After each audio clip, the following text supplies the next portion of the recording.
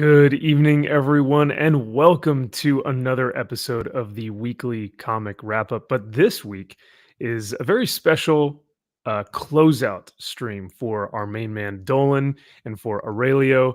This is the last day that you can go back Unholy Nightmare. So you have 2 hours to go before this campaign ends. And so, what we will be doing for the next 2 to 3 hours, or however long we have here for this live stream, we will be going over some comic book news, going over some reviews, and intermittently checking in on the campaign. So, uh, as a closeout stream, I've actually never done a closeout stream, Drew, but I know that you've been on a few, right? I've been on a few. Yeah, I've Yeah. been part of a few. Hey, your channel's growing, so it's like, what? Let's have your first, Hey, there we go. We opened on Josh. Let's close with yours. Yeah. Well, I'm honored. Thank you, sir. And Thanks for having us. it actually worked out perfectly because I will be in LA Comic Con tomorrow night, and you and your brother are going to be at which convention is it? We're gonna be at Columbus, the Galaxy, the Galaxy Con, whatever it's called. Okay. Yeah. So you guys will be gone as well. So it's like, so we were both going to be gone on Friday evening. So it ended up working out perfectly that the campaign was going to close tonight because we would have had to do our weekly comic wrap up anyway on a Thursday evening. So worked out perfectly. And I'm very glad to have both of you guys on. Kyle will be joining us within the hour. And that's when we'll begin starting in on some of our comic book reviews. But yeah, I figured, let's do an exclusive, fun Thursday night, Thursday evening show where we can kill like 2 or 3 birds with one stone. Because last week we actually missed the reviews for last week's book, so we'll have to go over some of those as well.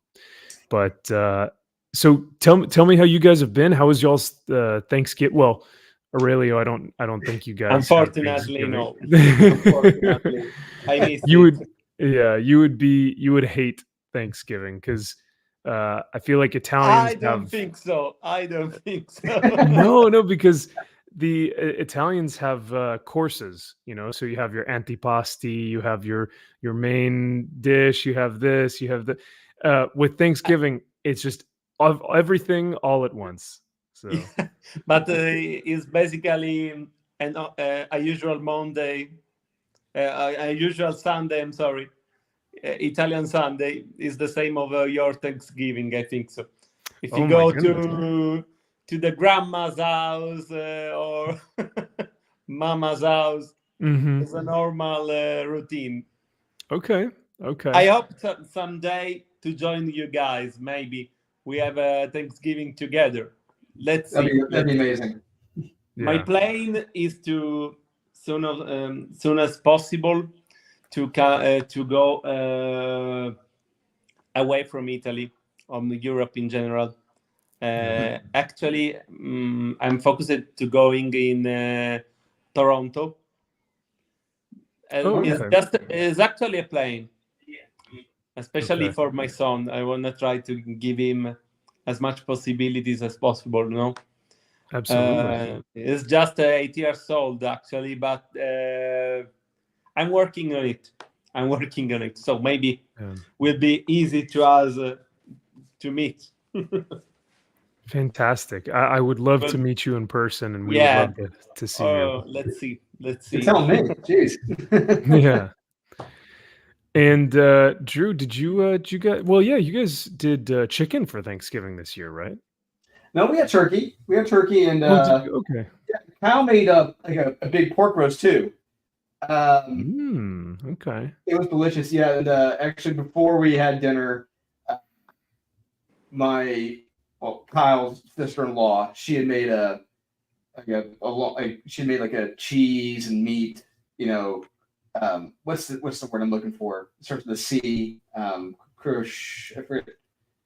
Crescendo or something. I forget what it's called, but like it's meats and cheeses. We were snacking on that. Oh, a charcuterie board. Wow. Yeah, there we go. That's it. Yeah. And just drinking, eating that, and then after that, then we had dinner, and just it was a solid day. Nice.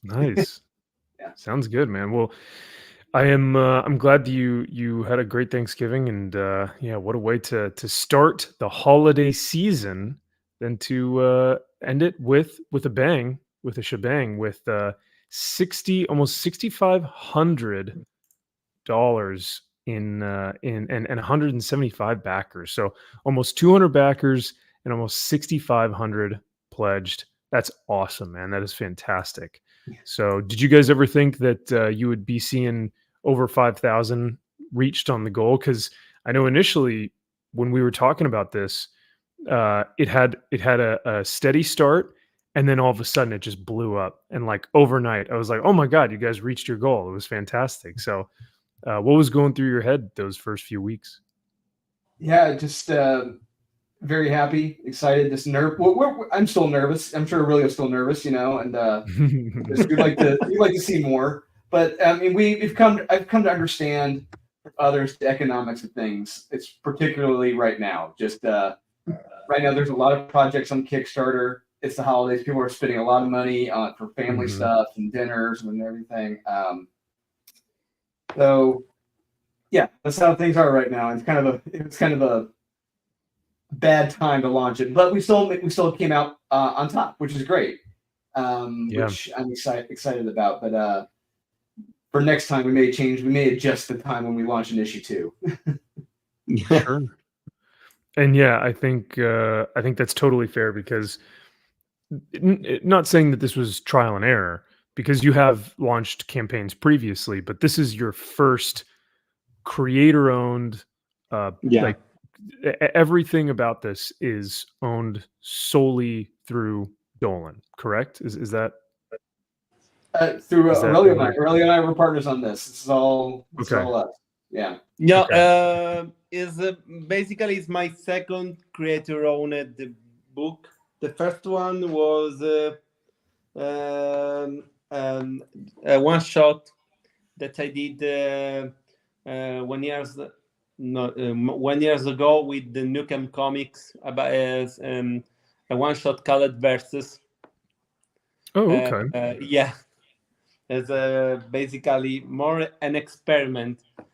Okay. But because I have drawn this book as an experiment, because I've drawn without any storyboard, any script, nothing. I've just draw on the page and decided what to draw every time I start a new page. No, Okay. so And and that was the book, was your drawings there. yeah, it was a 32 page books that I have drawn, colored, and bright, but as I say, no existing any kind of scripts. Okay. Wow. But this is basically another kind of creator-owned book. This is something we have prepared Yeah, and of focused course. better, especially because this time I have an awesome script from Yeah. Dolan. Yeah. No, you So, guys both, I think, feed off of each other. I think there's a mutual uh, creativity there with Dolan's writing and your artistry, your illustrations.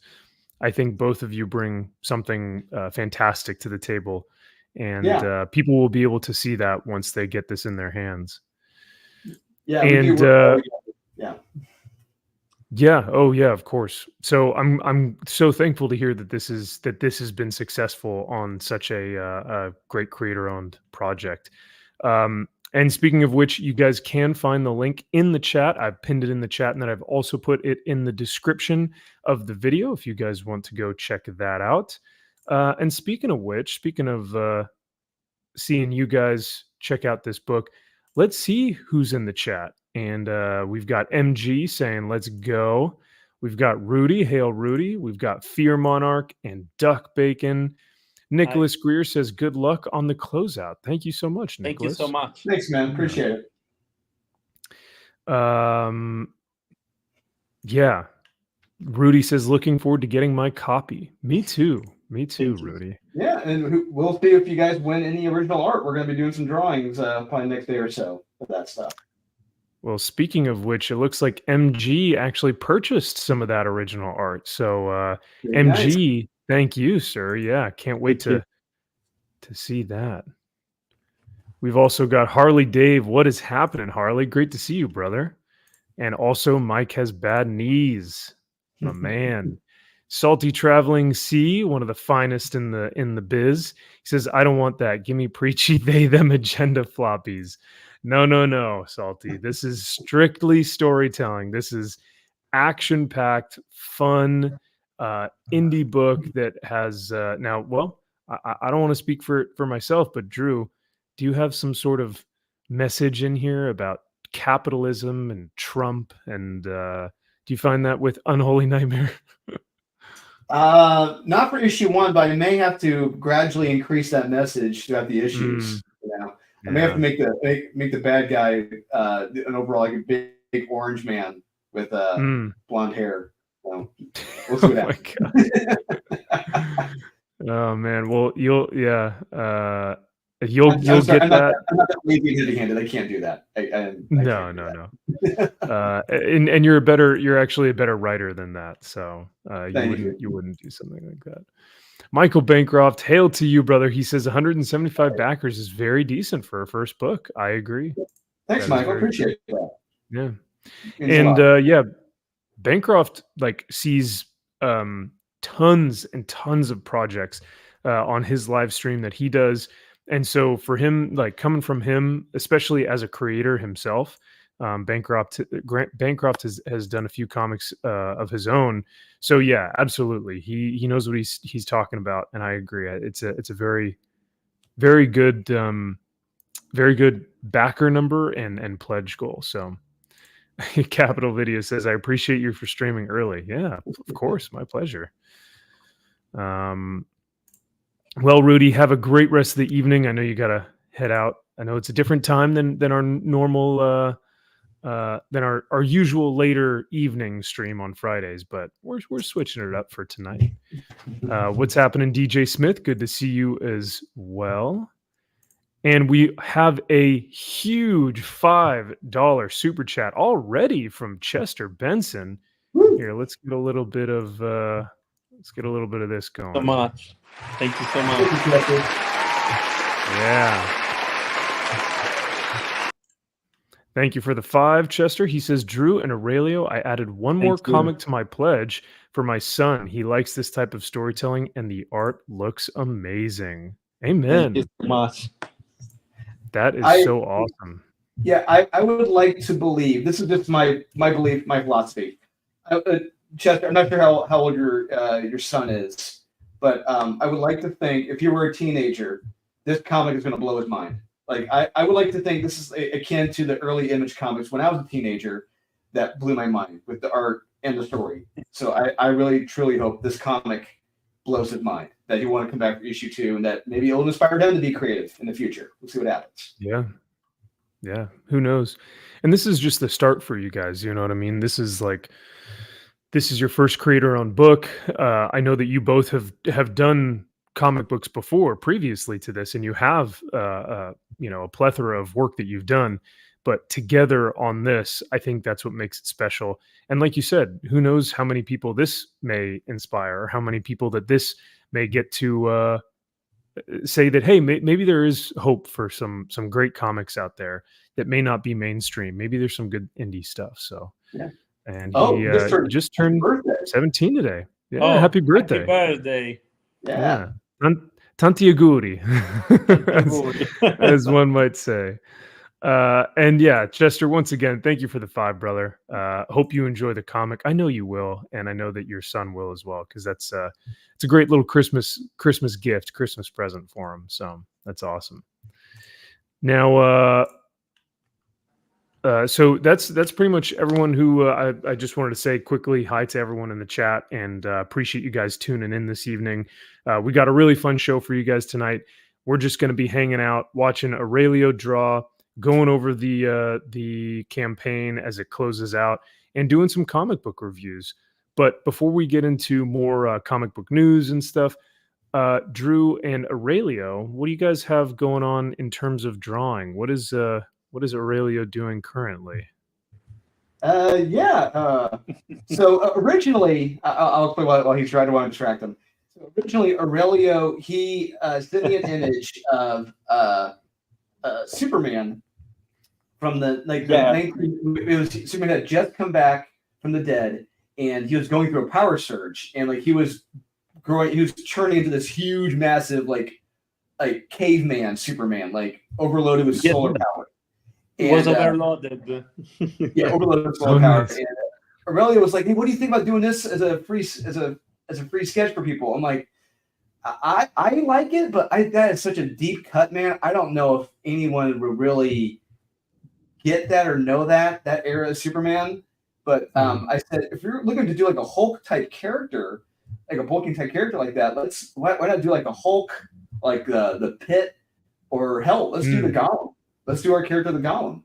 And Aurelio was like, "Are you sure? Do you want to go ahead and spoil it?" And I said, at this stage, why not? Let's just go for it. And so Aurelio just sent me like, some of the earlier sketches he had done of the Golem, and I said it's made like one little suggestion note on the interior. I'm like, yeah, just change this up a little bit, and yeah, I think we're good to go. And so this is the first appearance of the Golem, who will appear in issue 2. Very nice. And that will be how is he introduced? Is he a villain? Is he a hero? Is he one of the characters that's helping out our protagonists in issue 1? I know you don't want to give out too much information away, right? Because we want to read about him in issue 2. But yeah, give us a little bit of backstory on the Golem. Well, let's just say they're going to get into a little fisticuffs. Him, Jenny, and the Recluse. When they first encounter each other, it won't be a pleasant gathering initially. Okay. But maybe they'll come to work with one another. We'll see what happens. Yeah, we're not necessarily sure where his affiliation lies then, eh? Yeah. Okay. All right. I like that. I like that. That's good. That'll be really fun. And maybe make matters more difficult. Maybe he can't speak. Maybe he can only grunt. Well, and maybe only one person can understand him. We'll see what happens. Oh, nice. I mean, he is a golem, so he might be a little, caveman-esque. Yeah. So, but how awesome. That'll be great. Now, speaking of original art as well, are you guys going to be releasing any other incentives or any other like giveaways or with some of Aurelio's art or anything like that for the rest of the campaign? This is the last one we're going to do. We're going to put up as a giveaway. So everyone, if you haven't backed it yet, look, you have a very good chance of winning some original art, whether it's from Aurelio, whether it's from one of my prior comics I wrote. Yeah, you have a very good chance of winning some original art. It's a win-win. I mean, all you got to do is, bag it $5 or $10 at least, and you're in to win original art. I call that a win. Yeah, that's super cool, and that's such a great incentive. It's such a great prize. It's like normally you see like, oh, you could win like a sticker or a pin, but it's like winning original art. That's I mean, come on, that's pretty incredible. So, one of one, as we always like to say. Pretty much. Yeah, that's gonna be signed by him. It'll be signed by me. So yeah, first appearance. With statues, it's like 1 out of 100,000 or so. Not 100,000, but like 1 out of 1,000. With comic books, it's 1 in 100,000, or like each one of these like limited quote unquote copies has an exclusive run. But with original art, 1 of 1, baby. That's it. There's only 1 in existence, and that's what's really cool about it. If this series were ever to blow up, that person will be like, "Yeah, I got the first appearance of the Golem right here. First time he was ever drawn." There you go. I love it. Fear says, "Can't get those odds on the lotto." No, no, you can't. Ooh, this is interesting. If Fear wins, he wants Kyle, not Kevin, to sign it as well. Wow. Oh. Fear, don't you know that'll depreciate the piece of art? Yeah, Why would you want Kyle to sign? It would lose value. Come on now. It's all right because he's not here. But Yeah, we can say it. yeah. Well, I thought I'd bring this up because this is a really fun little piece of news that's been going around in the comic book industry as of late, and I wonder if you guys had heard of this yet. But there seems to be a uh, there seems to be a controversy, but not normally what you would think of as controversy in the way of like, oh my gosh, there's another political thing that's happening, or oh, there's another ideological thing happening. No, it's good old fashioned comic book like arguments about, you know, about a classic comic book cover. And I love these types of discussions because it really gives you a perspective of like, oh my gosh, have we been looking at this the wrong way? Right.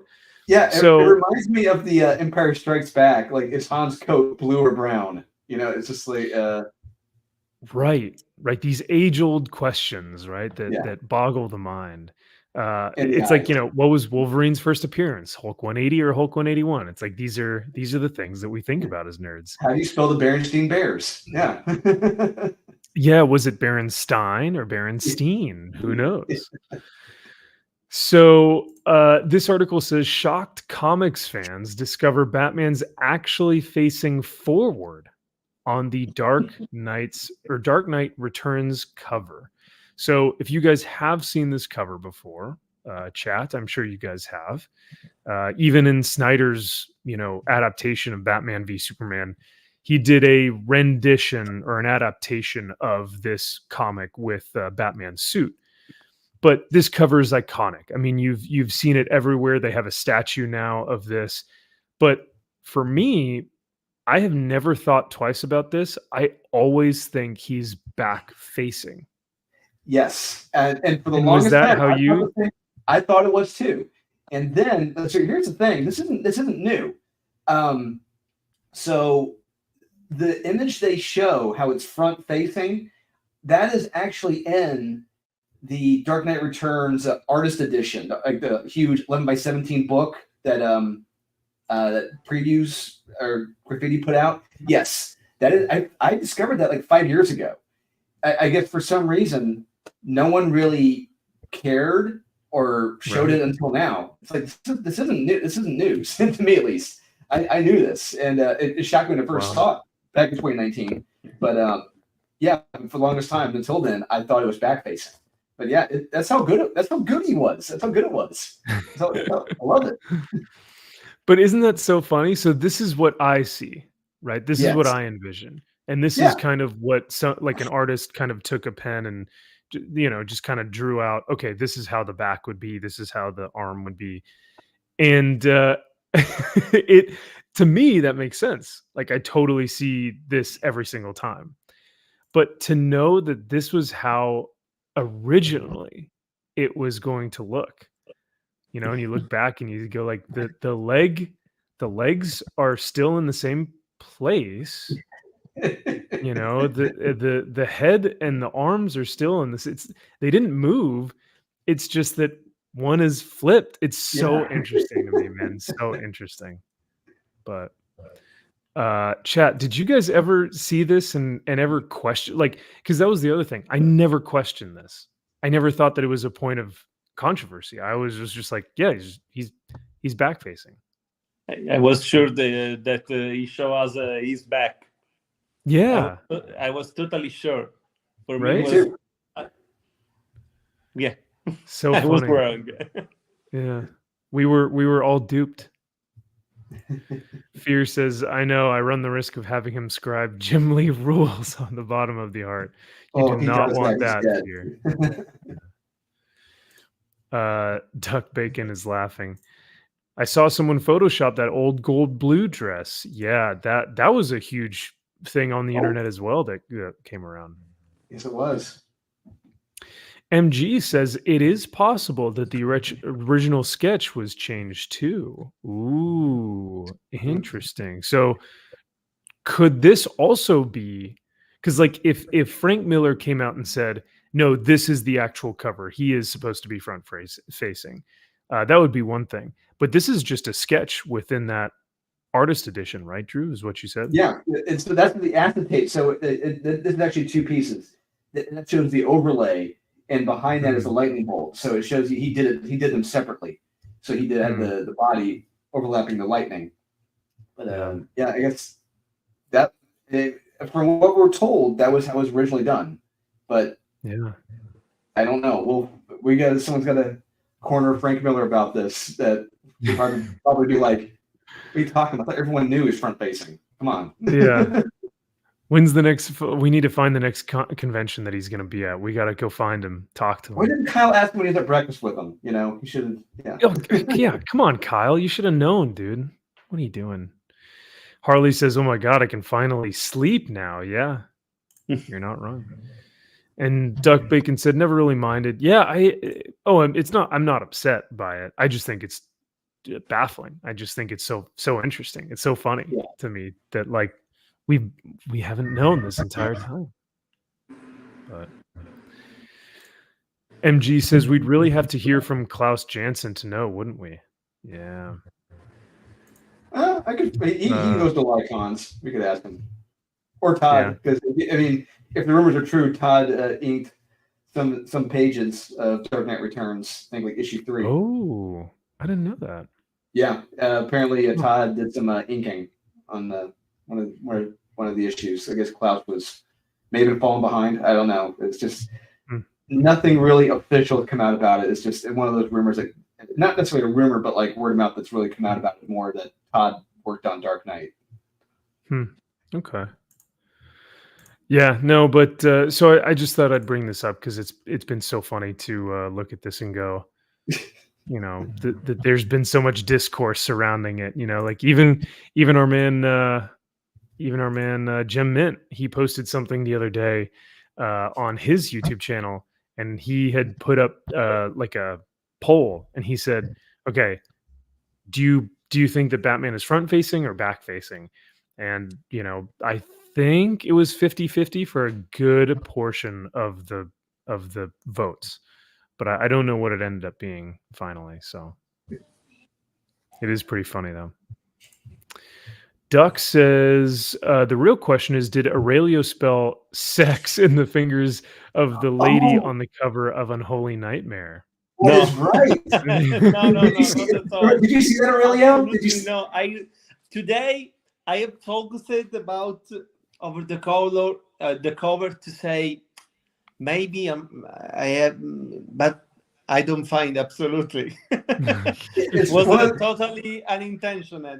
It's an inside joke like Disney, basically. Maybe oh yeah, lady and I don't remember the Bianca and Bernie. I don't remember the movie. Here was Bianca and Bernie. That there's a kind of demonic woman during a sign. No, wasn't my intention. Gosh. But I really don't find the signature sex. I really don't find. So if someone could sign it and help me see how it's possible, maybe in the future covers, I'll try to make an inside joke. Let's see. Ooh, But it wasn't my intention this time. I haven't so few time to make it that I can't focus it about make an inside joke like it. I'm sorry. So funny. Have you seen that cover? Have you seen it, Max? That we're talking about? No. What happened? Was there a cover that someone? Yes, the latest cover that Aurelio did with Ginny, the wolf on the rooftop, and her hand that has the handcuff out. I didn't notice this, but I guess if you look at it, if you kind of, if you don't really focus on it, if you focus on it, you probably won't see it. But if you unfocus your eyes, you look at it, it looks like her hand to her fingers to the handcuffs. It spells out sex. The hand. The other hand. Fingers. Yeah, like this is the X type of thing. Yeah, it's like the handcuff spelled. The handcuff is like the X, and I didn't notice it. You gotta look at it up close. You can't really see it from that distance. But I think that there's a big imagination behind this stuff. Yeah. In my own opinion, yeah. Did someone post it on Facebook or something, or was it? I was on a stream, I think like 2 days ago, and someone said, "Did I really intend to make this his fingers like spell out sex?" And I'm like, "Wait, what?" And It's so funny. well, yeah, I hadn't even noticed. I'm like, I said, maybe I don't know. Absolutely. Also because I would have said that to you, I'll say, brother, I have Yeah. put the signature sex, huh? Yeah, if someone had found it, they could have gone to Mutant Farm You know, Notebooks. yeah, is I an mean, advice. I think the cover alone just says sexy enough. It doesn't need to actually write it. I just love Yeah. I love the cover for, yeah, it screams sexy and it doesn't Thank even you. need it written. So we but that is very funny. I would have had no clue if that were actually a thing. I don't see it, but hey, maybe I'll try and unfocus my eye. It's kind of like George unfocusing his eyes on the painting, you know, on one of those Or like the 3D painting. Yeah. 3D painting, yeah. And Mr. Pitt can't see it. He's like trying to look at the painting the whole time. Can't see it. Just don't take But, off your shirt in yeah. the bathroom, right? Oh yeah. You got to go shirtless in the bathroom. So we also have another $2 super chat from Lane Kramer. Hey Lane, what's going on, man? And thank you for the $2. That is huge, brother. He says, "Did you guys talk about X-Men Blue Origins #1 yet?" No, we have not talked about it. However, I understand that is the new Nightcrawler origin. Not necessarily new, but reintroducing the BS origin. Reimagined or something. Yeah, just bring it back into play that Mystique is the mother and father both of Nightcrawler. So wait, say that again. I'm sorry.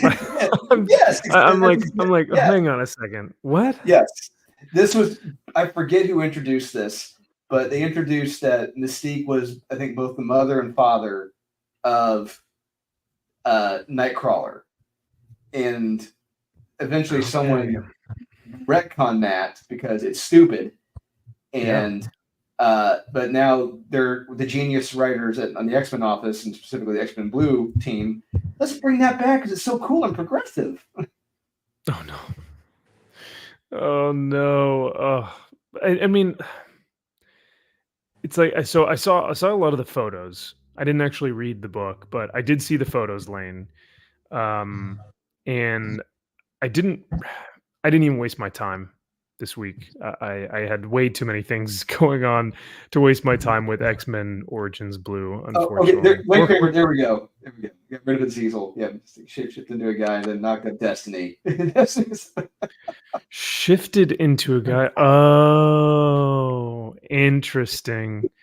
Yeah, thank you, Cy Spurrier. Oh, so this. Oh, I thought it would have been in. I thought it would have been in that Uncanny Spider-Man book where like Nightcrawler is Spider-Man. You would think, yeah, because I thought that was Cy Spurrier as well, but I think it is too. Yeah, but I guess that's not cool enough for Uncanny Nightcrawler Spider-Man person, dude. Oh, this could now that you say that, Lane, I could definitely see this being an allegory for that. I'm wondering if that is the case. It's gotta be. And MG, this is true. Anyone buying or reading X-Men comics in 2023, you're good, as South Park would say, you're gonna have a bad time. Yeah, and look, to be honest, I mean, anyone. I mean, there are people out there who say this. I don't want to consort with them, but people who say this is the best era in X-Men history, it's like, what is wrong with you? And clearly, one, you're lying to yourself. Two, you're full of shit. It's one of the two, right? And because clearly, if someone's saying that, they are denying the last 40 plus years of the X-Men, 60 years of the X-Men, because they want to joining on the progressive crew for a storyline that is so stupid and lost so many fans just for the sake of being progressive. Well, not only that, I think a lot of it is just like the whole Krakoa thing. I don't even think really necessarily works anymore, and I don't. There's so there's so many different aspects and so many different new characters and like rules that have been introduced that to try and follow that through line is like a maze, which makes me curious about how Gail Simone is going to take over an X-Men book. Because you know that she's not going to do any research into the Krakoan era because she would have Of to course read not. like 5 years worth of books that are all just sporadically kind of like where do you even start with the you would start with House of X and Powers of 10, but then after that it's like I don't know, right? But yeah, Drew, what do you think, what do you think would be the best thing to happen to X-Men with Gail Simone? What do you Honestly, see something, yeah, happening good there? best case scenario. I mean, all I know is I'm not expecting quality from Gale. I'm expecting slightly better than what we're getting right now. But what I will say, because next year we are expecting the X-Men '97 animated series to come out. I am That's right. expecting something along those X-Men to be along those lines. Something for readers, past fans to see and recognize. Like, hey, I recognize that costume. I know that guy. I'll give this a shot. Yeah. I think she and Tom are going to try to make them visually look like what people know or knew from the past. Now, once you open the book, that's a different story. I think it's going to be a lot like her Domino run, which was, I'm not saying it was bad. I'm just saying it was stupid. It was a very stupid Mhm. comic. I think we're going to expect that. Expect a lot of people sitting around eating and drinking, finger guns and cute dogs and flat chested Ice women. creams and Yeah, yumsy wumsies. Yeah, foodsy woodsies. Yeah, lots of that. yeah, It's yeah, but it is interesting because like you said, if they are going to probably try and introduce X-Men in the MCU, and if they're going to try and introduce the X-Men 97 series, it's all going to be under the kind of 90s appeal that I think most people know the X-Men from. Not the John Byrne era, but more so the Jim Lee era. Not even yes, the Silvestri era. And yeah. I so mean, it's I liken it to in the early 2000s, late 90s, the Justice League animated series was out, and who was the mhm. Green Lantern in that? John Stewart. Now, when they made the movie, they made it Hal Jordan. It's like I understand why they went with Hal Jordan, but the bigger numbers were with John Stewart. A lot of kids, a lot of teenagers knew who John Stewart was. I really think that it may have been slightly more successful if they had gone with John Stewart in that film because more people knew him on a broader scale as opposed to just the readers. Now, I think with this approach in the comics, if they were to go off the X-Men '97 approach and go off of those visual appearances, they're going to get a bigger audience. I think that is the smart approach to do. That's just basic bitch approach to doing this to Yeah. get people back in. Yeah. But what that would have to happen though is I feel like that would have to have a complete cancellation of Krakoa. You know what I Yeah, mean? Like you would have to completely just nuke the ignore island. everything Yeah. that just happened and just restart, reboot, revamp, rehab, like everything. Yep, So, Gene wakes up. Treat it like that one's the season opener of or season ender of Dallas, where the one wife wakes up, walks to the shower, and Patrick Duffy's alive. Oh my God! oh my Like god. the whole last season never happened. So we have Gene Oh yeah. waking up in bed. She sees Scott in the shower. Hey, good morning. It's like the whole Krakoa thing never happened. Wow. Could you imagine? Could you imagine? Now, what was that movie, Shutter Island? Was that another one where it's like, oh, it's just all a dream, right? Like Oh, it kind nothing of in the was all movie in his actually head. happened. Yeah, it's like because he was insane. Yeah. Yeah, yeah. So, something like that I where it's was just made to like play out his fantasies. Like, are you kidding me right now? This is yeah. stupid. I'm wondering if they even need to do that. Like I would almost prefer them not. I would almost prefer the X office to be like, don't explain it. Just restart. It would take too much effort. It would be nonsensical. It would never live up to anything if we tried to explain away the Krakoa era. Let's Yeah. just take our losses and just start a new book.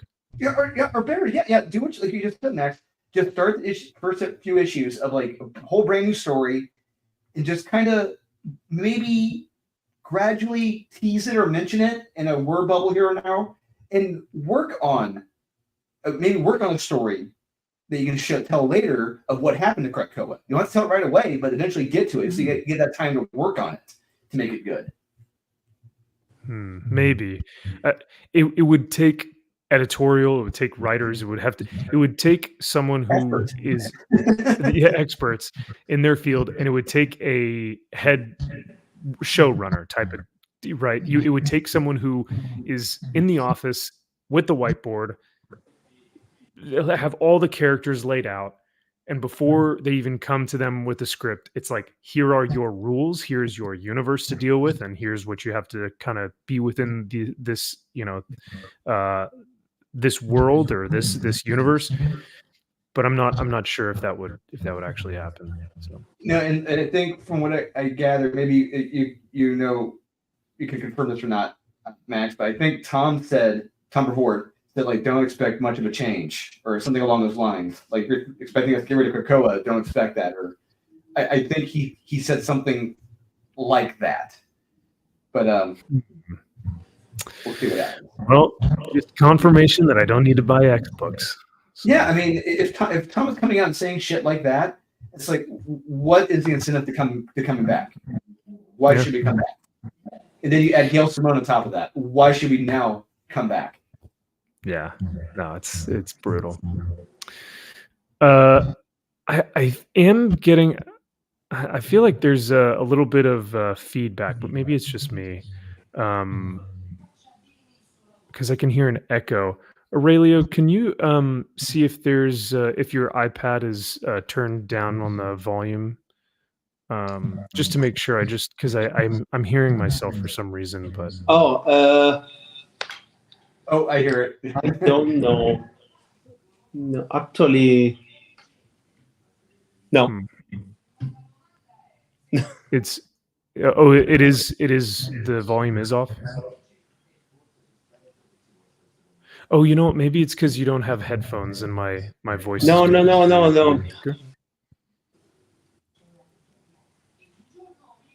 Huh. No.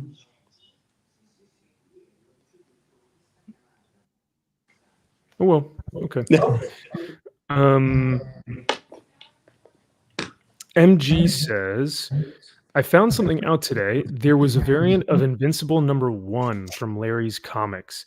That is a real first print, the same as the first that you can get CGC 9.8s for super cheap.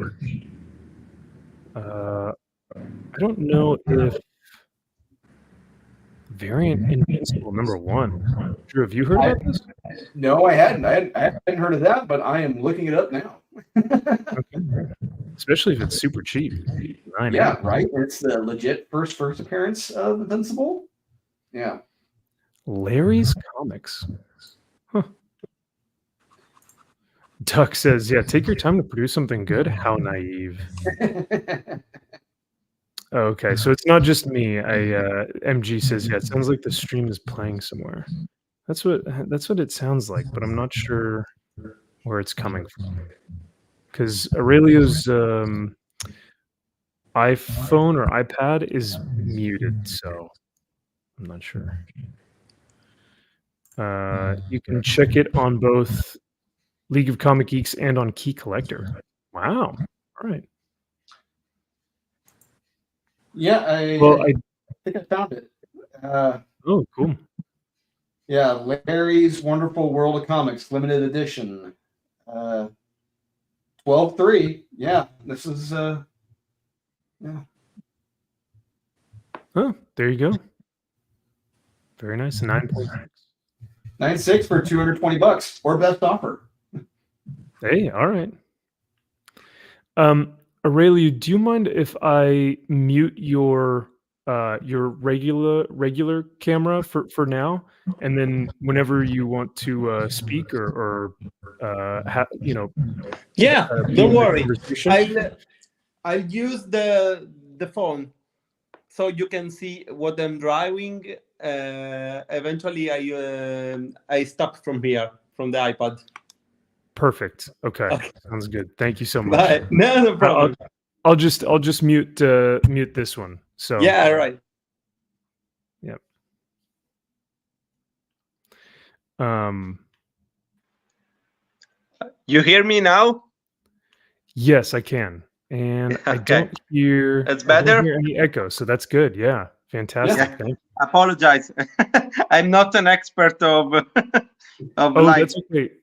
Me neither. It's a work in progress here, so it's all right. Yeah, yeah. Hey, It's more here. important that you see what I'm drawing, that you see my face. Actually, I agreed. No, we love seeing your face. It's Yeah, totally. don't worry. I'm jogging, my friend. Fear, if you were going to call me an audio file, at least spell my last name right. Come on, man. It's in my YouTube channel name. Priestley, Priestley. Come on, man. But yes, I am a stickler when it comes to my audio because I, I if I'm listening to a podcast, audio is the quickest way to get me to listen in or not. So let me share this with you guys because I thought that this was super interesting. And so these are this is Brian McClay from Beyond Wednesdays. We've shown their channel on the show before. I think the last time they were doing some like variant covers and some, they were talking about different books that were like hot or not, or books that had fallen in Oh, price. that's right. Yeah, they're the the prospectors. Yeah. Yeah, a lot of these guys are prospectors. I think some of them are like former prospectors. I don't know if they're currently still prospecting. So, oh no way, MG. All right, well, look at that. Look at that. I haven't watched the whole thing, so maybe it's in here later. Huh. But I love this channel. I love this show. I think they put out some really great content. Well, entertainment. I don't want to call it content, but this was something. I'll just kind of play it for you guys here and have it muted. But essentially, what they're talking about is they want to create a top 100 books every like comic book collector needs in his or her collection. And I thought that that's a really interesting concept because it's so difficult to really determine like what are the top 100 books that every collector needs, every comic book collector. And so they were creating the criteria here. They were saying it has to be raw. So not, I mean, it can be graded. If you can get it graded, great. But these are all just raw books. It has to be less than $1,000 and it can be any type of key. So whether that's a first appearance, fantastic cover, an origin, like a key origin, a first appearance of a creator on a book doing interiors or something. And they went through and they started listing off some of the books that they thought would be, let's see, some of the books that they thought would be interesting. So Amazing Spider-Man 300, obviously, that's an easy one. New Mutants 98, New Mutants 87, G.I. Joe 1, G.I. Joe 21. Drew, what do you have any that you think should be added to the list, or do you have any that you're like you see this and you're like, oh man, it needs this, it needs this. You need to talk about this. Like, As for like the books themselves, or like the criteria, just either one, because I think their criteria is really smart. I like the criteria. yeah, but well, here's my thing, because I'm not really a big time collector. I like to collect the obscure stuff. And what I look Yeah. for and hunt for, these guys probably would have no interest for, couldn't give a shit about. Like me, I would love to get I mean, I love to get issues of like early Nexus, you know, the Tick, Mm. Grendel, the Badger, just the independent books, those early ones. That's what I'm looking for, you know. And those books, these guys could not care less about. Those are the ones I look for. Like those like maybe I would be interested in the Mutants '98 because I love Rob, but I mean a lot of those I have no interest in. I just have no interest in owning. I don't care. I take more value in my entire run of Faust Love the Damned than I do ASN 300. Right? Oh my goodness. Yeah, or like Miracle Man, all your Miracle Man books yes, and all your Tick books. Yeah. I will take a Miracle Man 15 over any of those books they just listed. Yeah. That's me. Oh wow. Wow. That's a hot take. That's a pretty hot take. They may say I'm full of shit, but you know what? Hey, they say I'm full of shit. We'll go back to my short box and I'll show them all the independent books I've got right now. They'll see all of my Stephen Platt covers. They'll see all of my Berserkers. Yeah. They'll see all of my Supremes, Faust of the Damned. That's me. Yeah. No, I love it, man. And I think, and that's why I think it's so difficult to determine, like, okay, what 100 books does every comic book collector need, right? Because you could say, oh, these are the 100 that you need, but for someone who maybe you're a comic collector who is super into the underground stuff, so like, what's the guy? He just had a documentary on him, Robert Crumb. You know, so maybe you're like a Crumb guy, right? And all the underground books, like that's your thing. So all of these mainstream books would be garbage to you. You wouldn't care about any of this shit. So it is kind of difficult to say, like, oh, what are the top 100? Because a lot of these are going to have sentimental value to you, or not. Like that New Mutants book with Deadpool, first appearance, cool, like great art. Love Rob Liefeld, but like for the most part, I don't really have an affinity for Deadpool. Like I really don't care that much about him. So it's like, do I really want the book in my collection? It would still be great to have the book, but I think another thing they were saying is like we need to figure out if you could have keys that would fit in a short box, or as they call a shorty. They were like, oh, you gotta fill a shoddy with all the keys you have. What would those keys be? Like you just have one short box and all the keys can fit in there. And that's kind of a cool. Game. That's a cool task, right? That's a cool, fun game. So my short box is filled with all the early issues of the Tick, all the issues of Faust of the Damned, my Cyberfrog collection, the early ones, the Holy Heroes I've got from Ethan. Yeah.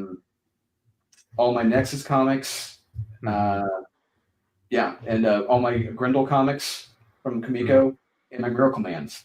Those are in my short box. Nice.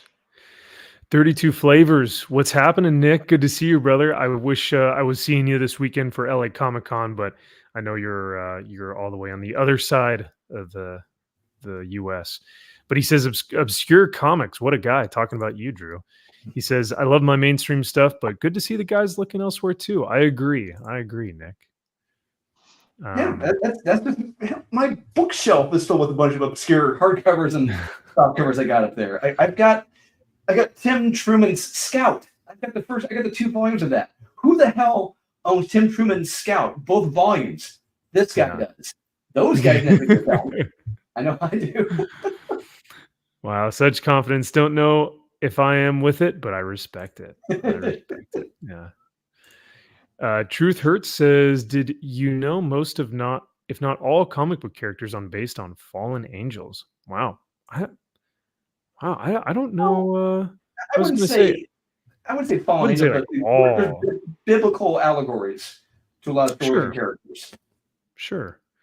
Yeah, I would like, you could say maybe a good portion, but I wouldn't say most or all. Those are absolutes.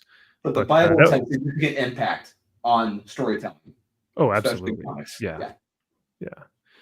There's a lot of like overarching themes: redemption, sacrifice, courage, hope, justice. Like these are spanning themes and archetypes of stories and characters that we look to, and the Bible has a lot of that. So I guess it wouldn't surprise me if that were the case. Um, and then I thought I saw Nick say something else. Razor Fist had a great essential comic video over half a decade ago, and not one mention of Watchmen or TKR. Wow. Hey, Nick, speaking of DKR, we were just talking about that cover. Do you think that Batman is front facing or back facing on that cover? I got to get your take, Nick. You got to let me know, brother, because Drew and I both thought that he was back facing. Yeah. But we were wrong. And do you think Han Solo's coat is blue or brown in The Empire Strikes Back? Good question. That's on Han. Yeah. Fear says, Drew, have you read Monica yet? Monica? Like Red Monica from Joe Mad's book? Why am I blanking on the name? Battle Chasers? Battle Chasers, yeah. Red Monica? Was that Daniel Cloud? Daniel Close? Huh. All right, good. I'm glad we've got another back-facing man. That's just what I saw as well. So there you go. I agree, Nick. Both. Well, I didn't read Firepower, but Conan was fantastic this week, as always. Yeah, there's an underground following for Firepower. I tried. I understand there's a fan base for it. People who are reading it, they love it. Good for you. That's great. I tried reading it. I couldn't get into it. It didn't click. Yeah. That's fun. But hey, I'm glad you guys enjoy it. Yeah. Yeah, there are a lot of books like that. A lot of Tiny Onion books where it's like, man, they have a following, but for the most part, for me, I'm kind of I'm out on Tiny Onion. Yeah, well, this one, actually, this one's Robert Kirkman. This one isn't even Tiny Onion. Oh yeah, that's right. Yeah, the Tiny Onion, Jesus. I mean, literally, he is the guy. He is the writer that I do not understand the fan base for him. I don't. It's just apparently people love to take naps and they love to let his stuff put him to sleep. That's the same thing with me with Tom King, especially with what he did last week with Wonder Woman. I don't understand how people have not found out his shtick yet, and how they still continue to engulf themselves in the shit stain that is his writing, unfortunately. So people attribute character destruction to quality storytelling. I don't. It's not clever. It's lazy, and it's a very tired trope. It's becoming a very tired old trope. Destroying something is easy. Destroying it and rebuilding it, that takes talent. Tom King does not have that. He's good at destroying things, which any hat can do. But bringing it back up, rebuilding it, that takes talent. Destroying / deconstructing. So it's not just the destruct. He's not just like destroying something. He's like deconstructing it bit by bit by bit by bit, and then until it's finally destroyed, and you're like, well, there's nothing left except a pile of rubble here to deal with, because he's deconstructed it so much. So I liked one King story, and that was The Vision. Well, Nick, I think that was where he first kind of got that big following, was like, oh my gosh, Mr. Miracle and Vision. Like these were his like flagship titles that people were like, oh my God, we love this King guy. And then since then, it just all went down the drain. I don't know if he just had a midlife crisis, or if he just like after that felt compelled to get his therapy on the pages, but it was terrible. He's on the record. He suffered or suffers from clinical depression. So he's on the record for that. But and I feel for him. That is nothing to be, that is nothing to scoff at. That is nothing to joke about. However, don't make us suffer. His depression is now being his therapy is like inputting his depression on the pages of his comic books. It's really sad. So I like that. This is pretty good. King is the key to successful comics. I first read that and I was like, what? How? Because whatever King wants to do, just do the opposite. It's kind of like Yeah, it's kind of like opposite George. It's like just whatever George would do the exact opposite. Yeah, have tuna salad this time, you know? Yeah. Speaking of George and pathetic opposite people. No, I'm kidding. Kyle's probably in the background being like, what are you talking about? Looks like he's got pretty soon here, just like Josh, he's gonna have his own channel. He's like he's gonna have his own deal. He's a better YouTuber than I am already because look at this setup. He's got the I'm boom legit now, arm. right? Am I legit? He's got the Wolverine Mark Teixeira shirt. Like I can't compete with this. I'm up there now.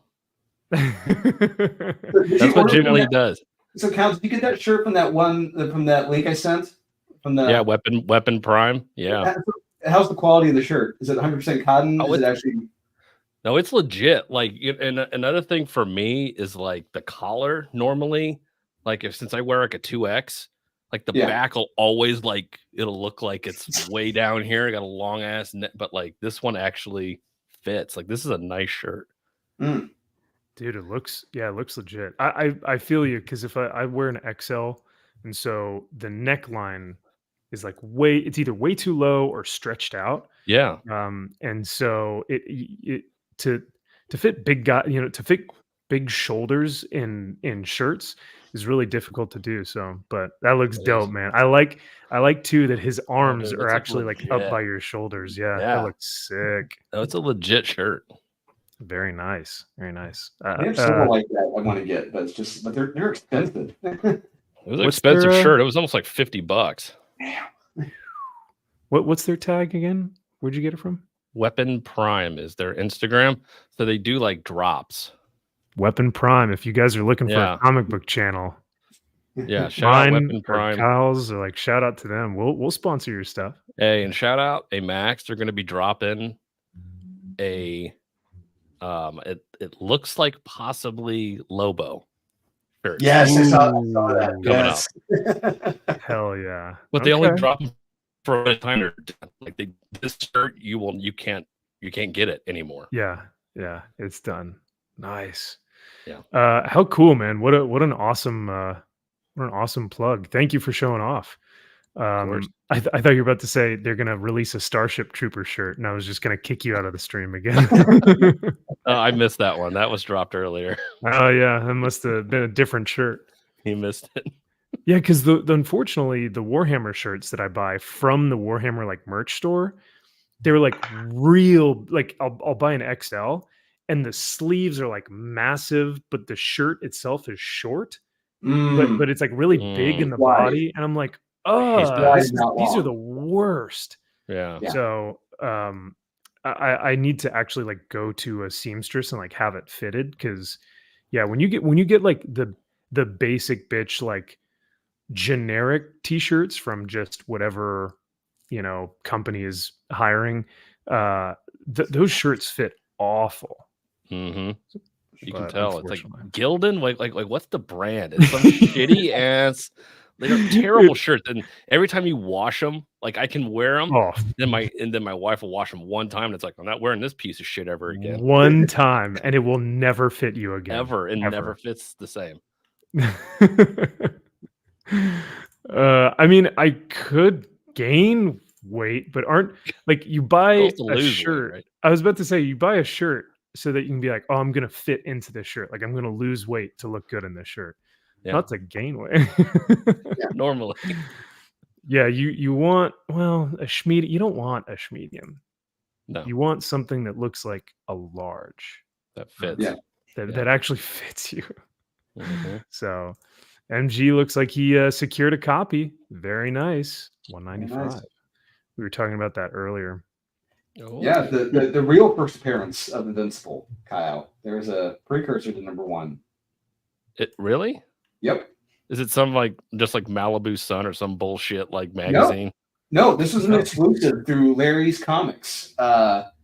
They put out, I guess, a week or so before Invincible #1, their own store exclusive for Invincible #1 that predates the street date of Invincible #1. By And, what, like 3 days? I don't know. I gotta look into the exact date, but it predates the regular copy. But you can buy it right now for $200 on eBay. Well, I was saying Invincible 1 is like $5,000. Yeah. My God. It was funny. I was at my local comic shop Wednesday. Yeah, so yesterday. And the manager, I'm talking to him across the desk. I'm buying my Conan book, and he gets a call, and he's like, "Oh, you want what now?" And he's like, "Oh, all 3." And he goes, "Let me check if I have them." And he goes in the back, and he comes back out with the 3 oversized phone book Invincible omnibus collections. And he goes, "Yep, I got them. All right, I'll have them here for whenever you come in." And I looked at him and I just said, "Somebody just finished watching season 2." Yep. Definitely wants those books. So. And that happened with season 1 too. When season 1 happened, those compendiums stole like hotcakes. And yeah. Aside from 1 or 2 lines in the show, season 2's actually been really fun. That's what I've heard, is that people are saying they like season 2 more than 1. So far, yeah, I have to say.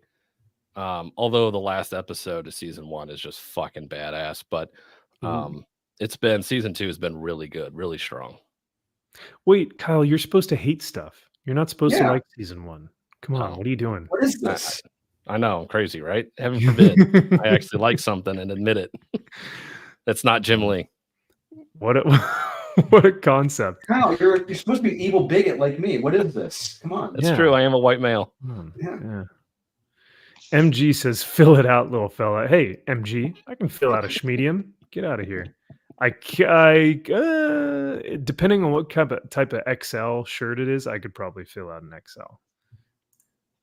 You should have seen me playing football, MG. I could have filled out an XL, and it would have looked like a schmedium. It's not good. So, next level try blend, best ever T-shirt. Well, now I got to check it out. I got to see if you're right, Andy. So,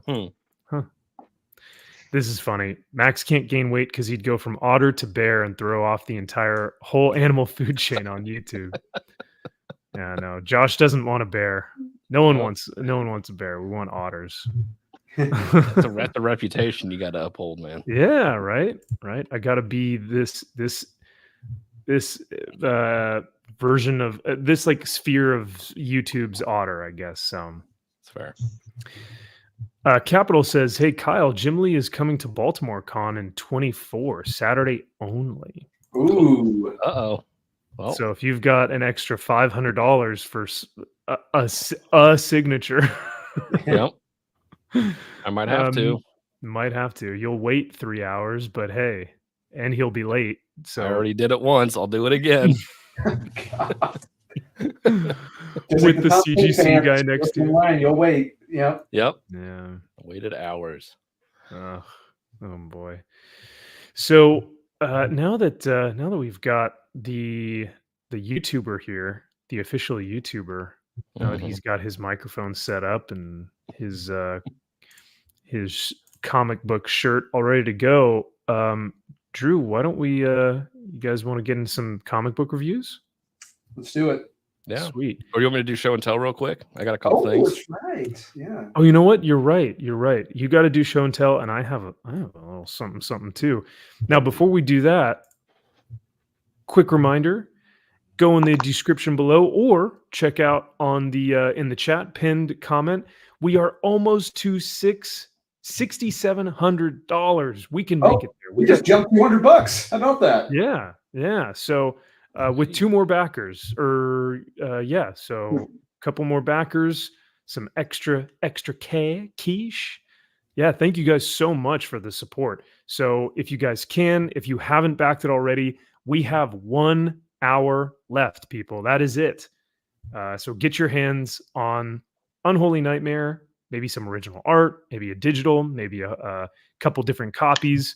We would love to see this puppy get to 6,700 tonight. Absolutely.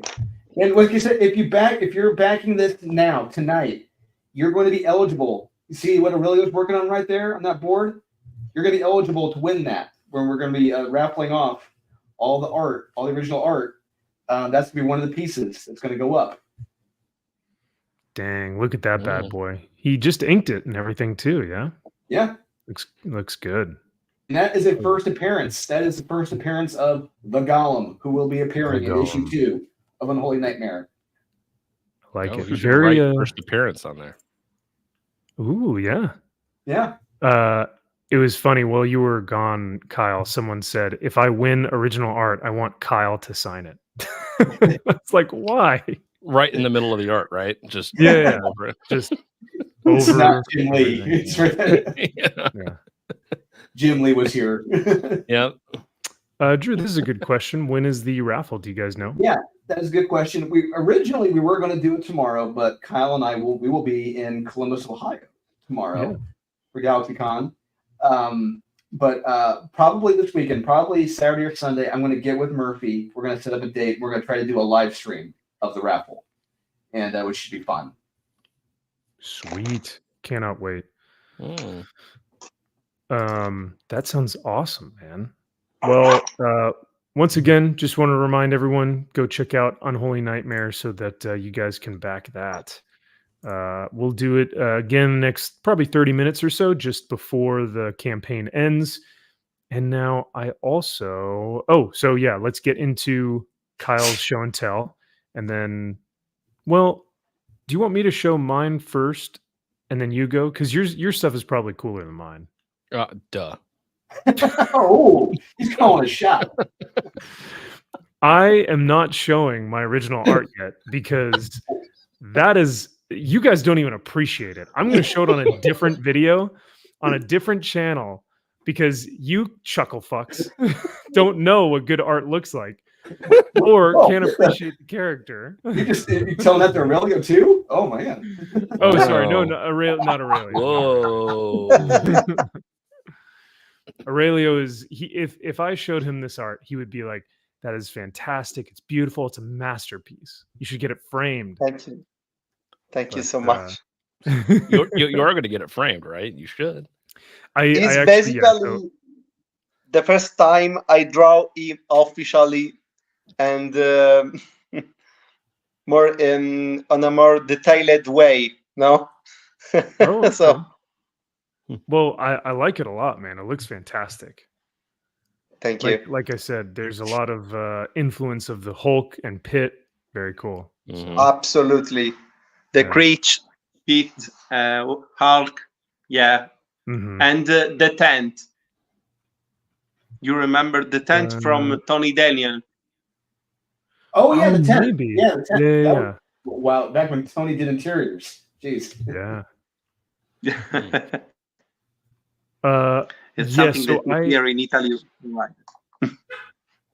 Oh, very cool. Okay. I did send in the original artwork to get it framed, so it is not with me right now. It's currently at the frame shop. But I do have. Oh yeah, absolutely. Especially with the type of money that I had to drop for the frame. Yeah, it's sometimes more expensive than the actual art. Yeah, it's like framing, postage. Those are the silent killers. You know, those, bro. Yeah, it's ridiculous. Yeah, you're telling me. So, she was like, I was just like bare basic, right? Just black frame, this amount of inches from the thing. We'll get a beveled edge, you know, like make it look nice. And she was like, all right, it'll come out to this. And I was like, oh, okay, all right, well. It's like no in dollars, not no pesos, right? Yeah. Yeah, I almost should have bought another piece of original art with the money I could have bought the frame for. So, but no, I did not send it to Hobby Lobby or Michael's or anything like that. Like I legitimately went to a art framing shop. Oh, so you went to a douchey place. Got it. Okay. Oh, of course they're going to screw you. They came in there and they were like, what is this? This is not art. What is the Starship Trooper you have? What is this Starship Troopers? Which, by the way, if you guys in the chat or if you guys are viewing this, if you guys want to see the original art that I did purchase, it's only accessible to the members. So if you want to become a member of the MVP YouTube channel, You guys can see the full video of the entire piece of artwork. It's probably like 3 minutes long, and I just showed everything on the piece. It's gorgeous. So if you guys want to check that out, you can become a member and see the video there. I will release it probably once I get it in a frame, but that won't be for another 2 weeks to a month. So damn, it is an amazing piece. Shut up. Everything aside, no. The you can't skill in which they drew a Starship Trooper is amazing. So these jabronis on our group text, I showed off this piece and I was like so proud of it. I was like, gentlemen, I gift you this piece of art, my first original piece, my first original art ever. And these douches are like, what is that, a Starship Trooper? The fuck is that? It looked good for a Starship. I'm like, that's actually a really good interpretation. Yeah, Colonial Marine looked great. And it's an artist that we know and like we've talked about before. And it's, it's the only good Aliens book that we've got in like decades. is the one that he did. Yeah. So I was like, so of course they'd like it. Nope. Loved it. You loved giving me shit for it. That's what you guys enjoyed. But anyway, so I won't be showing that tonight. But I will show off a gift that, because Kyle, I'll let you go second because I think you do have some cool stuff, but I will show off this. I haven't actually gotten a chance to open this yet because Drew sent this in, I think, a week or two ago. So thank you again, man. This is a really, really cool Christmas gift. I'm very, very honored to own this. So this is Fighting American. So the preview edition. So this is all the black and white interiors of Stephen Platt. Yes. And then also the Stephen Platt signed sketchbook. So I am absolutely in awe. I haven't opened this yet. So while Kyle is showing off his stuff, I'm going to look through this because I genuinely want to get like my actual reaction here because this is very cool. And these are both not cheap. So like I said, I'm very thankful. So thanks again, man. This is welcome, man. Very, very kind. Absolutely. Anytime. Yeah. They are great. Yeah. Yeah, because Kyle got his sketchbook too. I got the sketchbook. I actually have one of those American things. Flag? Is that American Patriot? What the fuck is American? Fighting American, that's it. I was looking through my shit and I'm like, oh, I have one of these. I don't know when the hell I had it. I don't know when I got it. I have no idea. 25-cent bin, all the stuff that you need to sell. I was going through a Platt phase, I think, at some point. I'm surprised I didn't sell it. Now, maybe I did bought another one. You mean every day is a Platt phase? Like my whole life, my comic collecting career is a Platt phase. This is true. All right. Oof. So the first thing that I got, I had to pick this up because whenever usually this gets printed, I have to get it because it is X-Men Blue #1. Yes. Well, it's the greatest artist of all time on this character's greatest story of all time. And so I had to get the omnibus of the Hush saga. Oh, did you get that from the store? Yeah. I got it off of Amazon, actually. Oh, okay. I wasn't sure Zach still had it, even though he actually did. But I'm like, he probably sold it already. But then, of course, I go up there and it's sitting there using it to prop up a table. And I'm like, oh, okay. So wait, you really think that the best Batman story in history is Hush? Duh. Like, I can maybe see if you're saying like, oh, the best art for Batman's history is Hush, but the best story is Hush? Yeah. It's a bold claim. Yeah, is it though? It's true. I don't know. Drew, what's your favorite Batman story? Honestly, for me, it is. I think I talked about this with Josh. Mine is the Batman Prey. It's the Legends of the Dark Knight. It takes place. It's a Hugo Strange story. It takes place between year 1 and 2 of Batman. Paul Gulacy's on the art, and it is fantastic. It is pretty much a Hugo Strange figuring out who Batman is, on top of him like making a cop, kind of like a copycat of Batman, and terrific stuff. It's amazing. Paul Gulacy's art is terrific. I highly recommend it. Like if you love Batman Year One, you're gonna love Batman Prey. It is fantastic. That's rad.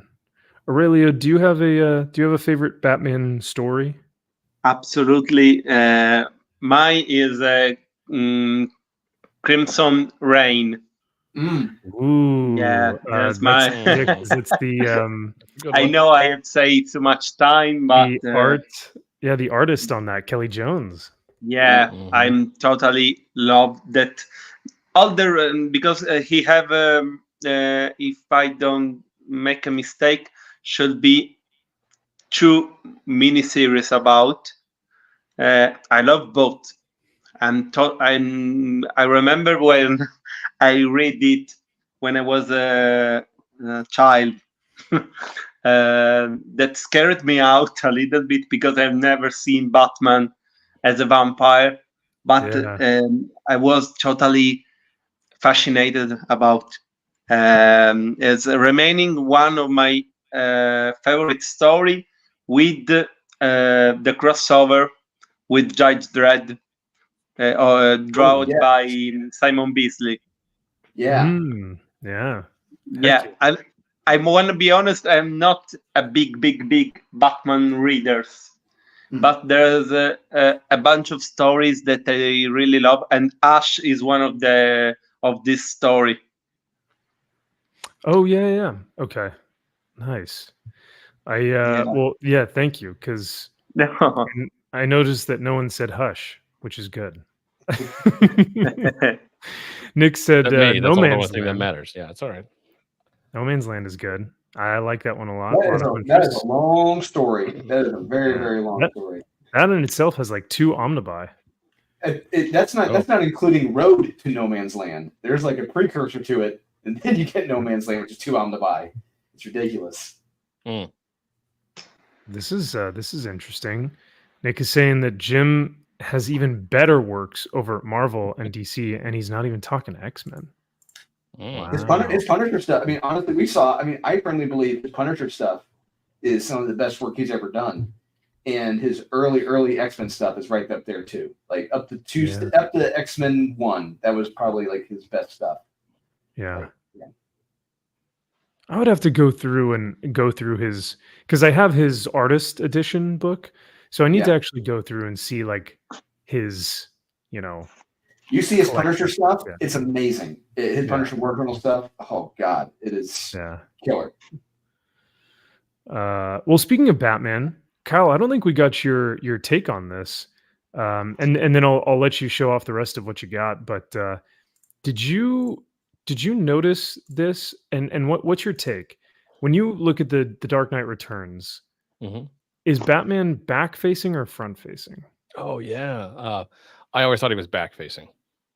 Okay. All right. So that's 4 That's for like 4. the first thing I see. It's his back. Yeah. This is what I that's see. what I see. Yeah. Mm-hmm. Still. And I would still say that like most people see this, right? Yeah. And I always will. Yeah.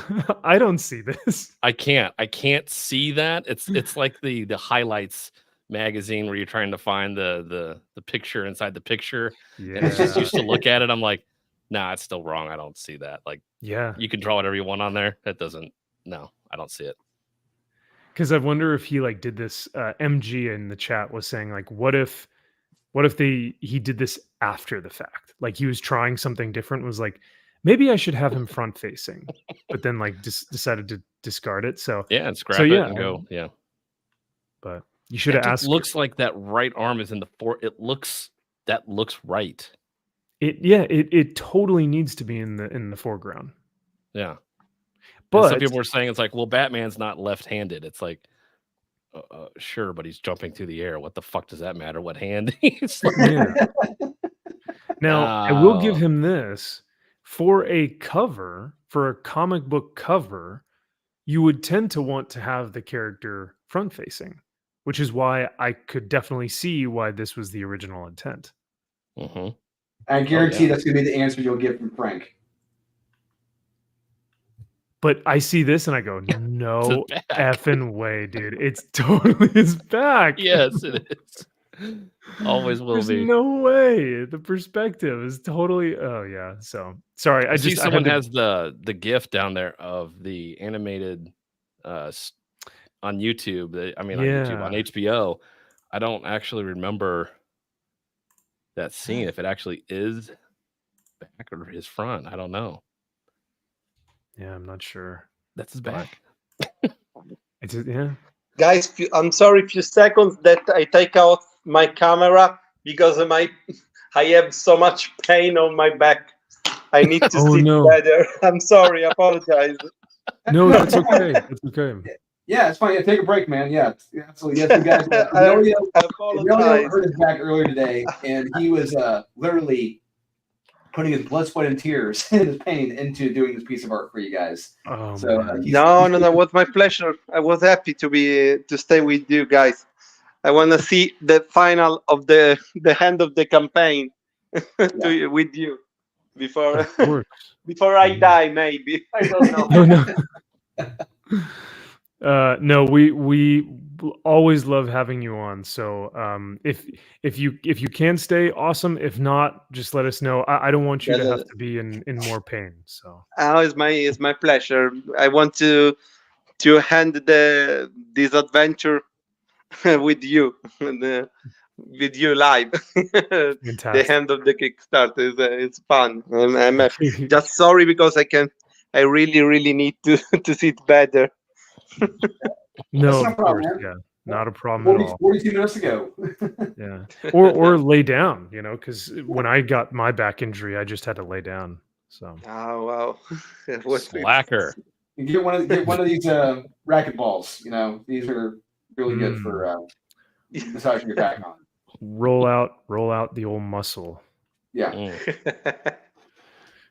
Thank you so much, Zax. I appreciate it, man. Yeah, we are nearing the last hour or so of the campaign, last 45 minutes of the campaign. So we're excited. Yeah. Well, okay. Sorry. I diverted the conversation because I had to get Kyle's opinion. So you got the omnibus. What else did you get, Kyle? All right. So this book has been on my list for a long time. I've always loved the cover. It's always been one that has just drawn my eye, and I'm like, I love this book. I would love to get it. Could never afford it just because it's just an expensive book. It's a Neil Adams cover. Is it a key? Oh, it's a key. It's first appearance. That's right. Yeah. Kid, it's like the skateboard kid or whatever. Not that good. Not that good. So this one actually came with another book, which I already had, but I'll be willing, happy to take it. And Neil, it's beat up. It needs a press. Okay. It's not in the highest of grades, but I don't care because I just wanted to have it. It is Tomb of Dracula #1. Oh, wow. I already had that. I did not have that because I had Tomb of Dracula #2, and it came with another one. So I have 2 copies of Tomb of Dracula #2. And now Tomb of Dracula #1. Very nice. My gosh. This cover. Yeah. That is gorgeous. That's beautiful, man. Yeah. Not many people know that was Neil Adams cover. They think it was just Gene Colan. But no, it was Neil. Yeah, it's got, rip right here and like another kind of little tear up here, but it needs a press for sure. But I got both of these for like $180. No way. Tomb of Dracula #1. It's hard to get one for under like $300. Yeah. Like 3.0. Oh my God. Oh yeah, they're insanely expensive.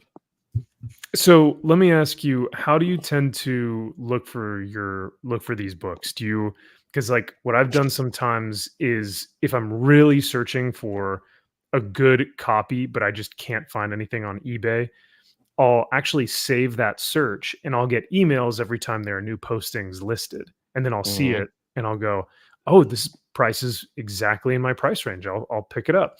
Is that kind of what you have to do? Or do you have to like week by week, maybe day by day, look up and check the prices just to confirm? Yeah, I'll generally look, and if it's not in a price range or I see one that's not in auction, That's like, cause fuck, I've never won an auction on eBay because fuck eBay. But Oh yeah, and, I don't care Never that mind. much. And No. I'll look, and if they're way too high still, I just like, okay, I'll check in a week or 2 weeks and I'll forget about it, and then I'll go back through. And then like this one just happened to show up from somebody that doesn't even really sell comics on eBay from what I saw. So I just happened to see and that's what had me worry when I told you. I'm like, I don't know, I'm taking a gamble on this one because I don't know if it's going to show up. My And dude, that's a risky move. I know. But it was so cheap, and I'm like, God, this Yeah. is gonna be a scam because it's so cheap. Yeah. and well, one, that it's a non-comic seller. That's all. Like for me, it's always like, do I dare? Because they're gonna, they're gonna ship it in a manila or envelope, and nothing else. No backing boards, no nothing. They're just gonna put it in a little fucking envelope and go, yeah, it's good. It's a magazine. It's comic. Doesn't matter. Yeah, it wasn't a bag, not a board. But I'm like, at least it was in a bag, not a board. It's better than nothing. Yeah, I was just it was in a weird, like, some people take out, like, they're in like 3-ring binders and it's just like a sleeve. Yes. I've gotten that a few times. Like, they'll put that in there and like fold it over the book. I'm like, what are you, like 5? Like who the fuck has this shit? Is this 1990? Like, what are you doing with a 3-ring binder with this shit? Well, you've seen those collectors come through the store. You know, like people who come through, they sell their comics in a 3-ring binder. It's like, what? Yeah, it's like, no, this was possible. I never even considered. What decade are you in? Like, what are you? What is this? You got expensive books. You don't even realize it. And because they have like multiple books in that binder, right? So they're like flipping the books over, and you're like, oh no. Please stop. It hurts. Where's your acid-free backing boards? Yeah, I know. So I'm gonna get this graded. I'm gonna send that off to CGC to get it graded because I want to grade it. Hell yeah, I'm gonna grade this book. What the fuck's wrong with you? I'm gonna come back with like a 4. I don't give a shit. Well, that's my question. I was like, what's the purpose of having it graded if it's going to come back in a low grade? If you just have a raw copy that you can, because I can finally move that fucking Transformers the goddamn sketch on it. Good, thank God you can finally put something else up. Yeah. No, I thought you were putting this stupid tick book up there that no one wants. It's like a 9.0. Oh yeah, you're right. I'll pretend I didn't hear that. I'm sorry. I personally insult. You know what? Actually, no. You guys. I can insult the tick because you insult my Starship Trooper. Tick is gonna go right next to Jim Lee because that's where it belongs. So you mean where your Wolverine book is? It's probably the best book on that shelf. No, it's dog shit. And then but this book is going right where the Aliens book is because this bad boy. Ooh, another This is a book. Okay, there are books like there are these. Yeah. And then there are real books. I can't believe you just did that. Because this is a real book. Cannot believe you just threw. Max, he learned this from Sean.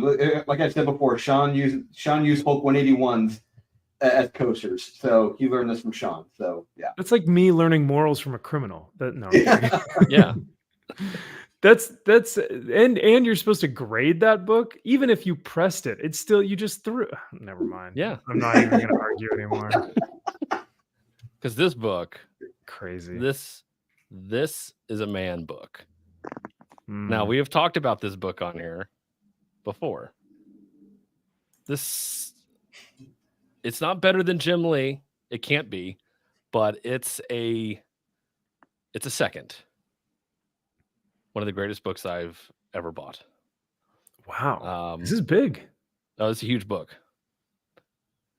I don't even know if I want to show you. So a Christmas gift for you then. The OA was the Christmas gift. Okay. All right. That's fair. This is just a big book. Yeah, this is just a huge book. Take it. Are you ready? Are we ready for this? Are we ready for this? Who's hungry? Oh, I can't wait. Dun, dun, dun, dun. This is the New York Comic Con exclusive foil for Batman #1. This is I hate you. The greatest book I think I have ever bought. Why didn't you just ask me for one?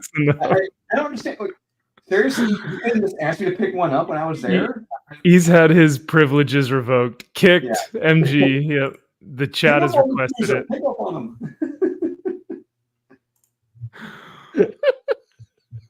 Pathetic.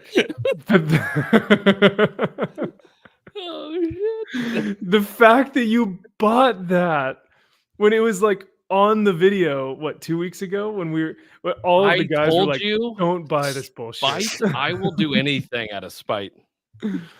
But even to troll yourself, you just lost Yes. money on that book. Yes. This was $25 well spent. Thank you. So that's the silver foil. Silver right? foil. Silver foil. It's not the gold, but all right. Yeah. I mean, even Fear says the gold looks better, but I mean, if you're gonna troll, you might as well go all the way in and get the gold. But Yeah, you went Yeah, halfway. for what, $500?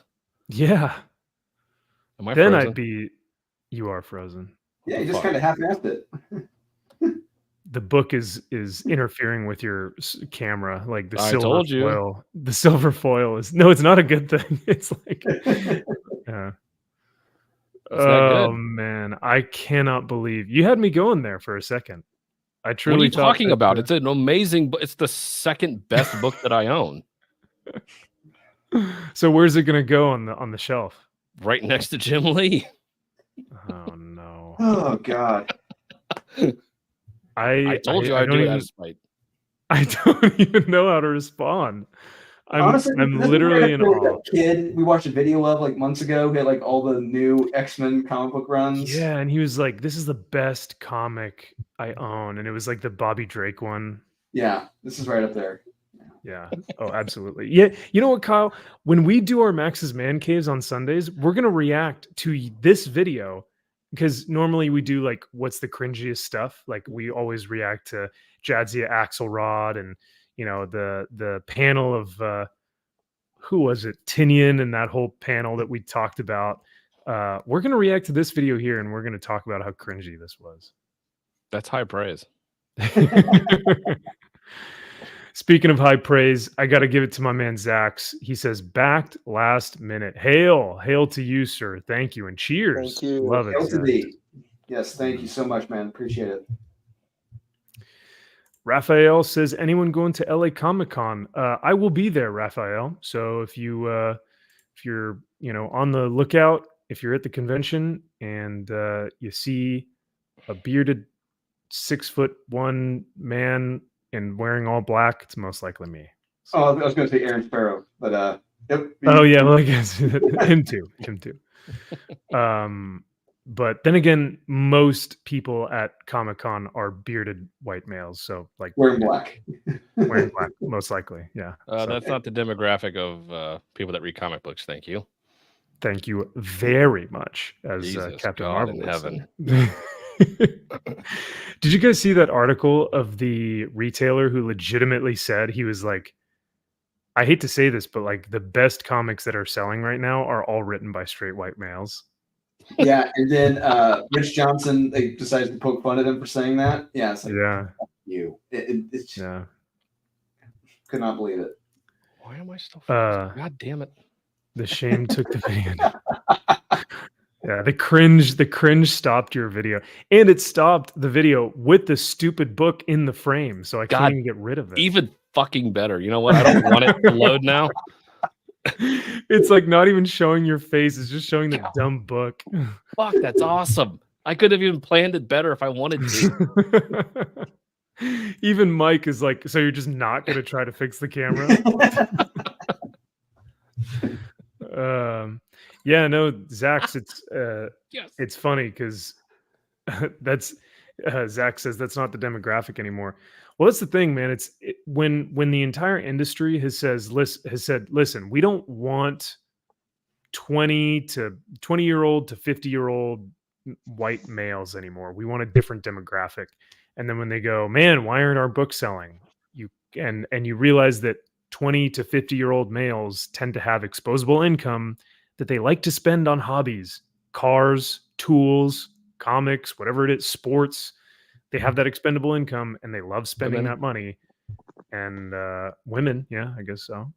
If that's like what you're into, I guess. But yeah. Or even worse, Batman's Silver Foil comics. So.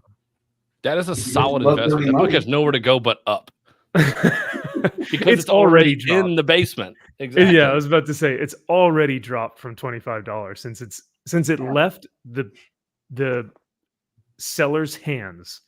It's dropped value. Yeah, I was Stop gonna say, if hating you're, on if you're like Krusty the Clown and you just love, using a burnt $100 bill to light a stogie, yeah, there you go. That's a comic for you. Yeah.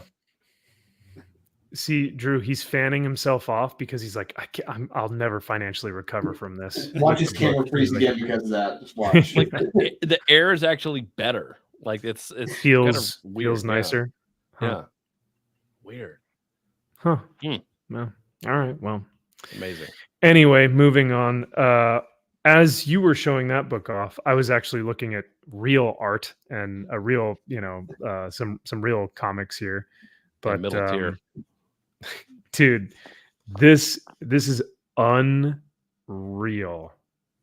I've never seen Steven's stuff like this. I do have a print of his Cable and Wolverine poster. Ooh, yeah. I had Matt Bat Banning, who is his inker. I had him sign it at WonderCon. But this stuff, dude, I mean, God, could you imagine like owning a Moon Knight like that? Like, I honestly, Amazing. if I had more time at New York, if I wasn't manning that damn booth, I would have been down there and would try to get on his commission list to try to get him to do a Moon Knight or a Prophet or a Miracle Man or a Grendel. And but I just hopefully MegaCon this time it'll happen. I'm just gonna ask him for one thing. There you go. Back cover. Oh, I'm gonna ask him just I got replicate this. I got my poo knockoff that Morant did of that. Pooh, not get out of here with that nonsense. Yeah, but hey, that's coming. I got a set coming to me. Crazy talk. And then this stuff, like I love the proportions on how he draws superheroes. It's so funny. Hey, look at the forearm, bro. I mean, that is amazing. It's a superhero. It's exaggerated proportions. Oh yeah, no. Like I said, don't get me wrong. I love this. This is way better than I would prefer this all day, every day. This is how I want my comics to look. And you know why? Because we have no comic that look like that, except for Unholy Nightmare, which you can get right now on Kickstarter. Yes, you can. Like, come on, look at that action. You can feel the impacts from this book. Gosh dang. The line work, the shading, the musculature, like everything. It's perfect. He's a good Captain America. Oh wait, oops. I mean, it's pretty damn close. Dare I say it's Jim Lee level. Mm-hmm. Nah, not quite. Jim Lee is way better, but this kid's not bad. He's going places. He's not bad. Yeah. Fear says MegaCon Orlando. He's confirmed. So Zach and I talked to him in New York. He said he's going to be there. I mean, he's not on the. They just released the first guests for Orlando MegaCon. He's not on there, but he told us he will be at MegaCon in February. So nice. There's a bunch of shit names on that list. They say they put out. Now, there's Kyle. There's good names. There's good names on there. Dude, don't even. It can't even compete with LA Comic-Con. If you look at LA Comic-Con's, if we have time at the end of the show, we'll look at it. The LA Comic-Con creators, it's a nightmare. So nightmarely good. This is nightmare good. This is the Unholy Nightmare. That's the type of good that this is. Not LA Comic-Con. That is a nightmare unto itself. 25 minutes to go. That is right, people. We have half an hour left on this project, and we are fully at 181 backers, and we have surpassed $6,700. So thank you guys so much. This is awesome to keep seeing these numbers go up and up and up. So if you guys haven't already, just a quick reminder, link is in the chat and also in the description. So go check it out. Half an hour left. But let's get into some of these comics now. Drew, are you going to remember anything from last week? I do remember World's Finest. Okay. That was good. Hulk was good. Wonder Woman was fucking terrible. I cannot believe that. Oh yeah. We'll yeah. Mm. So Did not I'll read say, didn't even know Catwoman came out. Holy shit. yeah, right. A lot of these books you can get by without and being like, oh, I didn't even remember that was released. So That's a shame. Justice Society. I do remember Nightwing. That Nightwing was a fucking shit show. That was terrible. That's a shame. Yeah, because it is the most pulled book. At least Every time it comes out. 8,000 plus people are pulling this for some reason. Ugh. I don't want to say for no reason because there has to be some reason, right? Stupidity. The whole issue is him as a pirate, and it brings back that ex-girlfriend who ran the bar. In fact, when he was like Rick Grayson, he was like, "Oh my God, this woman, she's so amazing. She's the greatest woman ever met in the history of mankind. I'm in love with her." And now she's the captain of a boat. It's fucking stupid. It is terrible. Yeah. So Nightwing was a disaster. That was the last book as well. The last one that they did felt like that as well. Whoever his sidekick. Oh yeah, did you guys see this cover? Do we ever talk about? Is that a meme? That's the meme. It's the meme, guys. That's a thing. I get that thing. Isn't that funny? I love Isn't it. that fucking hilarious, Kyle? Isn't that goddamn like hysterical? The cat. I like the arrow too. It's like, why? Why is this here? Yeah, no, I don't just know. Why is he a cat? What the fuck is that? I don't understand it. It's the meme because it's the cat and at the end of the table in the meme. But why isn't it just a cat? Why does it have to be him as a cat? Because it's funnier that way, Kyle.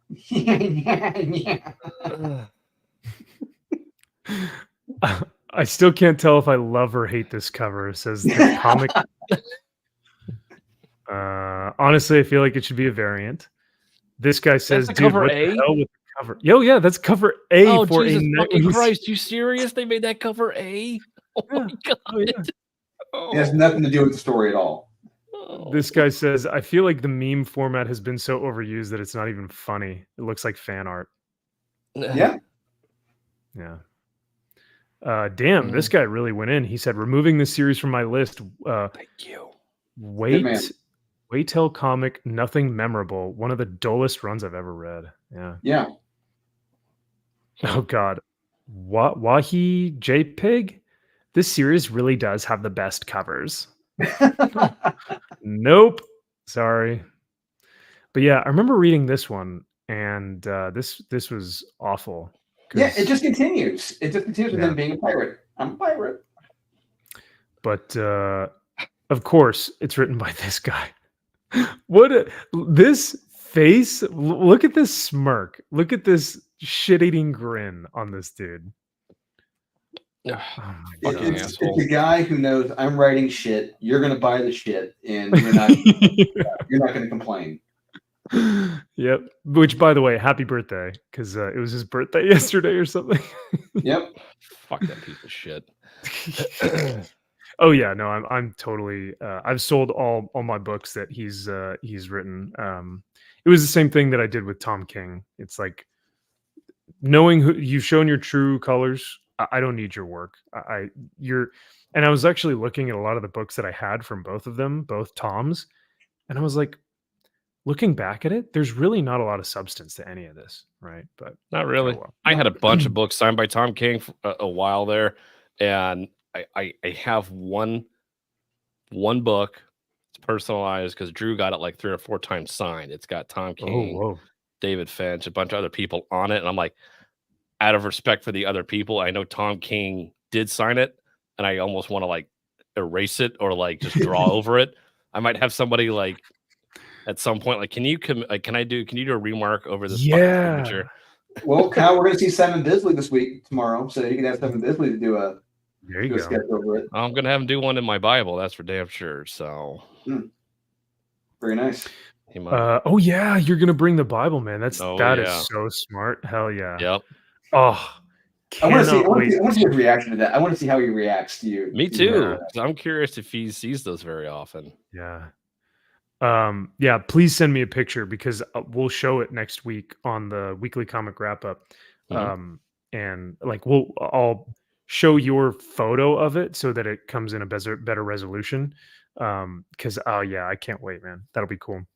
So But like, so what should I have him do? What his mm, choice, or like I've been debating the past couple I of would days. Like, what do say crucifixion, or have him do his own choice.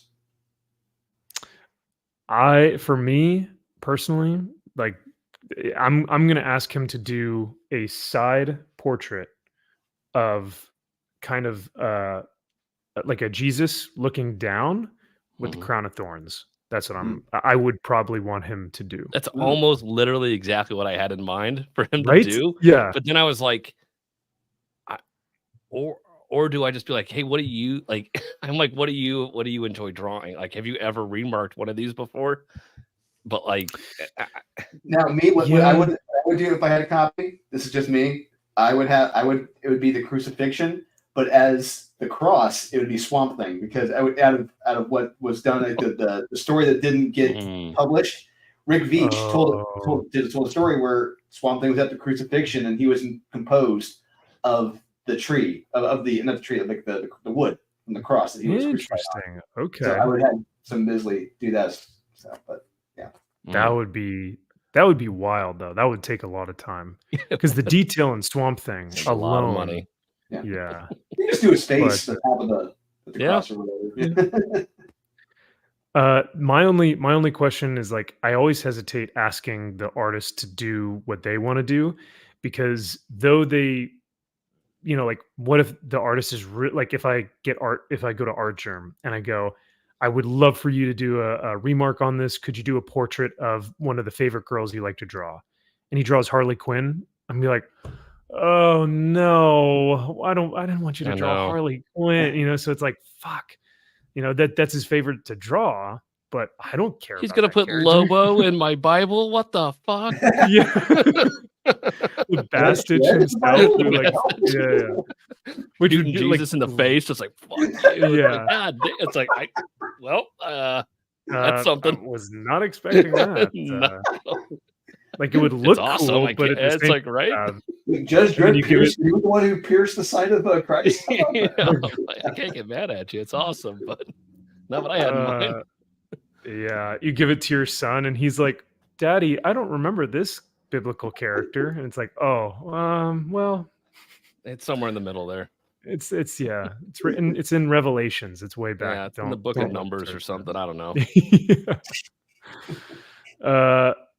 So yeah, but I'm interested to see what you get. What Me are you too. leaning more towards? I don't know. I honestly don't know. Like I was gonna make a game time decision, Oh, and whoa. it was That's a lot. almost. I kind of wanted to give him an option. Like, okay, do you think I should do this or this? And like, he may be like, "Yo, go fuck yourself," and I'll be like, "That's fair." Or he's like, "I don't remark these books. It's too important to me." I'm like, damn it. Yeah. I don't know. Hmm. I really don't know. I thought about a Jesus. I was like, maybe something like that. Then I'm like, is that weird? I said, can you draw Jesus for me? It just seems But it's like it's in the book of the Bible. I So know. it makes total sense. So it's not like it would be blasphemous or anything.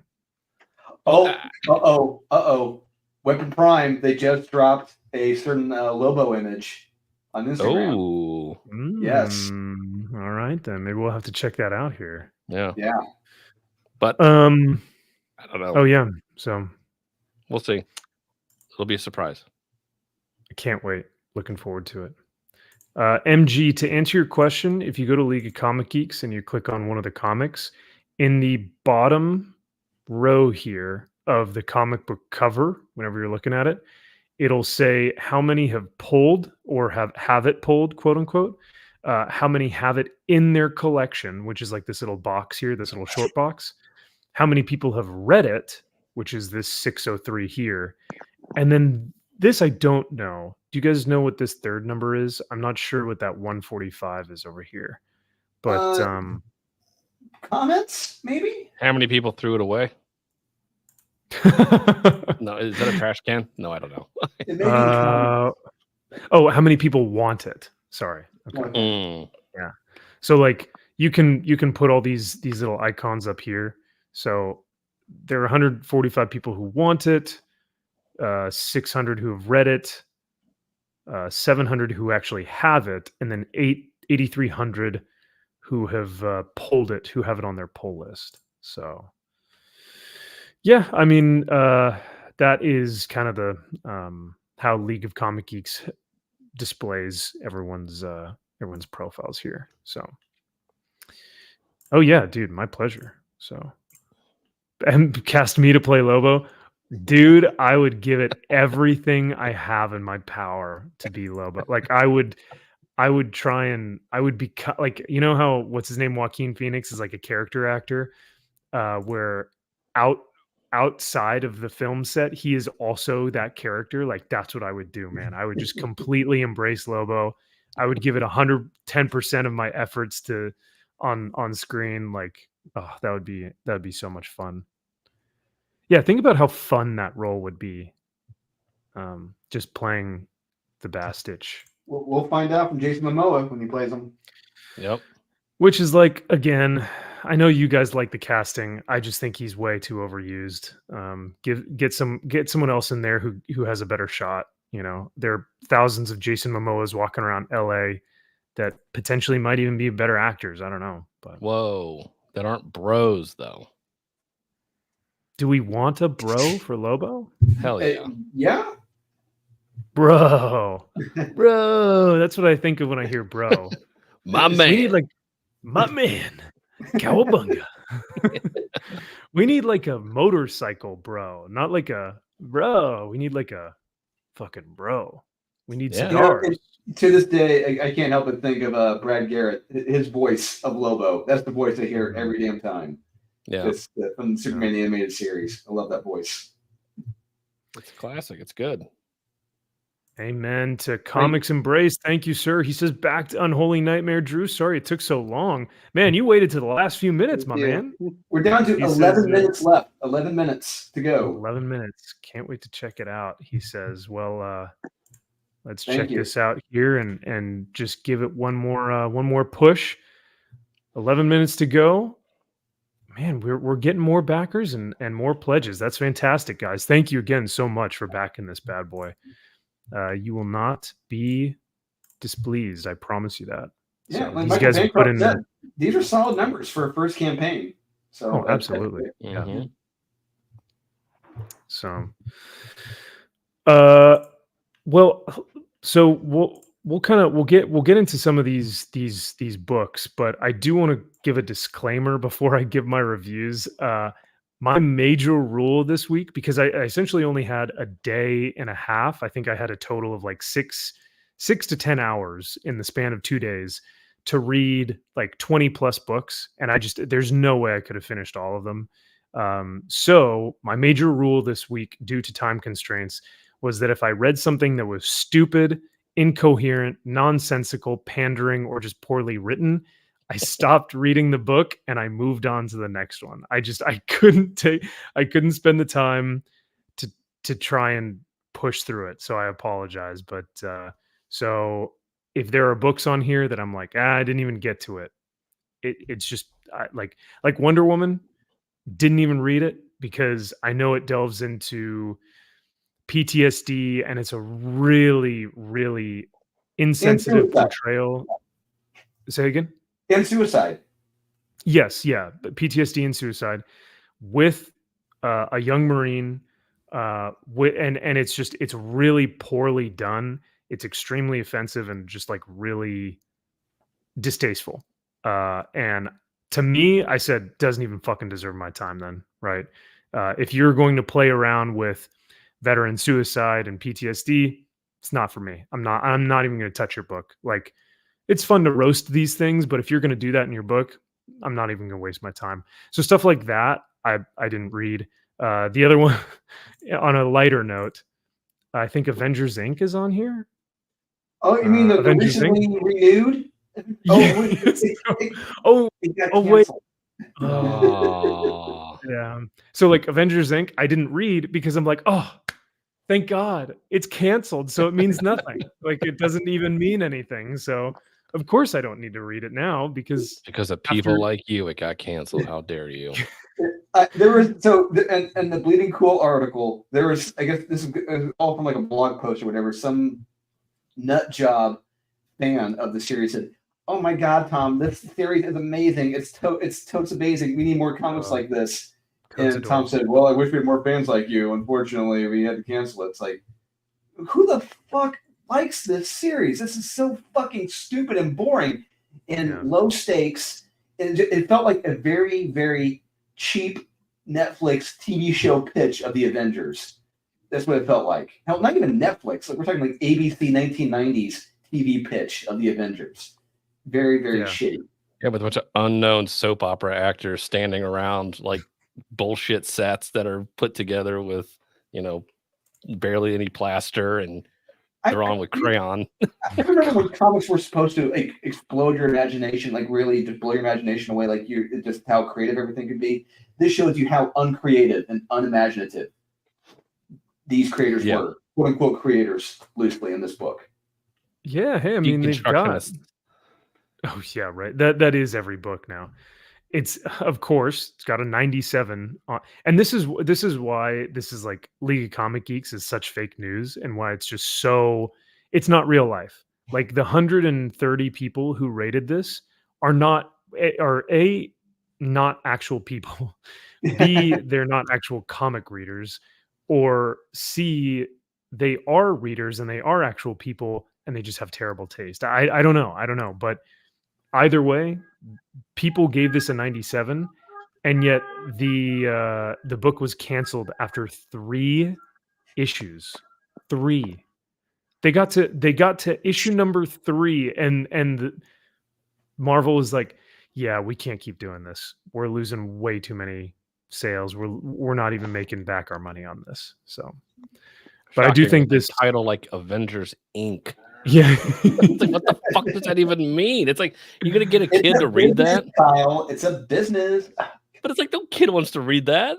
But that's like the thing, Avengers, like, watch them how they do a day-to-day, detective office operation. Work. Yeah.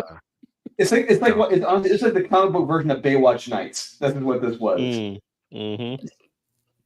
It is funny because the very first comment says, "This has been a very enjoyable series. I hope it isn't canceled."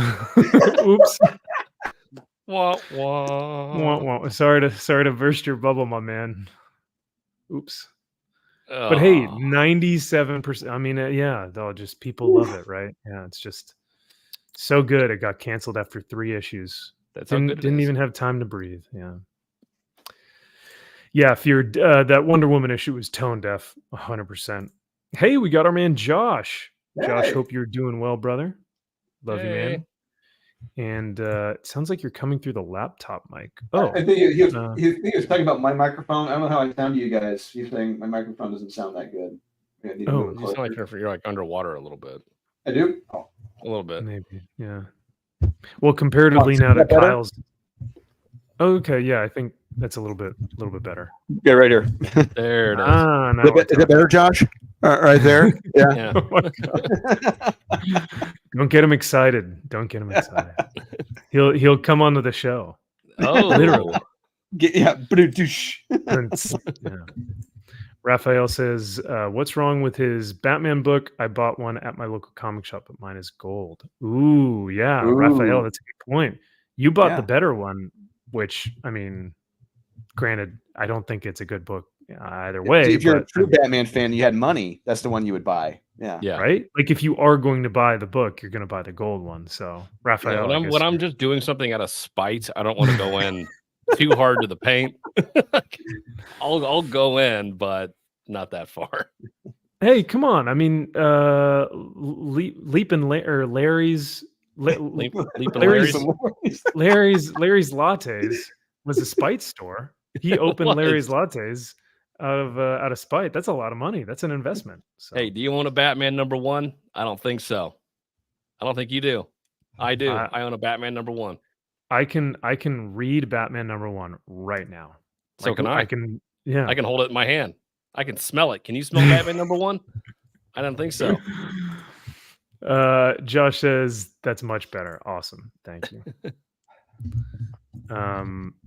Let's see here. So do we want to, for the next, let's say 3 or 4 minutes, do we want to stay on the page and just kind of we'll count it down? Okay. Aurelio, hey, good evening. Forgot you were here. Hi. Good night to you. Good night. Yeah. How's your back feeling? A little bit better? Little bit better, my friend. I'm scared for tomorrow because I'm going to teach at comic school. So I hope my students. So what you should have done, Aurelio, you should have told them, like, as soon as your back started hurting, you should have told them, hey, if you haven't backed the book yet and you back it tonight, you get tomorrow off. How about that? No, I think that they have backed yet. They was advised a few months ago. No. Okay. They know it. My back hurts from carrying all of you through this course, you lazy pieces of shit. My back. If you back my project, you all get a letter grade, or you all get an A. Yeah, exactly. Exactly. 2 minutes to go. Once again, guys, the link is in the chat and it is also in the description. So, but we are very excited here, for the end of this project. Drew, what's been some of the highlights of launching this? What are some of the highlights, and what are some of the things that you've learned from this project launching this? I learned how much you have to hustle, how much you really have to get your name out there, and I've learned that there are still a lot of people who do not know what Kickstarter is. You say Kickstarter, they'd be like, "What is that? How does it work?" You kind of have to walk it through with them. It's still a new thing. It just, really just getting out there to every channel that you can to let people know about you. And even when you think you've gone to the biggest platforms, people will still have no clue who you are. It's even to that point. It's just you really just get the hustle, just getting out there to as many channels as you can, as frequently as you can. And just, and Facebook advertising, that is not worth the money. Yes, I remember you telling me that right off the bat. You're like, I'm never going to Facebook again for advertising. So, unfortunately, honestly, I think you would probably be better off on Twitter. I see some fantastic comic book threads on Twitter, man. So yeah, because I keep getting notified on Instagram, like, you have a new follower on Threads, more new followers on Threads. I'm like, what the hell is this? And I may give it a shot sometime. We'll see what happens. Okay. Yeah, it's tough because it's like a lot of these, like, Twitter is an absolute cesspool. I will agree. However, there are some good things about it, and there's some cool artwork that's being shared over there. But I know that it's tough. Speaking of Twitter, it's 55 seconds to go. But the recent video from Elon Musk at that conference, when he pretty much told, funny, dude. I could not. I'm like, I kind of want to join Twitter now because he said that to him. Because he said it to Bob Iger. Hilarious. We have got 30 seconds to go. 183 backers, $6,700 pledged. Once again, congratulations to a successful and fantastic campaign, guys. Yeah, thank you. Yeah, that's awesome. Ooh, Drew, you might want to look into TikTok ads. Actually, no, I did. Well, it's weird. Maybe he knows. Like, I couldn't put up, like, really insert a link to the campaign in my videos on TikTok. Like, I was doing videos. I'm not sure if you can put a link in there or not. 3, 2, 1. Go! Hey. Yeah! There it is. Yeah! You did it. You did it, Aurelio. Yeah! You guys nailed We it. do it, bro. Yeah. All right, I'm going to bed. My back hurts. Suckers. I feel pain in this moment. My back feels Oh, pain, no. but I am so happy. No, I don't care. I don't care. You guys are fantastic. Thank you again for coming on the show and talking about the campaign. And congratulations once again, guys. Seriously, this Thank is you a so much. huge Thanks to milestone. you. Yeah, Yeah. and I think this is just the beginning, like I said. So this is going to be really something special. Yeah, absolutely. Like we said, Aaron Sparrow's coming on board as the editor, and I've already sent him the page breakdowns for issue 2, and already sent him the 10-page backup story that we're going to do. And I already got another artist to do that 10-page backup story. And you guys have seen his art. I've shown you guys his art, and in the past, he's doing something with Murat Michaels. I'm not gonna say who his name is, but yeah, I can't wait to see it, and it's going to be exciting for issue 2. And like we said, what Aurelio just showed, that sketch he did, we're gonna raffle that off. That's the first appearance of the Golem in issue 2. Can't wait. Yeah. And Boom. I am a little selfish because I kind of want one of those original art pieces, so I'm hoping that I win the raffle. But I mean, I guess I can be considered as part of the raffle. Yeah, but if you back there it, there you're will eligible. be there will be no bias, I promise. So if I do win, I promise there's no secret dealings behind the scenes. But yeah, I don't think I've ever won anything like a raffle, an eBay auction, like nothing. So it'll be quite the surprise if that happens. Rigged? No. I promise it's all fair and balanced. You never won any of the Comics Elite giveaway stuff that nobody ever claimed from us? Yeah, I couldn't believe that. The amount of stuff we gave away for free and people just never claimed it. It's like Ever. Well, because you guys are giving away Skippets and Mez. Who wants those books? And top 10s, but hey, there were some Skippets and Mez that were some good books. Yeah. Well, I mean, there were some Skippets and Mez that were like part of Cover Price's like top 10 spec books, but were just shitty books. So yeah, I mean, I guess Josh put in a hot take in the comments. Wow. So, I don't know if I can show that on will YouTube get rid of me? Yeah. Probably. 84 million, right, Zax? Yeah, that's how much will be in the next election, right? The most votes ever in the history of United States elections. Every year. There's nothing, yeah. So, yeah. Looks like a freaking hobo looking for a handout. No, not me, Josh. Not me. MG, didn't you win that Starship Troopers OA? No, sir. I bought that with my hard-earned cash. So he spent money on that, mind you. Yeah. You spent money on a bet, even if it's $25. My money was way well better spent than a Batman #1. Come on, who's gonna argue with the Batman #1? Didn't know that we were bros. Oh, we're total bros. Yeah. I mean, they're not my friends, but like we portray that we're cool with each other on stream. Correct. All up front. Yeah. Yeah. But yeah, well, all that being said, and all joking aside, fantastic campaign, guys. Truly, it's been a pleasure to see this thing grow, from the start, announcing it on the channel and then having you guys go over to Josh's channel for on Pop by Culture to go share it there. This has been such a fun journey to watch you guys succeed, and I couldn't be happier. So what is next, I guess, for you guys? So like you said, Drew, Aaron will be joining you guys for issue number 2 as an editor. What else do you guys have in the works? What's the follow on from here? And when can we start to expect to see some pages being drawn and illustrated, and having them shipped out?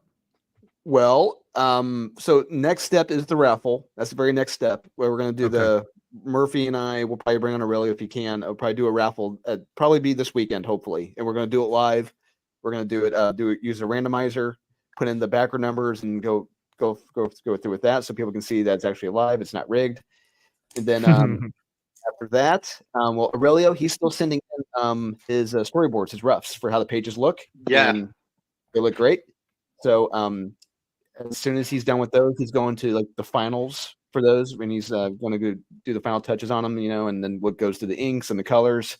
So after the raffle is finishing issue 1, and then after that, it's going to be working on for me issue 2, doing the panel breakdowns once Aaron gives his thumbs up, and I'm going from there. Very nice. Yeah. And Raphael asks, how often will these issues come out? Do you know? Well, for right now, it's 1 a year. For right now, okay. So we're hoping that best case scenario, we get everything done for issue 1. We get it, fulfillment happens this spring, like around April, and we can launch issue 2 in the summer, hopefully during a better time, not during the fall. So that's the plan for right now, but things change. I can't comment on certain other things, but for right now, the plan is 1 a year. Cool. Excellent, man. Looking forward to it. Thank you again, chat, for helping us back that, and thank you guys for your constant support. I'm really looking forward to this book coming out, and we will most definitely do a review of it once it comes out. We'll look through it. We'll look at the art, the story, and hopefully get a ton of interaction from it. I would love to hear everyone's reviews and comments on it whenever we go over it live. Whenever we get that in our hands. So.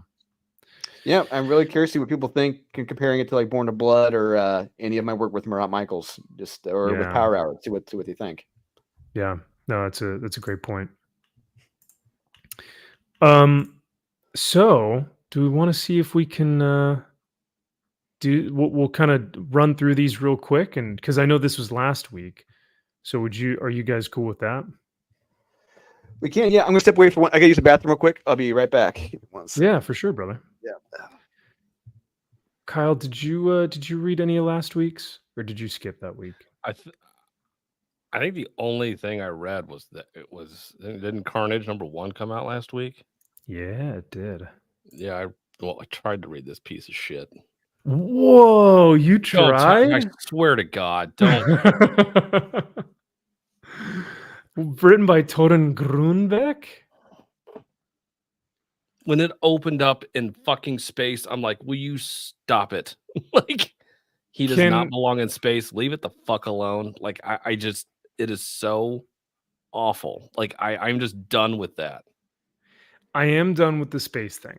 However, you cannot deny that the art in those first few pages was beautiful. Like when he's in the library and he's like just murking people, like snapping people in half and chopping heads off and stuff. That was the artwork in that was incredible. Sure. Still pointless story and just all over the place. This thing was all over the place. So yeah, I agree, and I think unfortunately this could have used an editor more, or 5. Now, editor-in-chief CB Cebulski, no, they need like a legit. There needs to be an editor in this group. Torun, I think, has potential, and I know that you guys hate me saying that, but I think she has something here. But there needs to be you have the artist, colorist, letterer. Where's the editor on this? Because like you said, it needs to be reminded, hey, you need more than one page of action in a fucking comic book, especially when you have Carnage involved. Yeah, and story. Well, then that was the thing. It just felt like, and then this happens, and then this happens, and then this happens, and then it was just, there was no through line. There was no coherency. I think the dialogue was fine for the most part, but it was just like kind of things happening, and that was what there was really nothing fun about it. I mean, there's a fun concept in there, but it's not conveyed as, it's not presented as fun. It's not used as fun. It's Cletus Cassidy as a priest. That is something fun. That it reminds me what that should be like is like Nick Cage as that priest in Face Off. You should be having fun. Yeah. You should be taking that role for a walk in this comic. But is Carnage supposed to be fun. I thought he's supposed to have No. more of like a horror vibe. Well, yeah, I mean, but it's Cletus Cassidy is a psychopath. That's the way I see it. He is a murdering psychopath. And with that, a psychopathic Cletus Cassidy as a priest, yes, I want to see that. I want to see him being insane and murdering people. And it's like having fun with priest. Yeah, like natural born killers, just kind of over the top, just crazy. Yes, but not in fucking space. Yeah, I mean, and granted, that was like the first part of it, but and it was really only when the librarian had like sentenced him to like this spatial zone, and then he came back down to Earth. Yeah, you just said that out loud. I know. Carnage and Venom need to be street level heroes. They do. It's super simple. Yeah. Set in New York. And it's like, and I think an issue with Carnage more so than Venom, it's that you're kind of a secondary character. Like it's kind of hard to put you in your own book. Yeah. When you don't have Spider-Man or somebody else to kind of anchor it. It's just like, yeah, it's kind of like the Deadpool thing. It's just like a little bit goes a long way with the character, and it's got to be done really well if you want to have somebody like this carry a book. To me, this isn't Cletus Cassidy. I mean, if I were to write Cletus Cassidy, if Marvel, came to me and said, "I want you to write this," I would go back to the Maximum Carnage comics. I would want to get that voice right from those comics because to me, that was primetime Cletus Cassidy. And I want that voice to be the same as this. This is not him. This is I don't know what the hell this is. This is someone who doesn't know what a fucking psychopath is or who Cletus Cassidy is. Yep. And yeah, maybe they didn't get the voice right. And I think I agree with you in that it's really difficult for Carnage to carry his own book. I think because he has been in so many iterations of he's with Venom and Spider-Man, like he's with a group of other characters that he can feed off of, and he works better in a group aspect. So it is difficult for him to carry a book, but if you were to get the voice right, I think you could do it. But like I said, it would need an editor. And Torrin, I think, could probably do it because there were moments there where I was like, man, this is sinister. Like this is weird and creepy. But it had no cohesive story to it. The other thing that I didn't really like is it was really heavy on the whole like, we're insane, we're psychopaths, so we're gonna read the Bible and worship God, and we're all gods, and this is like scripture. And I was like, yep, of course, yeah, no, let's just make a way to have fun with that. There is a way to have fun with that, and she did not do it. Sure.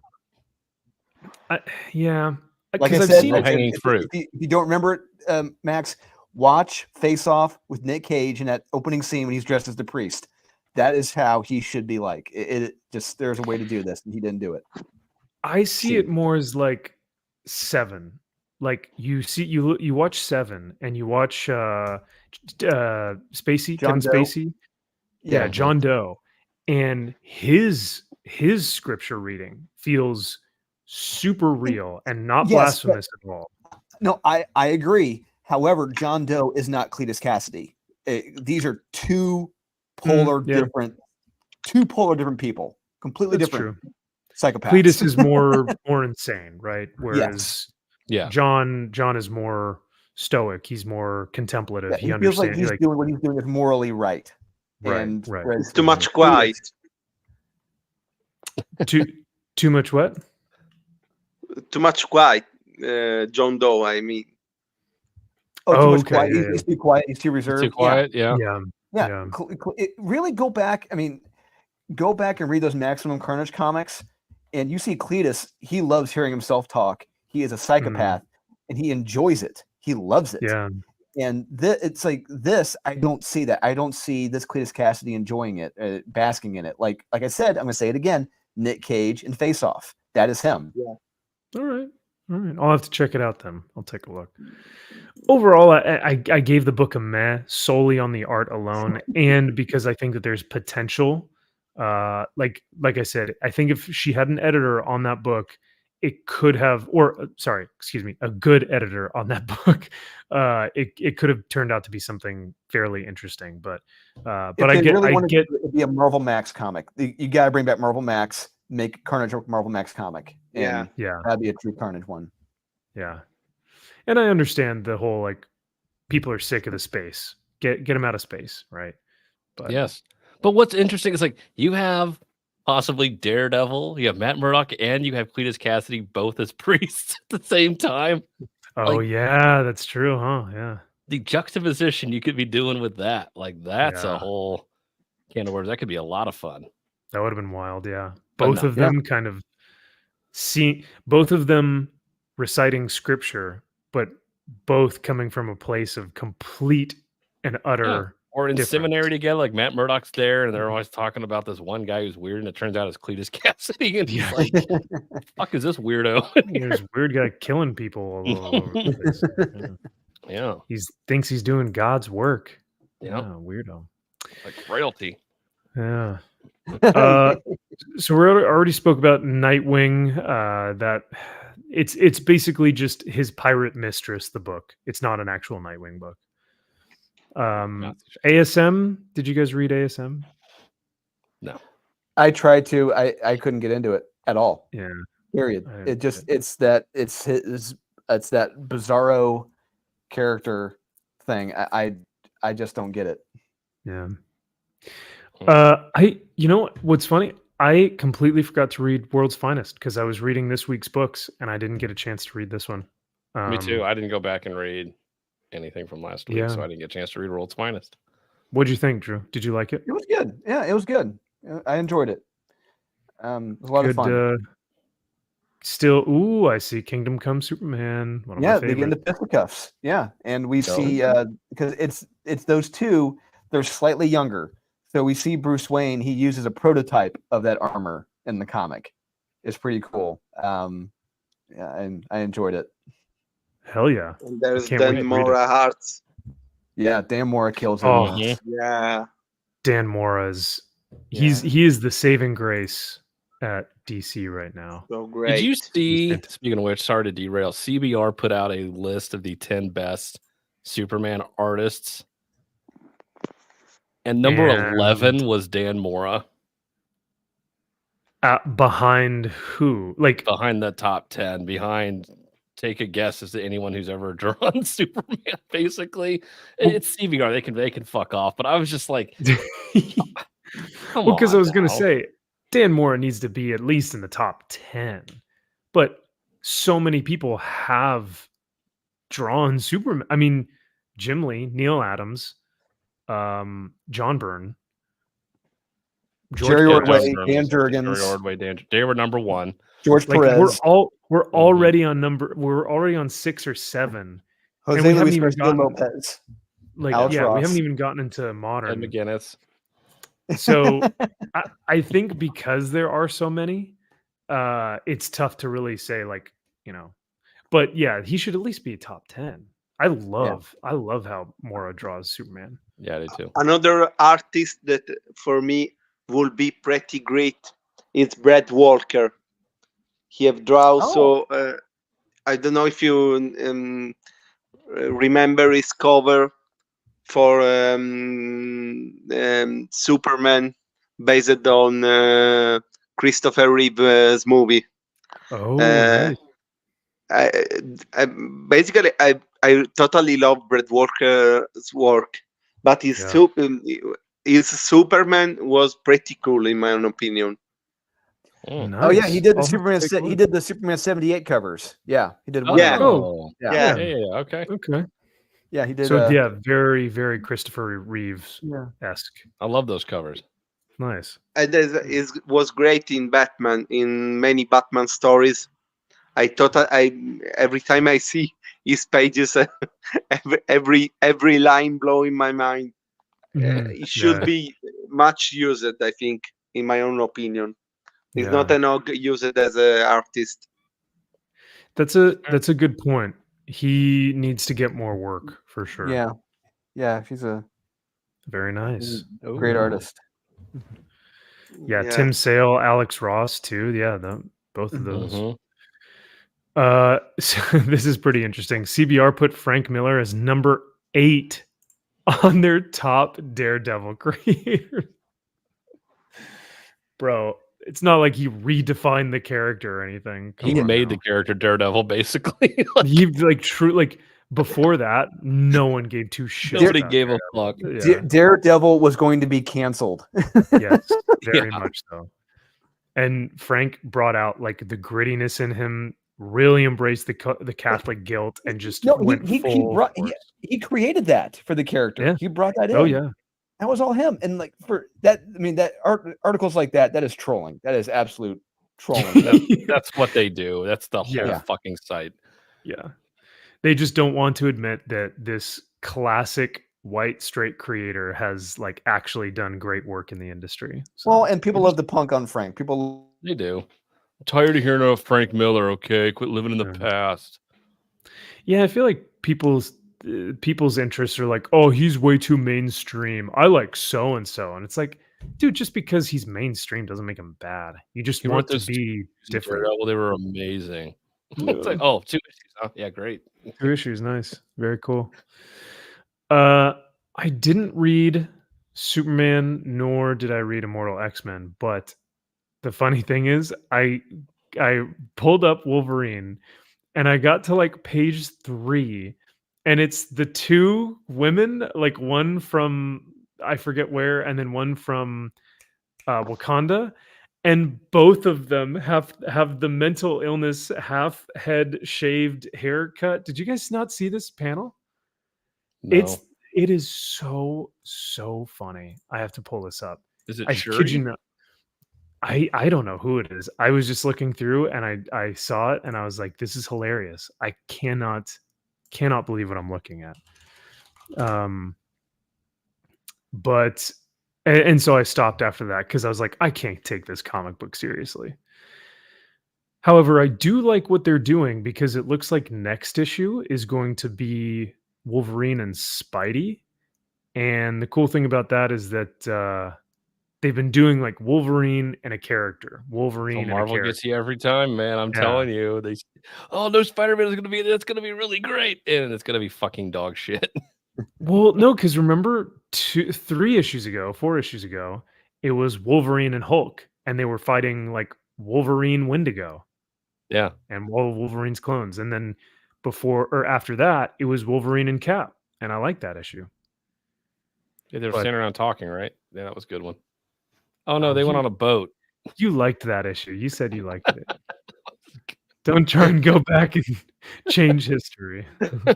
What? It's what we do now. We retcon history. Oh yeah, that's right. That's right. We're making history better. Yeah. So you guys are gonna laugh your ass off. So here's Wolverine issue number 39, page 1. Okay. Oh, dude. It is page. It's page 1. It's not even page 3. Page 1, and they both back to back are like. It's like we couldn't afford to do the rest of our hair. We were really sick of doing this side of our hair, so we just said, "Screw it. We're done." Why do both of the fro one kills me, dude? Like, we've seen the half head, where the hair is like long, but I have not seen the fro before. That's wild. It's like a hedge trimmer when you have like a head just in front of your house. It just what is it? It looks like they made a mistake. Like they were like trying to put the little racer lines in here, and then she's like, yep. Like, oh shit! Oh no! We'll put another one in here. It'll make it look like we meant to. Yeah. It's like you're supposed to be taken seriously. Both of you are. That's like, are they delegates and they are walking around looking like this? No way. With their pissed off facial expressions. Look at that bitchy face. But look at them the whole time. Yeah. Are those Native American guys standing in front of her? I have no idea. Like I said, I got to page 1 and I was like, I cannot do this in good faith. I would just laugh my ass off too much. There's no way. And there really isn't a lot of Wolverine, to be fair. It's a lot of Black Panther, which is fine. But it's a Wolverine book. But it's a Wolverine book. And yeah, he needs to be in. So is that T'Challa? Is he still kicked out of Wakanda because he's a male? Yes. I wish he was keeping secrets, yeah. That's a shame. That's a shame. Yeah. Very, very diverse. Very cool. Very cool. Let's see what else we got here. So all that being said, I did not. That's my review of Wolverine. You just need to see that photo, and that's my review of Wolverine. So it's fair. I already spoke about Wonder Woman. Why I'm not going to review it. Did you guys read it or care to review it at all? I'm just saying avoid. I mean, it's a shame that these great artists, are being wasted on shit stories like these, and it for real. Really more editors need balls to say to Tom King, no, you're not doing this. Yeah, go away. If you want to tell a sad sack story, that's fine, but don't do it in a Wonder Woman book. Create your own fucking IP. Do your own thing. Or better yet, try telling a different kind of story. Don't just do that, because you do this in every goddamn story. You're getting lazy. Yep.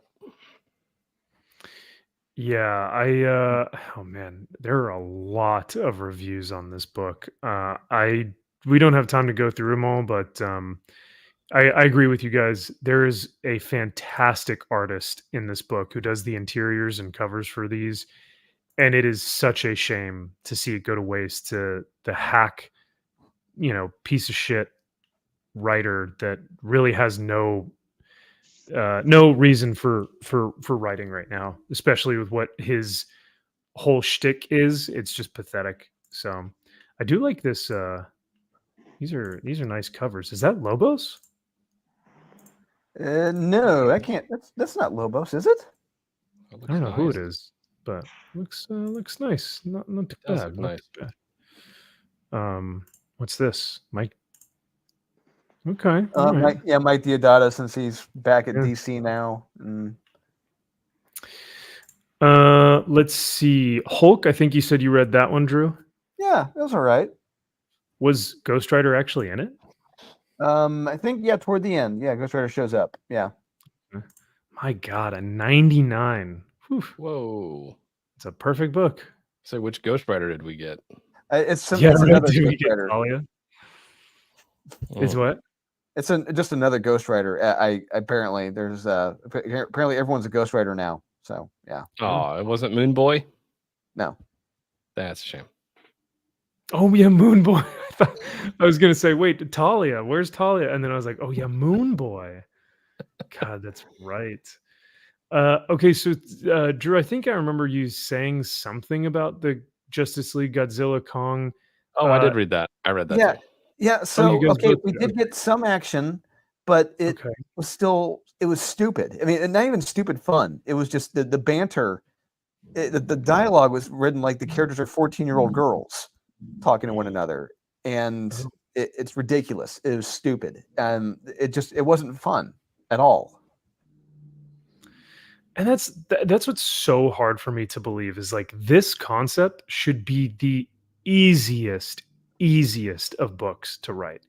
Like we always joke about like, oh, it's the creator just took a bunch of action figures together and smashed them together.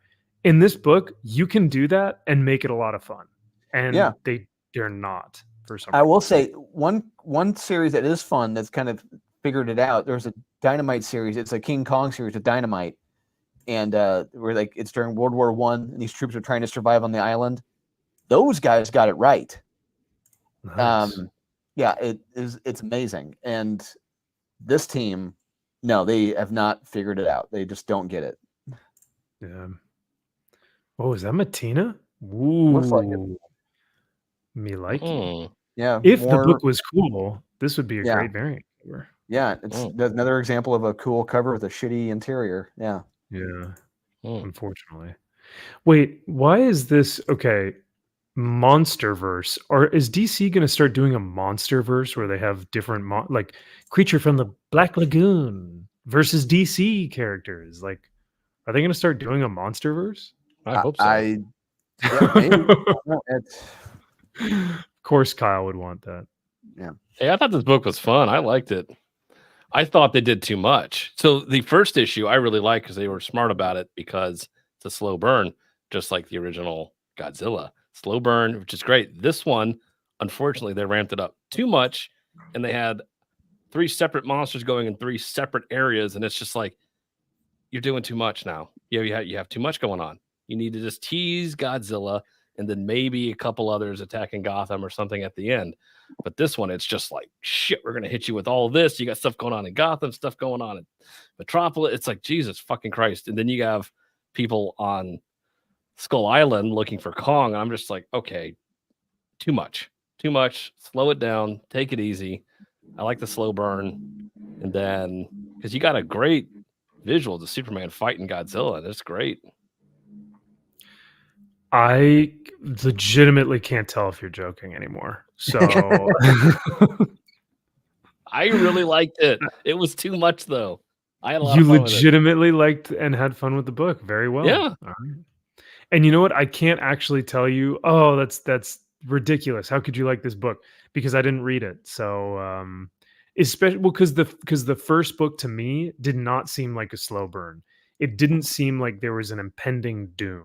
Because if, like with Jaws, you get a little bit of that monster, of that, like, you know, that creature, but you feel like the atmosphere of the film is one of, when is it going to happen? When is the proverbial other shoe going to drop? And you're waiting and waiting, and that's what causes like the tension.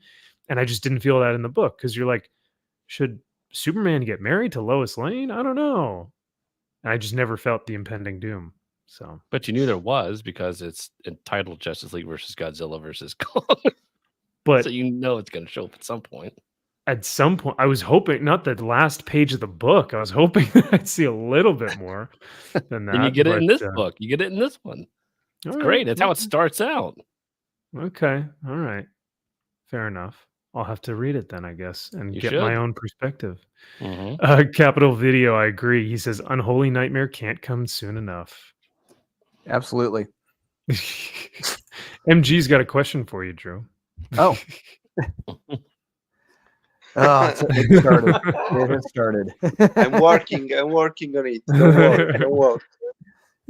No, he's kidding, Aurelio. Don't worry. No.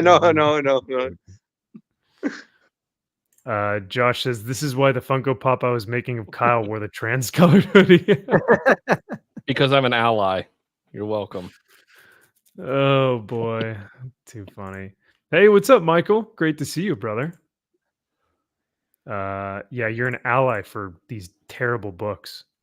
You will. People need to stand up for the people that are getting beat up and silenced, like Justice League versus Godzilla versus Kong. Oh no. Gunslinger, anything new to report on Gunslinger? The art is fantastic. We get a little bit of the origin of the Gunslinger in this, and it's good. I mean, this is the best art of Dexter Soy's career. It is amazing. Wow. Yeah, wow. How Todd has got hit pretty much 2 home runs with both these artists back to back is insane. And this is how it really should be. This is how it kind of was back in the day. You know, if like an X-Men book, you had at least a solid backup if one artist couldn't do it. And Todd's figured it out with the Gunslinger series. And wow. Yeah, I can't recommend it enough just for the art, but the story itself is good too. I would have never guessed it would have gone back on track. So to hear this from you and MG, I guess I gotta take a look, because the last issue I really liked the interior art. You know, of course, it's tough to go from Brett Booth because anything after that is like a demotion. But yeah, his art is good enough to where it's like, or it's different enough to where he's so talented. I'm not comparing Brett and this new artist because they're completely different art styles. But this new artist is, like you said, extremely talented. So maybe I'll check it out. Maybe I'll take a look. Yes, but I recommend he needs to get rid of the stupid mask. I don't like. Yes. Green Lantern War Journal, I had a ton of fun with. Not necessarily fun, but I just really enjoyed it. There's the series has been actually very, very good, in my It has. opinion. No, it's been great. So These covers fucking suck, but yeah, especially that last cover where he's like on a train. train. Yeah, these covers are terrible. What is this dude? He's like, "What's up? I'm on a train." Like, okay, thanks, dude. Like, Here we go again. here we go again. Fighting these damn zombies on a train. Yeah.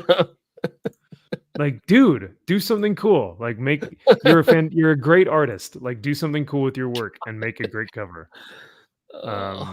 So like this one like kind of looks cool. All right, here we go. Maybe all right. It's something. Maybe. It's better than being on a train. Mhm. But no, yeah, issue number 3, I really liked a lot. I love these new villains that are zombies, technically, but that they not only are they zombies in like biologically, they are zombies in power as well because they suck the life out of Green Lantern or lanterns in general and take from lanterns power so that they can get energized as well. So I thought that was a cool concept of having these new villains be literal meta or physical, but also literal zombies in multiple ways and forms. I like, John's interaction with Steel. I like John's interaction with Kyle Rayner, who shows up. The Oh yeah, sorry, spoilers. Thanks. Hey guys, I'm gonna get some. I'm gonna go mobile with my phone on during the live stream. So I'm gonna keep chatting. I gotta get some food. I'm flipping hungry. So yeah, sounds good, brother. So if I I'll be on my phone. So okay, sounds good, man. Are you gonna pop out and pop back in on your phone? Yeah. Okay, sounds good. And Kyle, I'm gonna move you up here so that it's photo, and then sure. Let's not let him back in. Or video, photo. Oh yeah, no, that's okay. We won't let him back in. No, he already gave a few reviews, so he's done for the night. Yeah, stupid takes. That's fine. All right. So I'd love to get your take on this though, because my only hindrance with the book was when he was talking to his mom. It was a sweet, sentimental moment, but then he started going into like, "You were the one who should have gotten the ring, not me," and I was like, no, dude, because that completely discounts all the heroic stuff that you have done. It discounts John's heroic actions. What Neil Adams did back there, the cover, the first appearance of him dealing with everything going on in the world, and just Hal even telling the Guardians about like this guy.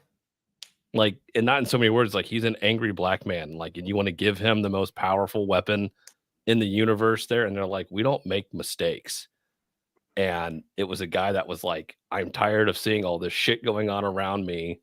I'm tired of seeing shitty ass cops treating people like shit. I want to help my community. I want to help everybody. It's like, and Hal didn't get that. And then finally he did. So it's like to take all of that away and be like, oh, Mom, it should have been you. Like I'm not good enough. It's like, what the fuck did you just do to this character? Yeah. So that was like I said, that was my only hesitation with the book, because like you said, he should, with the actions that he's done for his community, for the black community, for heroes everywhere, for the Green Lantern Corps in general, for his country as a United States Marine, like.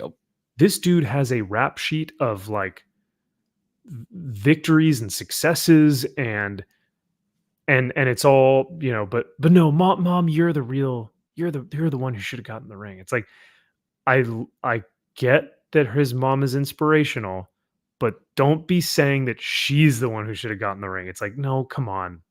What are you doing? What are you doing? Yeah. Like, don't belittle yourself and take away everything that you've done. And all of your character development you've had that people have given you to be like, no, I was never worthy. Yeah. Like, fuck off. Yeah.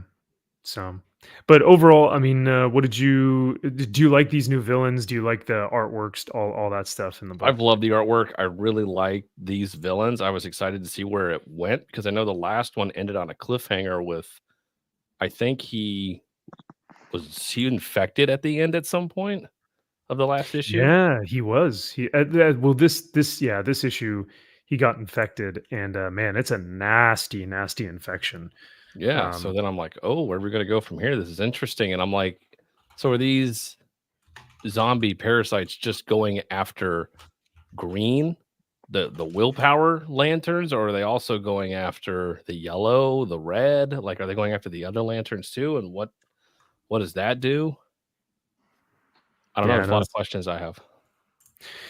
Plenty of questions, but like good ones, right? Good questions that are ones that should come up when talking about this. Not plot holes, but Right. furthering. Yeah, you're not nitpicking every little thing like, oh, clearly that would never happen because, But I just, when you have characters like the Borg from Star Trek, it's like these are your main baddies. Like, that works. That type of character that comes in and it's just all I do is eat and move on and take over and assimilate, and it's like that's all we do. It's like that's really creepy when they have no morals, nothing to you where you can be like, maybe we can talk to them, when we can bargain with them. It's like a Terminator. You can't reason with Must consume. Yeah. Yep. Must consume. No, and that's why I love these villains is because they are so frightening. It's such a different lantern power, I guess. Yeah. But I mean, yeah, look at this burn or this infection. That thing is disgustingly nasty. Nasty. And smell that. Oof. Don't even, yeah. But the artwork on the villains is probably my favorite part. The villains look fantastic in this. A lot of great colors. And yeah, I'm here for it. Yeah, there's even like a callback to John's like times in war. It's kind of a mixture of his time in the Middle East plus his time as a Green Lantern. So that was a kind of a cool like little dream sequence. So yeah, no, I'm digging this book, man. I'm surprised because I never thought that this was gonna do as well as it's been doing. So right, yeah, it's better than the Hal Jordan book. Yeah. I know. They can't get Green Lantern right because it's not a black woman telling everybody I'm better than you. And but it's been interesting to see because John has no ring right now. So it's just that, and that's what these parasites are like. Well, how the fuck does he have this power? He has no ring. Well, it's because it's a carryover from was his name? Daniel Walker? Was that his name? Who did the Green Lantern series where they had no rings. Yeah, Jordan. And what's his name? John Stewart became all for purposes God, Green Lantern. Yeah, and it was awful. Toadstorbs. Oh God, Toadstorbs. Yeah, I'm a huge fan of Kyle Rayner. I think he's super underrated, so it's cool to see him in this book as well. But that uniform is retarded. It's something else. It's something special. else. What the fuck is that? Fear says now Drew sounds like he's underwater. Oh boy. I'm on my cell phone right now. I'm driving. That's why. And it's raining outside. So there you go. Our audio issues have been fantastic tonight. Not mine. No, not yours. You're a professional YouTuber now. Look at that. I got Josh a gift for Christmas that he might be able to use for his professional YouTube setup. We'll see. Yeah, but it's funny because like his little tassel ding-a-ling here. Yeah, it looks like he's packing heat. I don't know, man. Big time. Yeah. My boy Kyle Rayner. Yeah. But yeah, so this was the whole sequence where it's like, okay, I get it. Really heartfelt, great. That's totally fine. But yeah, we used to see you on the news talking to the world, or taking the world by the collar and shaking it till it made sense. And you never needed superpowers to be brave. you're the one who should have got the ring, not me. And I'm just like, Fuck come off. on, Yeah, the fuck man. off. Just get That rid of should that have killed fucking her. That should have killed her. that this beep should have just been one long beep. Yep. The on the cringe just screen. finally killed her. Yeah. He's like, oh no. So yeah, even for her, that's cringe. But God. hey, Drew, I'm gonna mute you because I can hear the rain on your car. But whenever, Oh, really? Okay. yeah. But whenever you want to pop in, just unmute yourself or whatever. So No problem. okay. So yeah, overall fairly good. And then what was next on the list? Oh, that's definitely a recommend though from me Yeah, I would for the recommend it. Green Lantern. I But didn't read it, but I got the gist of it. I skimmed it. You know. Aimed it. Once again, Avengers Inc. I didn't even look at it or review it or read it because it's canceled. So who cares? That's a shame. We already reviewed Carnage. I actually did not read Hawk Girl because I was like, I'm going to spend my time reading Conan instead of Hawk Girl. So, did Was you it get better? to take? Was it better time spent? Did you not Was like it? Conan? I have my thoughts. I have my thoughts. I mean, it can't be as bad as Hawk Girl #5 by Careful, Jadzia Kyle. Axelrod. You better be careful. I don't know. They both could be. Hawk Girl #5. Yeah, I didn't even skim through this. I wonder if there will be a character that has a shirt that says Dyke, Dyke, Dyke, Dyke, Dyke. Was it 4 I hope dykes or so. 5? I forget. Well, she was rather fat, so I think probably about 5 or 6. Okay. Dyke. How many dykes is that? A lot of dykes. So lots of so maybe this is a backstory or like a prequel. Oh no, you don't. Yeah. Yeah, you get her. Huh.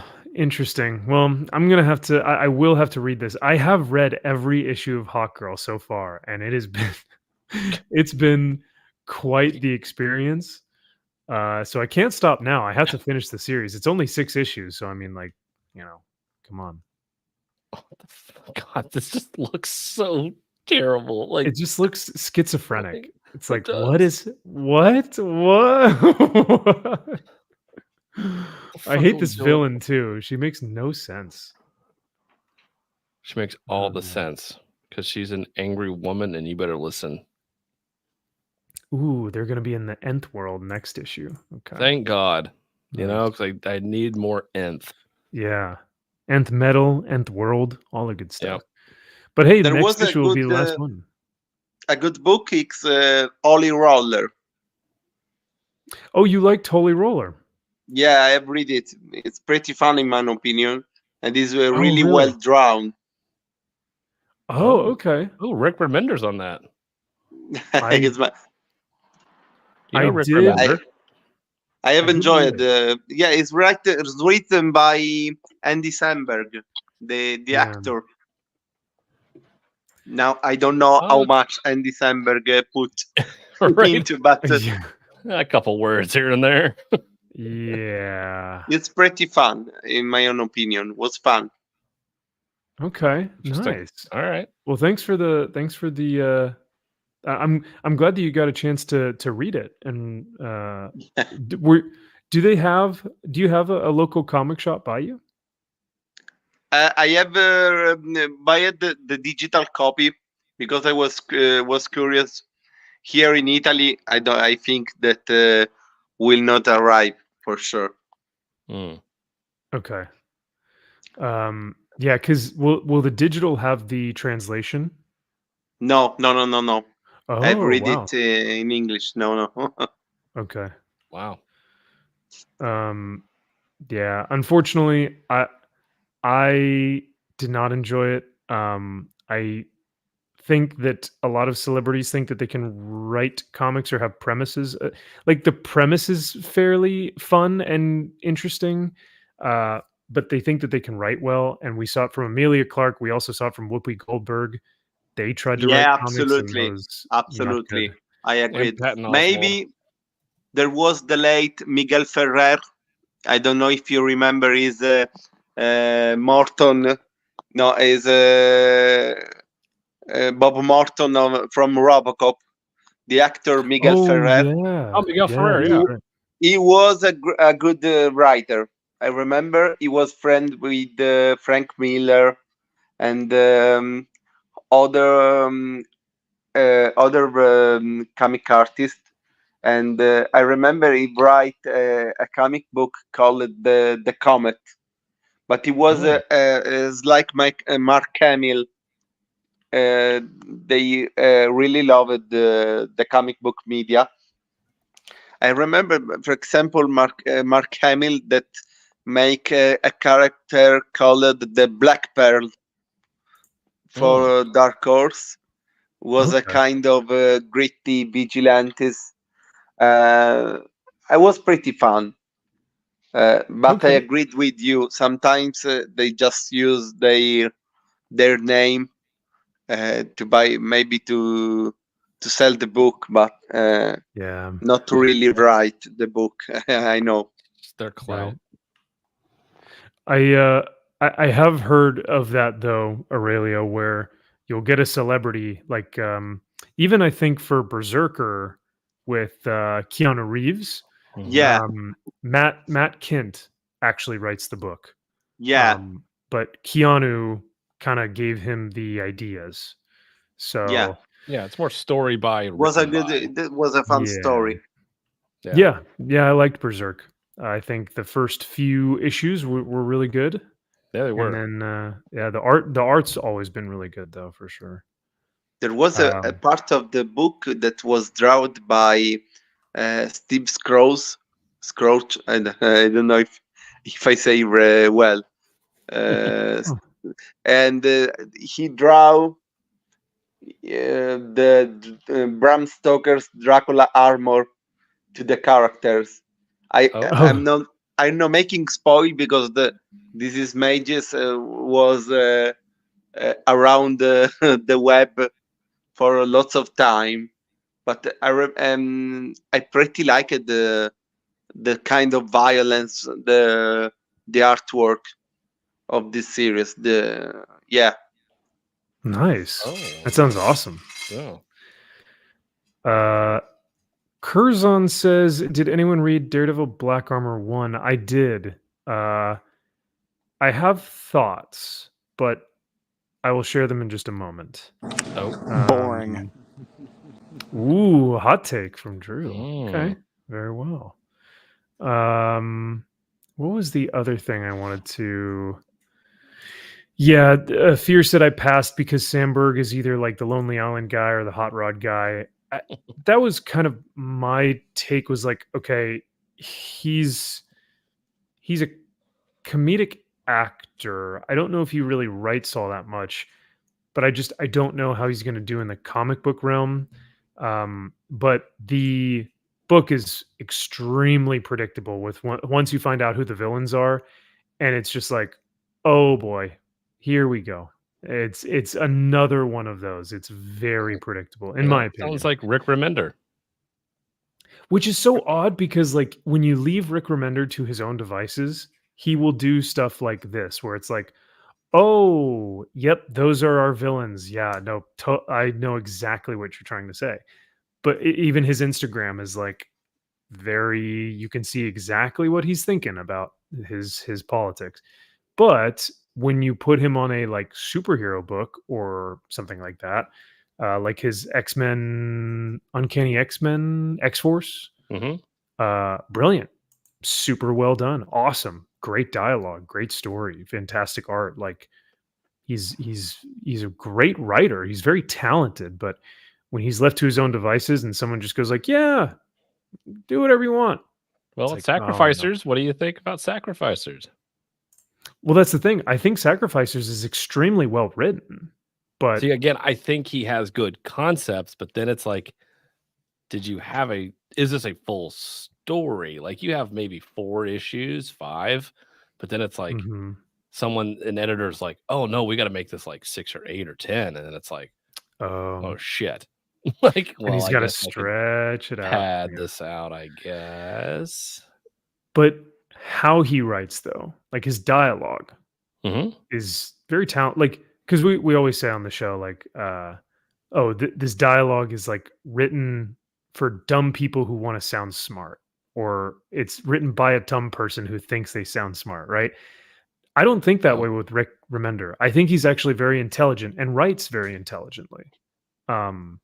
You can. Yeah, I think he can, but sometimes he doesn't. Yeah. Well, and how much input does he have, especially with like an Andy Samberg? It's like, Oh, yeah. can he give him notes, or is it just Andy saying, no, I want this, and this, and this is the story. You could just kind of come in here as a hired gun and maybe punch it up if I let you. I don't know. Yeah. I would have loved to have actually seen the writer's room for this, the behind the scenes, because I cannot tell. It sounds like the dialogue is written by Andy, but the premise is also probably written by Andy, is what is like, because it's a self-insert, right? All these books are self-inserts with celebrities, and like that's what they want to do. Okay. But it's this young Jewish boy who is his father is like a great bowler, and his father is of Jewish heritage as well. And he's like, "Oh, my son, you have to come back to the Jewish family and bowl, and you have to. That's your lot in life. Is you're a Jewish bowler, and that's our we're Jewish. Like that's just their personality." And so then the Andy Samberg quote unquote character comes home from being away, and he's found that his home has been taken over by dun dun dun conservatives. And so he has to beat the villains down with a bowling ball, because it's his dad's bowling ball or something like that. And so he takes up his heritage and, kicks ass against the anti-Semites. That's the premise of the book. And so it's like, okay, I could see both Andy and Rick Remender in that pitch, right? I don't know. Yeah, that sounds interesting. That's it does. It sounds like it shouldn't work, but it could be. I don't know. One word for it. Yeah, that's for sure. Yeah. Here, I'll just kind of give you an idea. So here's the dad, famous bowler. But as a kid, he's not. So this is like kind of the Andy Samberg character, is my guess. He is not interested in what his dad's doing. He's, playing video games. And then it's Walter Sobchak from Big Lebowski. Go back up there. Oh, totally is. Yeah. Right there. He's down. Yeah, there. Here he is, right here. Yep. Yep. And I think that's kind of what they were trying to do, is doing a Big Lebowski thing. Okay. So. But the son is not interested in the dad doing bowling. He's doing video games. Then he gets picked on by the cool rich kids who own their dads own the bowling alley. So he's like, hey, stupid, like I can get all these coins for free because it's my dad's, and then my dad's owns all this stuff and he's the best. And then he's like, oh, you're gonna get him, homie? Very subtle, because they're kind of subtly racist, right? And then they're picking on the kid, and the dad is like, oh, where have you been? You didn't celebrate, my bowling thing. Fast forward, I think, to he's a part of Greenpeace, and he's trying to find his purpose, and he doesn't really know what he wants to do. So finally, this guy tells him, you got to go back home, and you've got a bigger purpose than this. So he goes home. Looks like you look like Rambo. I know, right? That's how I was like, what is he? He looks like First Kill. Yeah. Or First Blood. Look, this is nothing more than a paycheck for Rick Remender. This is all this was. This is a cheap paycheck for him. Much like the guy who wrote Mr. T's comic book and the guy who wrote 50 Cent's comic. Yeah. They're just paychecks. Potentially. That's a very good, but how much are they actually getting paid? Like Jason Samberg Hollywood money? I don't know. Not enough. So so he finally gets back Jesus. home, and it's like filthy and disgusting. Oh, and look who's running the town. And look, and it's like shanty towns and homeless and camps and encampments, and like So everyone's it's poor, and LA? I'm like, oh, so LA.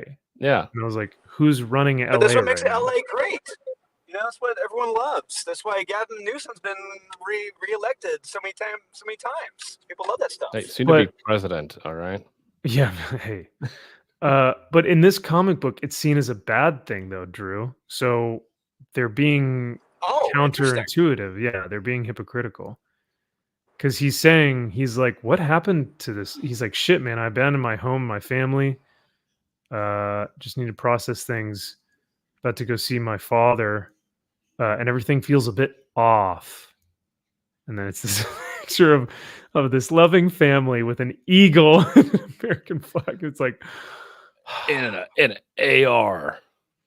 AR-15. I got my AR-15. I got my assault It's rifle an 15. assault Because as rifle. we know, it's all the red states. All the red states have those camps. It's not the blue states at all. Yep. Yeah. And I can shoot 500 bullets a second with my It's assault rifle 15. rapid fire. Rapid Yeehaw. fire. Yeah, 500 bullets in a second. Woo! Yeah. So this is kind of where he's like talking to the dad, and the dad's like, "Oh, you got to fulfill your purpose as a Jewish bowler." So then he finds out, oh shoot, well the bowling alley is actually going to be taken down by those rich kids because they're gonna tear it down in order to build up more buildings, like more business buildings, because they're But that's a business. of course of course they are, or like that's more already a homes or business. something. That's not making them enough money because they're capitalists, Kyle, and capitalists are evil. Everyone loves this has to be bowling a joke. I alleys. mean, this has to be the joke that he wants him to be a bowler. He wants him to be a professional bowler in 2023. Like, how is this anything but a joke? I don't get it. You were upset you were gonna be a banker. Oh yeah. Yeah. I was. So then, like, what, 20 years from now, the stupid rich kids that own the dads own the bowling alley are still there. Like, Is he working they in the haven't, bar? they've just stayed there. And they go, "Hey man, you're not gonna believe this shit." And they call to like give the kid a scare. So then this guy literally shows First up, Blood. and he's like, "Oh Jesus, yeah." So he says, just like a pizza-faced Oh, anti-Semitic term to grift on a deal. well, And that's it's like, fair. oh wow. So we're going there, huh? All right. Okay. Very well. And then Andy Samberg's character gets the bowling ball and starts to just like crush these dudes. That's cool. And that's cool. Becomes Holy Roller Yeah. Man. Yeah. So like this is fun. This is what the whole comic should have been, is just like him being a vigilante with a bowling ball. Like that would have been fun. I thought it was a serial killer that killed people with a bowling ball. Oh, that could have been fun too. Yeah. And he's got But different style bowling balls, how he kills people with them, like different This is things my in like the bowling balls. 15 pounder and my 8 Yeah. pounder, you know, like This guy weighs 250 pounds. He's going to require the 10 pounder. oh Yeah. yeah, buddy. At this velocity, on this way, if I hit him right here in the knee, it'll go. Yeah, it's like that could have been fun. Yeah. You put So- more thought into it clearly than Rick Remender did, or Andy Samberg. Mm-hmm. I think there could have been something here for sure. But yeah, I wasn't for me, and that's okay. And then Rick Remender, I guess, does actually write something at the end here, but I didn't read the whole thing. So Yeah, no one does. yeah. So sorry, I know you guys didn't ask for that, but I just, whenever we get these things like Amelia Clark's Mother Madness or Oprah Winfrey's whatever that thing was, you got to look at it just to see. So and bask in the greatness and be like, this is why I'll never get to Hollywood. Yep.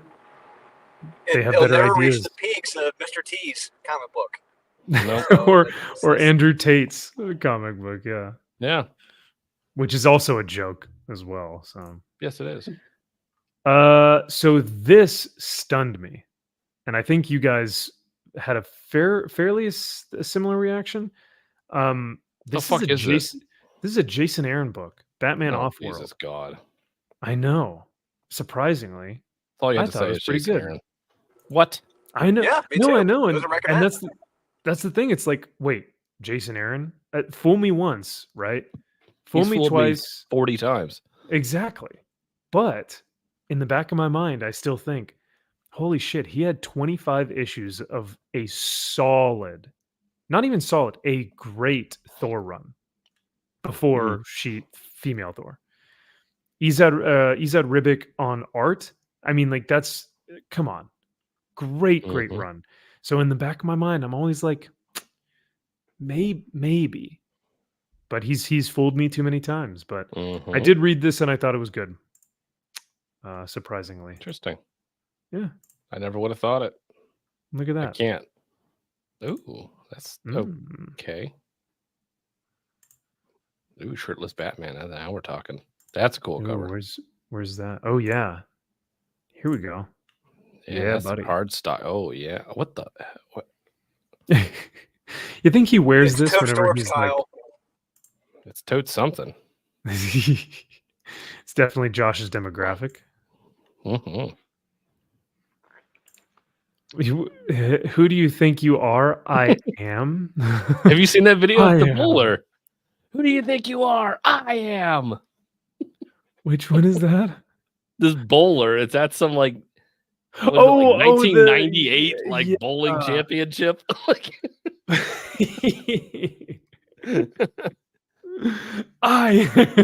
Yeah, and he wins. Who do you think you are? Right. I am. Hell yeah. You got it, brother. It's like the guys who play darts or the guys who play cornhole. Yep. And when they win, they're like, "Let's go!" And they're like super hype. Awesome. And you're like, dude, you're not like an NFL linebacker. Yeah, come on, take it man. easy, all right? Yeah, let's realize what you're doing right now. Take it easy. So, all right, let's get to. That's not as high as I expected it to be. So Daredevil Black Armor, Drew. I know you said boring. Yes. Do you at least agree that the art in this is impeccable? The art is solid. Art is good, but one of the problems I have is that these comics were supposed to be done by those creators in that similar style, And what made that Daredevil run special was the Scott McDaniel art, and this guy is no Scott McDaniel, but honestly, like if you go back and read that storyline, the Black Armor stuff and leading up to it's a mess. It is an absolute unreadable mess. And this is a storyline that really, it should not be quote unquote fondly remembered. This book in particular reminded me very much of Image books for the time because it didn't make any sense. It made no sense whatsoever to me. This one, like I said, I think the art is beautiful. Like it is almost reminiscent of a young amateur Brett Booth, in my opinion. But I really enjoyed the art. I love the costume. I think Daredevil was written well in that it sounds like Daredevil and Matt Murdock, and I like that he has kind of embraced this darker portrayal or image of himself. I like that darker persona, especially with the new costume or the new uniform. Sorry, but I think honestly, I'd probably give it a meh. If you are an art snob like me, I'd almost give it a recommend just to look at the artwork. But like I said, that's for me. Just because, like I said, it doesn't make a lick of sense. It's all over the place. It is just this happens and then this happens, and it's like you can't even remember what's going on. So yeah, it's a shame. it's a shame.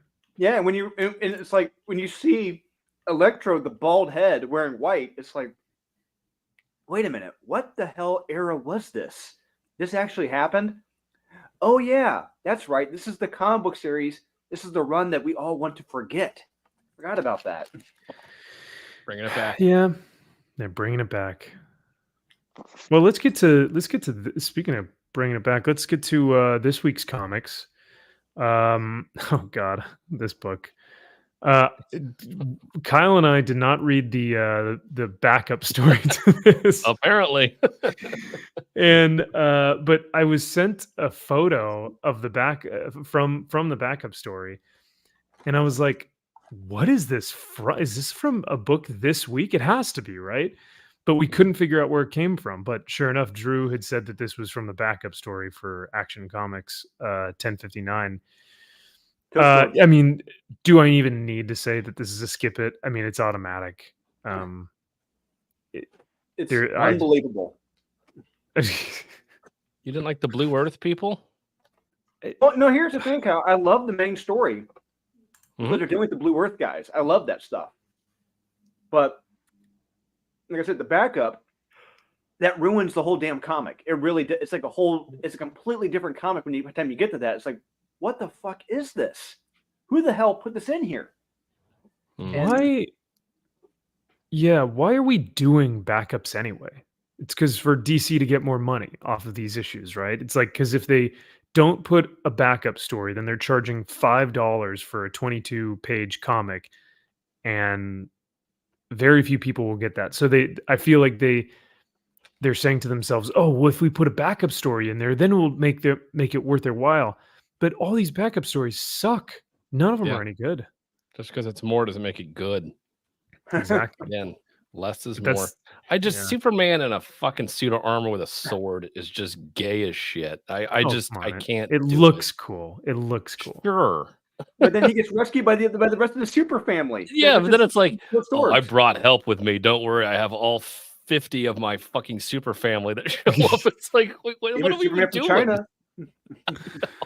China. Yeah.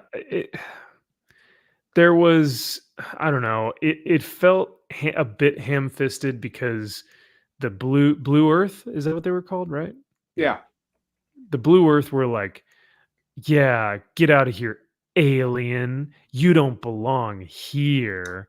And then, and then Superman's like, I don't think you know what that word means, because the street that we're literally standing on was named after like an immigrant, and that immigrant went on to kill Nazis, right? And I'm just like, oh my God, are we doing this again, man? Who could pander harder? No, it's like, but then Philip Kennedy Johnson, he's also writing that Green Lantern book that we like. So I'm like, what? How does it? Exactly. Come on, man. How? And then once Blue Earth leaves, they get their butts kicked and they leave. Then Superman and Steel go back to the headquarters, and someone from Steel headquarters is like, "Oh, did you see Blue Earth? They did a live stream about you guys." And and I was like, "A live stream? What are they, fucking YouTubers? Come on, man."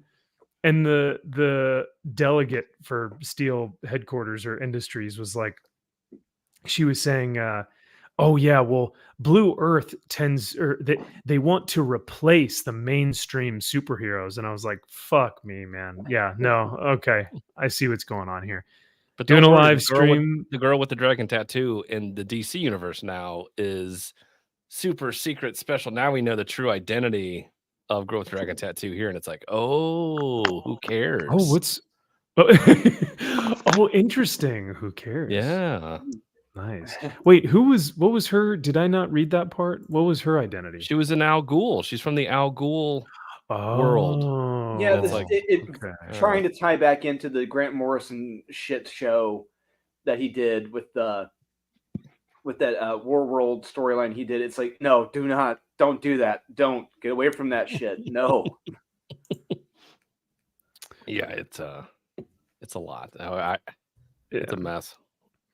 And and we didn't even talk about what happens in the backup story, but it's just I don't even think we need to at this point. It's like what's his name? Your boy Zach already came out with a video before we went live about it, and of course he did. It was great. I think the title of the video is just oh shoot, what is it? Here, let me see if I can find it. Like stop being gay or whatever. Like go fight crime. Yeah, it's like go fight crime, you asshole. Yeah. Yeah, go fight crime, asshole. Enough of the gay shit.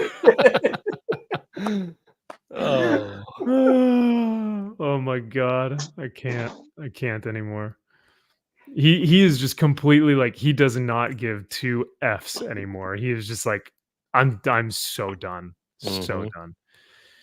But yeah, if you guys read the backup story, you'll understand why that video resonates. Moon Knight. I couldn't get past the artwork, so I stopped reading.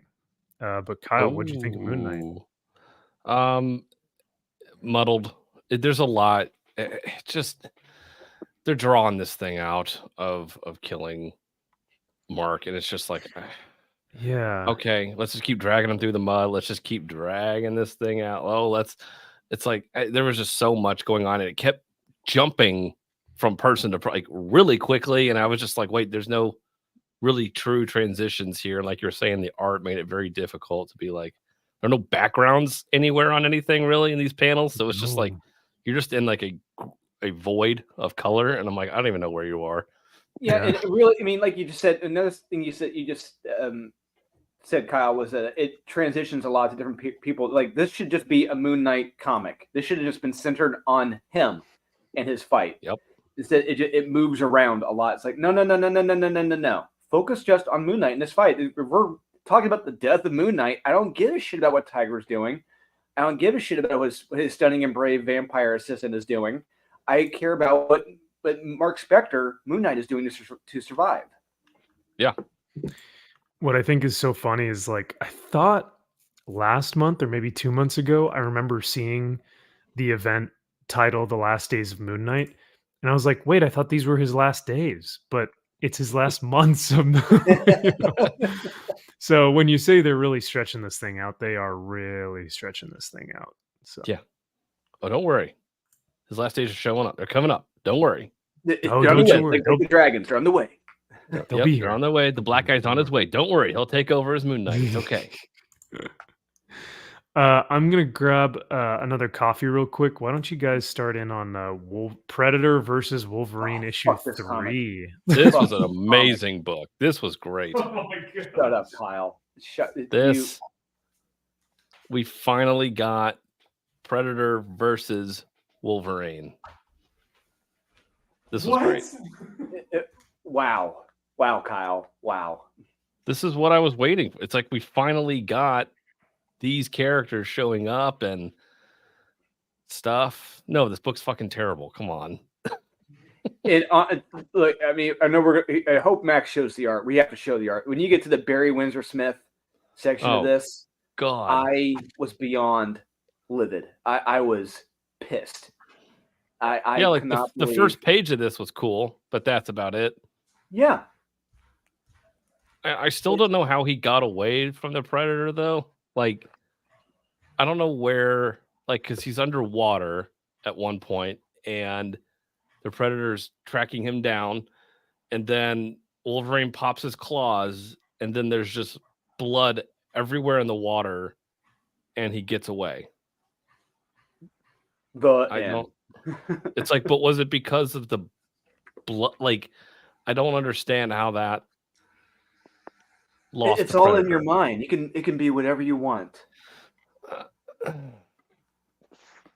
it just because there was so much blood the Predator couldn't see him? It's whatever you want it to be, Kyle. And then we got flash to then the Barry Windsor Smith hysterical art, if you call it art. Believe that. Could not. It was an insult. It was a raping of Barry Windsor Smith. It was an insult to one of my favorite Literally one of my favorite series of all time. It looked so It was like it was amateurish. well, especially if on its own, maybe you could argue, okay, maybe it's a little bit amateur. But when you're comparing it to the Barry Windsor Smith Weapon X series, which is arguably Marvel's most beautifully drawn comic book of all time, like he's a fine art. He's like a Renaissance artist, Barry Windsor Smith. Yeah. So here, let me see if I can pull it up. What was it? It was Predator versus Wolverine. Oh man. And I gave issue number 2 somewhat of a pass because I was like, okay, this is, kind of in the right direction. I like the team aspect of things. But this one I couldn't even finish it. I was like, I can't look at this anymore. This is an abomination. And why are they retconning? What are they doing going back to this is not what I want from a Predator Wolverine series. No, they don't understand the whole point of a fight between Predator and Wolverine. No, but apparently we're the ones who don't get it, Kyle, because it's 100%. Oh, Jesus. Oh, my God. 39 people. Yeah. Now, Drew, do you think Wes enjoyed this issue as well? All I'm going to say is when we do the best of the week, and if Wes has this in the top 10, his best of the week, I'm be like, Wes, I completely disagree with you on every level with this comic. I never. Can't go on that journey. Here's the thing. This story doesn't, or this like little thing doesn't make sense, but the artwork here is beautiful. Art's great. For this segment, yeah. Yeah. And how Wolverine is drawn every time we get these little snippets of the actual battle. You know what they should do? Actually, when this series is over, take the 3 pages at the beginning of each one of these issues and make it its own comic book. And that will be what it should have been, right? Just watch. They're going to do that. Just watch. I hope they do. And then they'll charge you $10 for it or something. Yep, exactly. Yep. So, oh my God. Jesus. Why? What am I looking at here? Oh, he's caressing his adamantium. Yeah. Snicket. Finally, get the Snicket. God damn it. Fucking terrible. God damn it. What is that face, man? Oh. It looks like he's looking at me, like the reader. It doesn't look like he's looking at Brett. Yep. Oh. And then he gets the mouthful of whipped cream. And then in the face, and then he God damn it. He's an adamantium skull. So stupid. Oh, and this is allegedly during his time at Weapon X, when there were God knows how many people in that facility monitoring him. Yeah, right. This happened. And that was my question is like, do we believe that this actually happened? Like, is this canon, or is this supposed to be other world, else worlds? Yeah, like a what if? Actually, it's canon. Back? Yeah, it's canonic, I think. Yeah, you think supposed so? to be. Okay. Science is from Marvel have the rights. I think it's canonic. Okay. Oh Jesus! I have here. It's canonic. He falls to her. He burns up in the atmosphere. I mean, that's one way to try and kill Wolverine. I guess he's a skull. He doesn't even have a. Well, that was yeah. So that's my question: does he have a brain? Because his brain would need to have nerves into his spinal cord in order to make him function. Right? Fiend Machine brings up a great point. This is. I mean, I don't want to say it's lifted, but someone thought, hey, Garth Ennis did a funny with Wolverine when he got his blown off. Let's do that again. This is what this is. It's Looney Tunes. This is Looney Tunes. And if you're not laughing, if you're not, I mean, if you're taking this seriously, there is a problem here, because this is supposed to be funny. It has to be.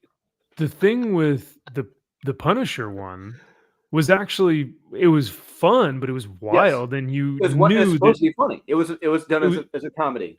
absolutely, because then Punisher gets one of those roller Steamroller. Yeah. like what After are those shots called? in the balls. Yeah, Wolverine. yeah. Shoots him in the balls, Yep. shoots his face off, and then rolls over him with one of those I forget what the name is. It's a steamroller. And then yeah. the steamroller, and then leaves him there. And you're like, Yep. this is I love how over the top Punisher is right now. Yeah, and what Yep. makes it even fun, Wolverine's trying to talk. He's saying words, but none of them make any sense because he doesn't have a tongue. And Yeah. Oh, that's right.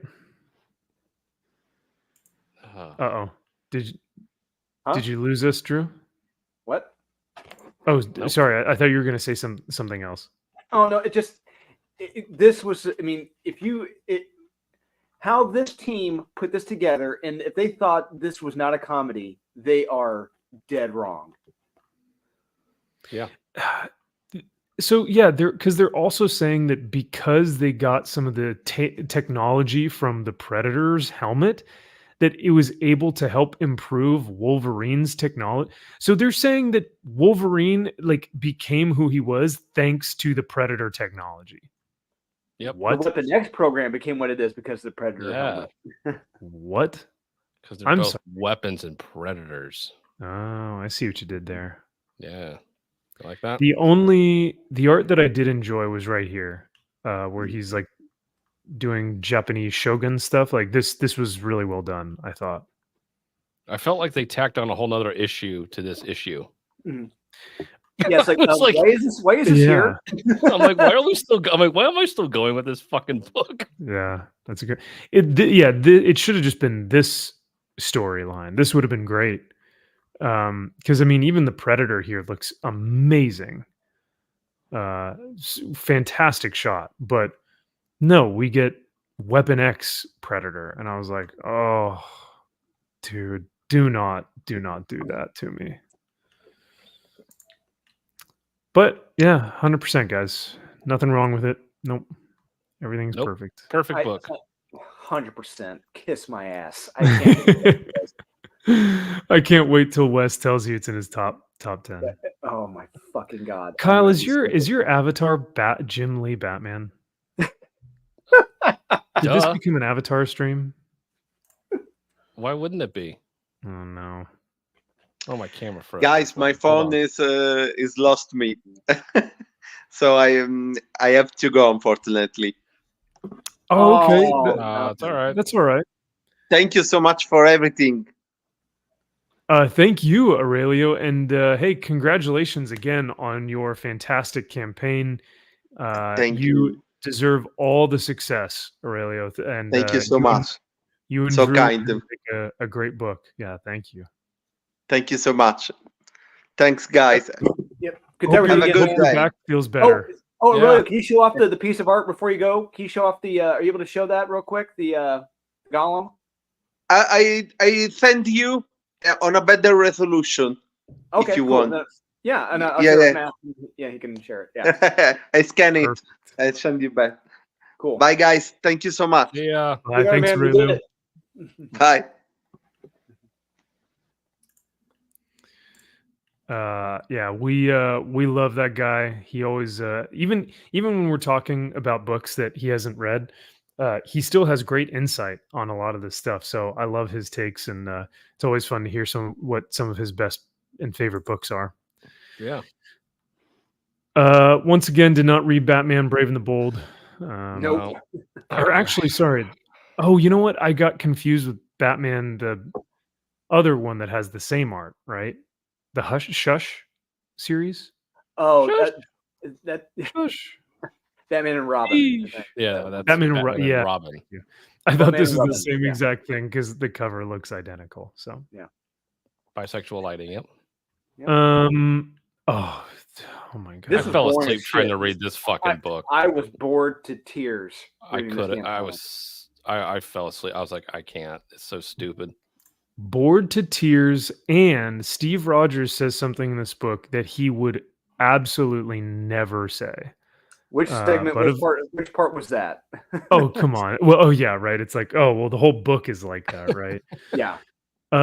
So there's a portion in the book where, because you go back and forth between old adult Steve Rogers, Captain America, and young Steve Rogers, who's like at the Nazi rallies, rally.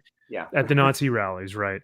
And the Nazi rallies are openly, outwardly very, oh, those damn immigrants, they keep coming into our lands and we're Americans and it's going to ruin our Aryan race and blah, Hell blah. yeah. And they're making strong points. And then Steve Rogers is like, I kind of see. Steve's like, this sounds they're kind of making good, some huh? good points. They're not wrong. Yeah. I am Captain America. Yeah. So these guys are like, openly, very outwardly, being antagonistic and villainous or Nazi-ish or whatever. Racist, Yeah, sexist, bigoted, everything under the sun, right? It's clear as day. And Steve Rogers says, he sticks up and he's like, hey, you guys, let me talk. Let me say something to you. And he's like, all right, little boy, like, what, you keep interrupting us. Why should we listen to you? And he's like, let's think about swords for a moment. Steel swords are made of many different elements, which makes the sword more flexible and harder to break under pressure. We're made stronger by our differences, not weaker. So, in other words, he literally said, diversity is our strength. Yep. Let me ask a soldier, what is your priority? And if he says the mission and my brothers, good. That's what his mission and his brother, that should be the priority. And that should be what everyone else says in the entire unit. Everyone else says in the entire platoon. Guess what happens when everyone has other differences of priorities of what they want to accomplish in a battalion, in a platoon, in a unit?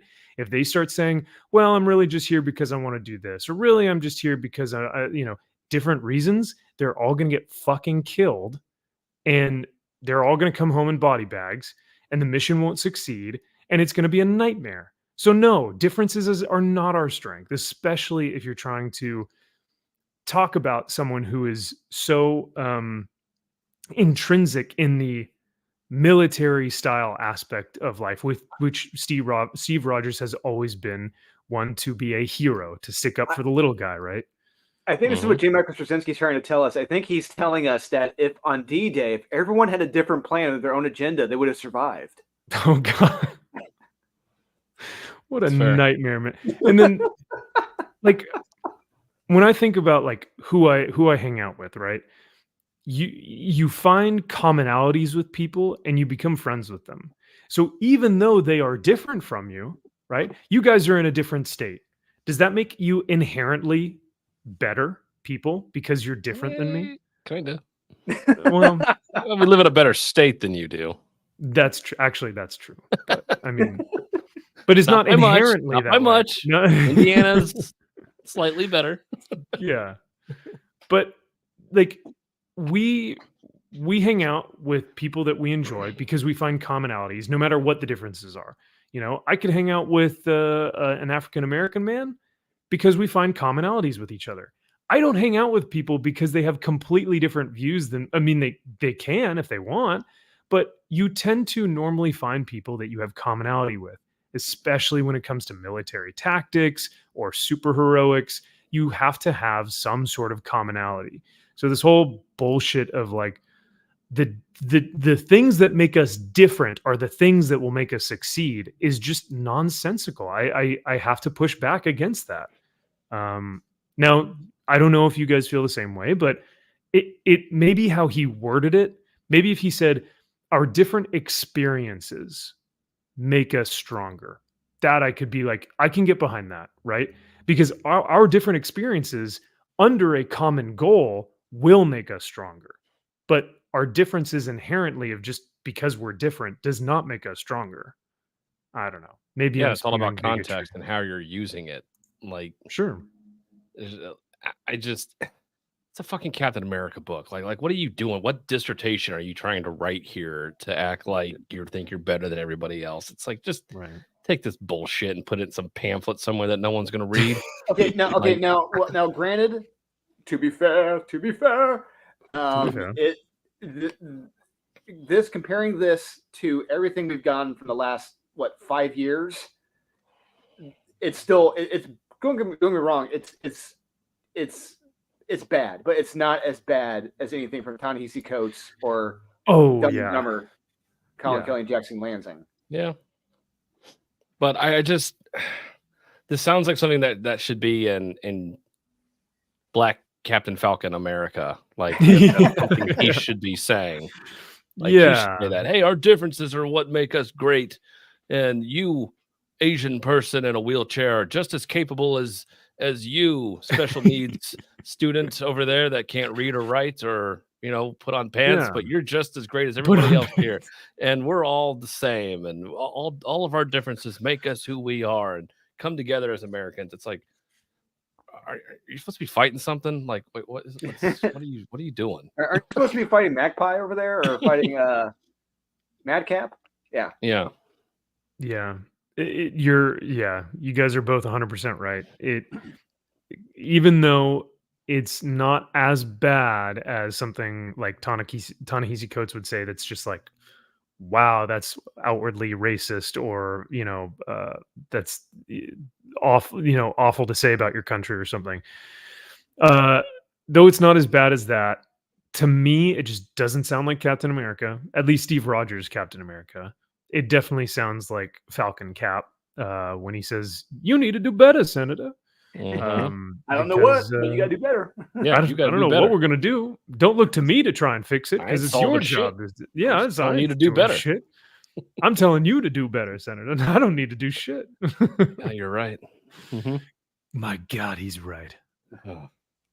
I just think you're just stating the obvious. Like, yes, of course, having diverse people, of course, that's great. Of course, that's what America is. Of course, yeah. But it's like, so what? Like, and your point being what? Right, and that's the thing. It's like Steve Rogers is trying to change the minds of Nazis in the middle of Times Square, and because it's like, oh yeah, I'm sticking up for the little guy when I say this stuff, and I'm standing for what I believe in, and it's like, dude, you could be spending your time so much better than trying to reason with these guys who are putting on these rallies, and like, you could actually be like, I don't know, serving your community. To reason with them. Anyone on either side of the aisle, you are not going to reason with. Yeah, you can't. And you're definitely especially because like, I just picture this scrawny 5'4", white kid who's like, actually, Mr. Nazi man, our differences make us stronger, and then he's like, holy shit, kid, you're right. Wow. No, hey, boys, I really think we need to change our way of thinking. What do you think? Oh my God. Yeah, boys, this kid, my God, this kid's right. He's got it. He's got all the answers. Yeah. What have we been doing with our lives? We've spent millions of dollars on this promotional, stuff. We've sided with all of these, Aryan brothers and stuff. We're gonna make you the new Hitler. Oh no. It backfired. No, kid, you get up here. You're our new leader. No, wait, no, I don't like you guys. I don't want to be. Yeah. Hail Steve Rogers. No. Yeah. Steve Rogers.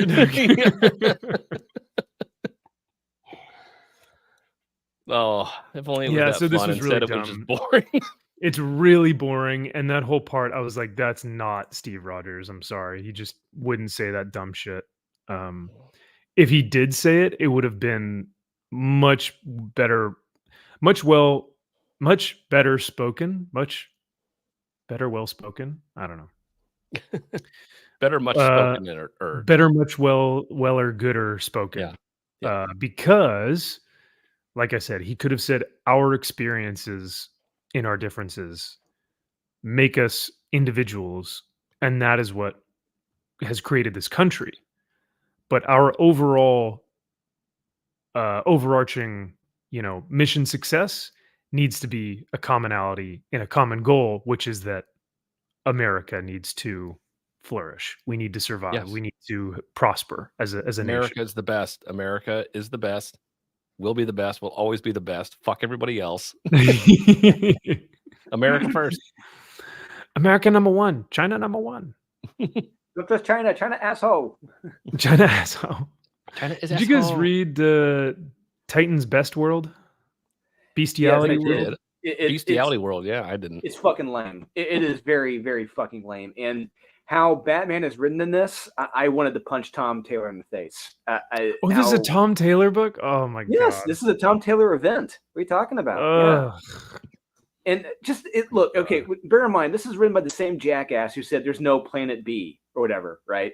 So when these astronauts are in space, they're going past Saturn, it's like, oh my god, this is the first time astronauts have gone past Saturn. I'm like, what the wait, hold on a second, time out. This is a universe where we've had many aliens from many different galaxies and many different astronauts go throughout the cosmos. This should not be some fucking monumental epic event. This is a Tuesday in the DC universe, and how they're treating it as such is stupid. And how Tom Taylor has these Teen Titans, quote unquote, the new Justice League, treating Batman and the Justice Leaguers is fucking ridiculous.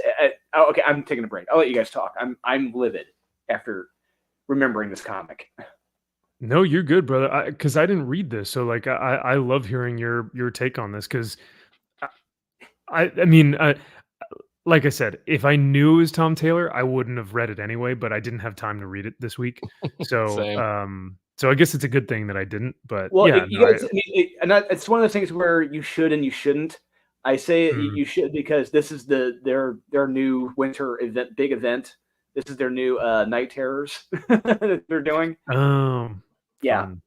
Yeah. So this effect, they find this buried like plant creature thing on one of the moons of Saturn or whatever, and Beast Boy turns into a Starro thing to defeat him, and it gets stupid. It gets monumentally stupid, but it's better than Dark Crisis on Infinite Earths and Night Terrors. It's still stupid, but the art is damn good in this by Ivan Reis. I'll say that.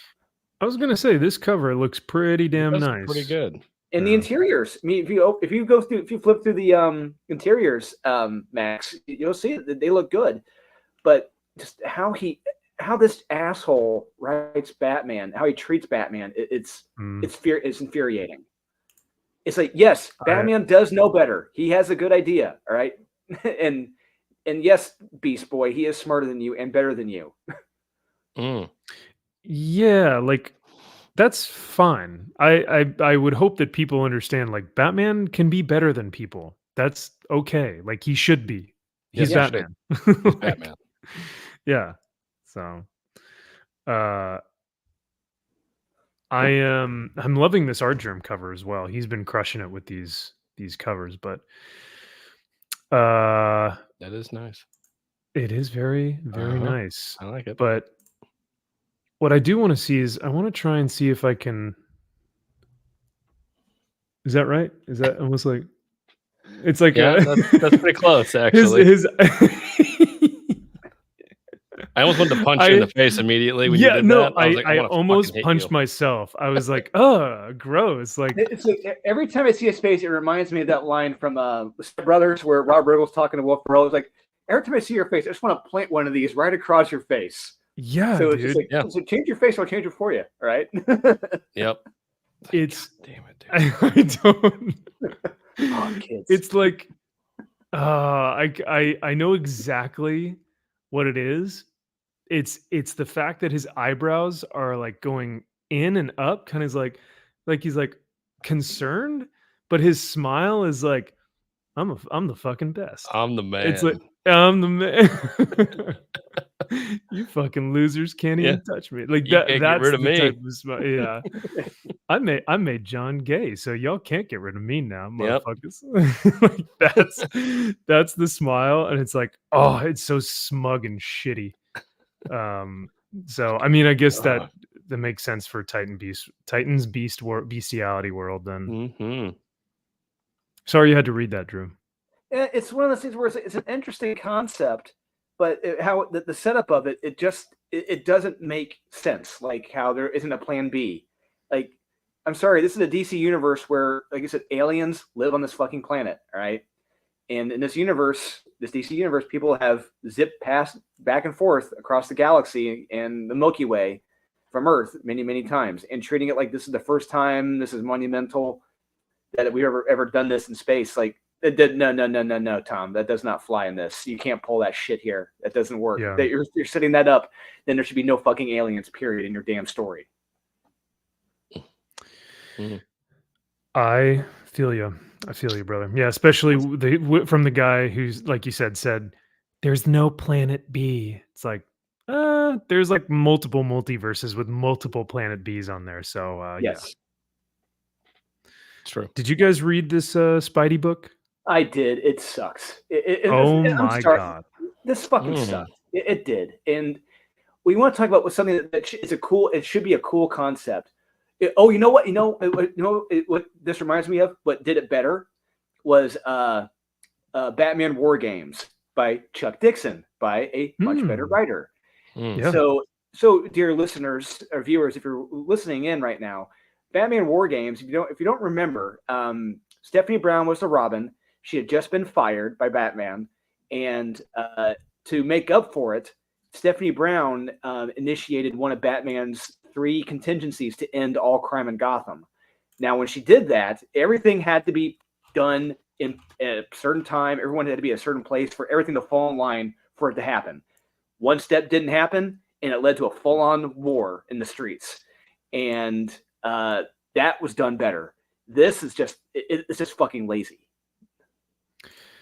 Well, not only is it lazy, but I want to direct our attention to some of the dialogue by Zeb Wells, and I think you probably know exactly what I'm talking about. Which, by the way, I mean, just trying to get through these first initial pages, I was like, who are these people, and why does anyone care? But maybe that's just me. I don't know. But what I want. What I really want in my Spider-Man issue is for Miles Morales to lecture Peter. That scene. I think I sent it to you guys. Yeah, I think so. I read these pages. Yeah.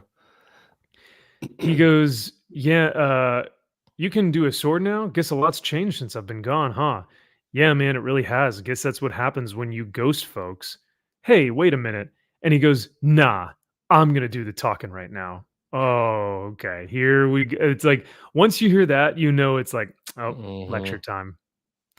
You had plenty of time to reach out and never did. Come on, it wasn't that simple. Yeah, it really was. You're not the only person going through things, man. It would have been nice to look up. It would have been nice to look. I was trying to do this. I was running into you should have been nice, but man, you've made being your friend really difficult, my guy. If I had a nickel for every time I heard that. What is this, Pete? Be for real. You left us for 6 months, man. You left me. I had to step up to be the Spider-Man you apparently were too busy to be, Pete. How about Spider-Man has been Peter Parker has been the Spider-Man that has stepped up before, has saved the city countless times. And the fact that once Miles Morales had to do it, he's like, where the fuck are you, man? It's like, yo, Spider-Man's been doing this. Peter Parker has been doing this for decades without you, man. So like, why are you getting up as... And not only that, he says, and it sucked. Yeah. He wasn't even like, I was got happy to be take on the Spider-Man, mantle. and it sucked. And so it why sucked. don't you fucking stop being not Spider-Man? Well, the art is so lazy. You couldn't draw the lines in Spider-Man and Miles' suits in that panel. Yeah. Fucking lazy you are. Oh, and I was like, wait, did they forget something here? Don't forget what Gary from Nerdrotic said. Peter Parker is Spider-Man. Miles Morales is Miles Morales. Yep. Well, Zeb tries to effectively try and cancel that because this was the worst panel in the entire book. Miles goes, with great power, there must also come great responsibility. Feel like you could do well to remember that. And then Peter says, man, haven't had my butt kicked like that in a while. You know, haven't had my white privileged butt kicked like that in a while. Until recently with Mary Jane and everybody else treating me like a piece of shit, but exactly. Sure, fine. He goes, "Thank you, Miles." Oh, Spider-Man, you're absolutely right. And I was like, "Fuck off, fuck both of you." Miles is being shitty to Peter, and Peter just gives in and is like, "You're right. I do need to be better." Oh, you're right, Spider-Man. You did say being Spider-Man sucked and it was horrible and a terrible job and you couldn't do it and you failed at it miserably because you're lesser than and kind of pathetic also. But you go ahead and be Spider-Man. You're better than I could ever be. Yeah. Yeah, you couldn't do Spider-Man on your own, which I've been doing for decades. And then once you actually, you know, need my help, you just lecture me that I wasn't there to help you, even though you said you hated being Spider-Man, which is like, doesn't matter whether you like it or not. You should like it because you're saving people, but it's the burden that you have to carry. That's literally, with great power comes great responsibility, is the quote. Yeah, it's like Peter just needs. It's like, you have no idea what the fuck I'm going through, you little brat. Shut the fuck up. Yeah, like shut the fuck up. But Peter needs to, like, that should be the next there should have been a great. It should have been a good back and forth. And Peter's like, "No, hey, you hold on a minute. Do you know what the hell I've been put up through for the past fucking year?" And so, but none of that. It's ridiculous. It's a one-sided argument. It's bullshit. Yeah. If I wanted your opinion, I'll give it to you. How's that? Yeah. Hey, how about you let me be fucking Spider-Man and you can be Miles Morales, and we'll just go our separate ways. Play house with Misty Knight. I'm gonna go do some work over here. All right. Yeah, go save a cat in a tree, you fucking loser. and then with the most disrespect, he just goes, "Word." Fuck off, dude. All right. Yeah, no, get out of here. Get off my rooftop. If you want me, you know where to find me. Word. All right, dude. Yeah. Yeah, sure. Yeah, I won't hesitate to find your phone number. Yeah. Piece of shit. Pathetic. Yeah, this was prelude to gang war. Stupid. Prelude. Stupid ass. Yeah, I would definitely skip it. But so stupid. So stupid. Oh, you know what else was so stupid? Gay Conversion, the comic. Oh my god. This is just Hey, you want to retcon Green Lantern's origin? Guess where he got his power from? Gay. Gay. Wait, what do you mean? No, just gay. No, gay. No, like, wait, so he's got like a lantern, right? Yeah, given to him by a trans man. Right? Or trans woman? How would that? Are they trans or was it or is he just a queen? I thought the guys were playing dress up anymore. What the fuck is it? You can't say it. What's I thought he was just playing dress up. I thought what's like RuPaul? What they're not called drag queens. Yeah. Because they're not called